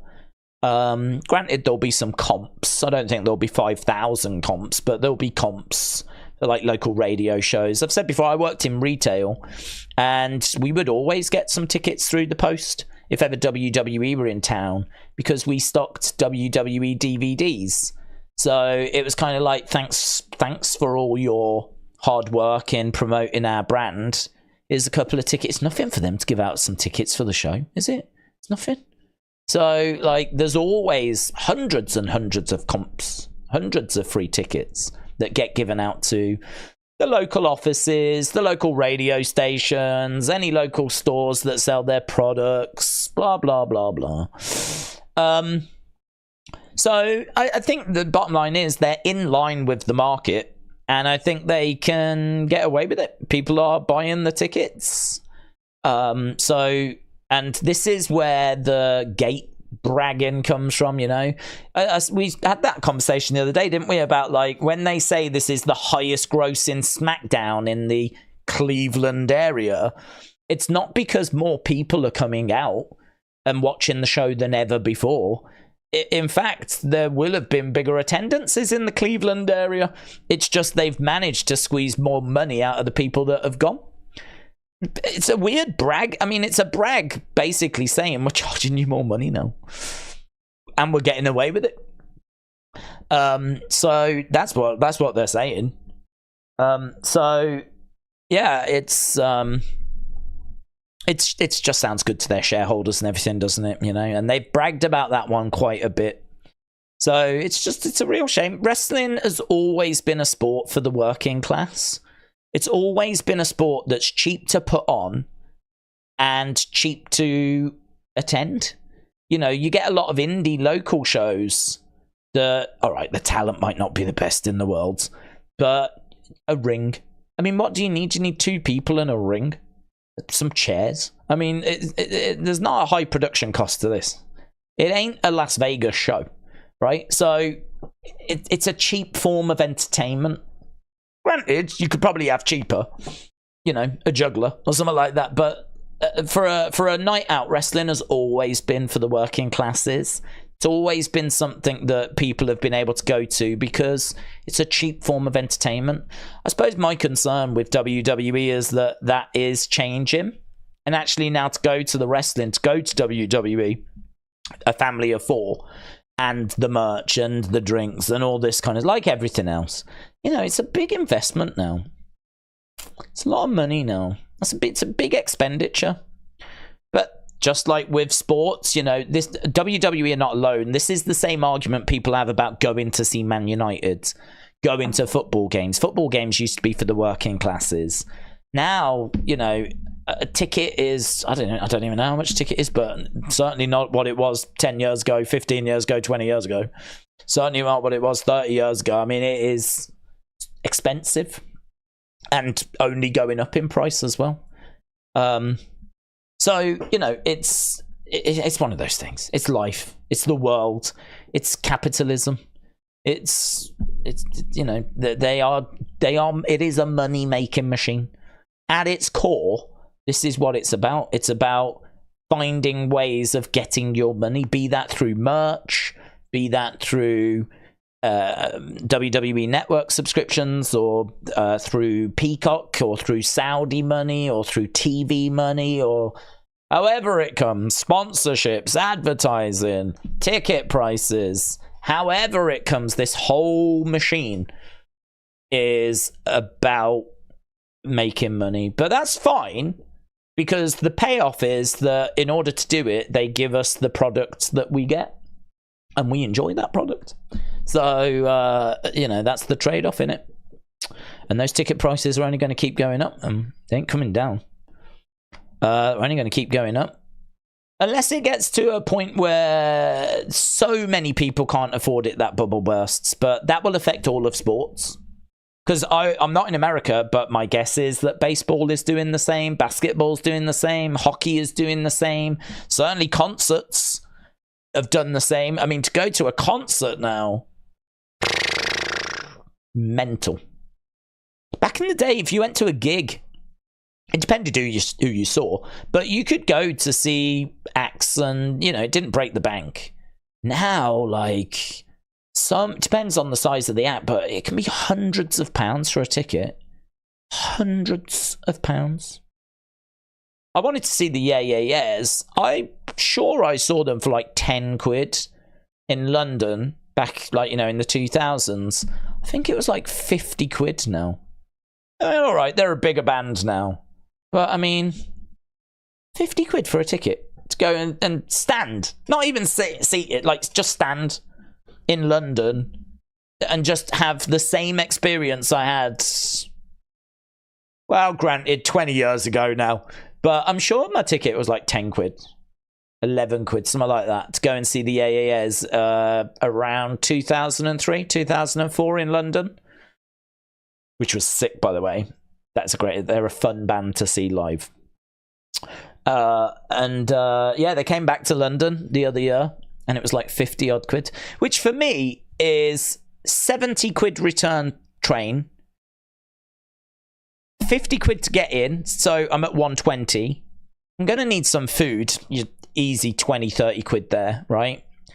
Drinks, God only knows. I mean, without even breaking a sweat, I'm knocking on £200 to go to London, have food, drinks, go and see the Yeah Yeah Yeahs, and get back again. 200 odd quid.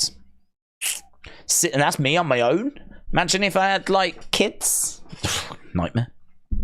So, yeah, you know, it's one of those things. It's just such a shame that everything's going in that direction. And I don't know what there is for the working class now. I don't know what there is for people that are, you know, struggling, unemployed, on benefits, whatever. Wrestling was always there for them. And maybe it is from a local promotion point of view. But I don't think it is from a WWE point of view so much anymore. Yeah, shame. Can you believe this time last year was the World Cup? I can't. Amazing how time flies, isn't it? Big Time said McDonald's are hiking prices every 6 months. They increase the price for food and drink by 19p, and it really mounts up, but they know people will keep spending. Moving sideways, little zoom in, one stare gig. I remember in Scotland they used to have a Big Mac and meal for $2.99 if you had a bus ticket. Oh. Good night. What do you rate the show tonight? About 7.25. We answered that. Right, I think we're done. I need to go anyway. I need to go and do the Unseen video, get all that data together. If you see any stuff of interest that you think would be good, tag me in it. I appreciate everyone that tags me in things. I'm after wherever the conversation is. You know, the things you see may not be the things I see. So feel free to tag me in bits and bobs. It's always appreciated. And yeah, that's it. I mean, we are back tomorrow quite early for the boxing. We will definitely do a Sunday stream as well, and we're here on Christmas Day as well. If I don't see you, I know I've already said it a lot of times, have a great Christmas. I really do appreciate you joining us, the support you've given the channel, the support you've given me. It really is appreciated. And I just hope you have a great Christmas.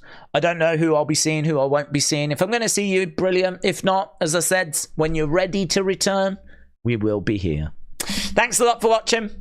Have a great time. And I will see you again next time. Bye for now.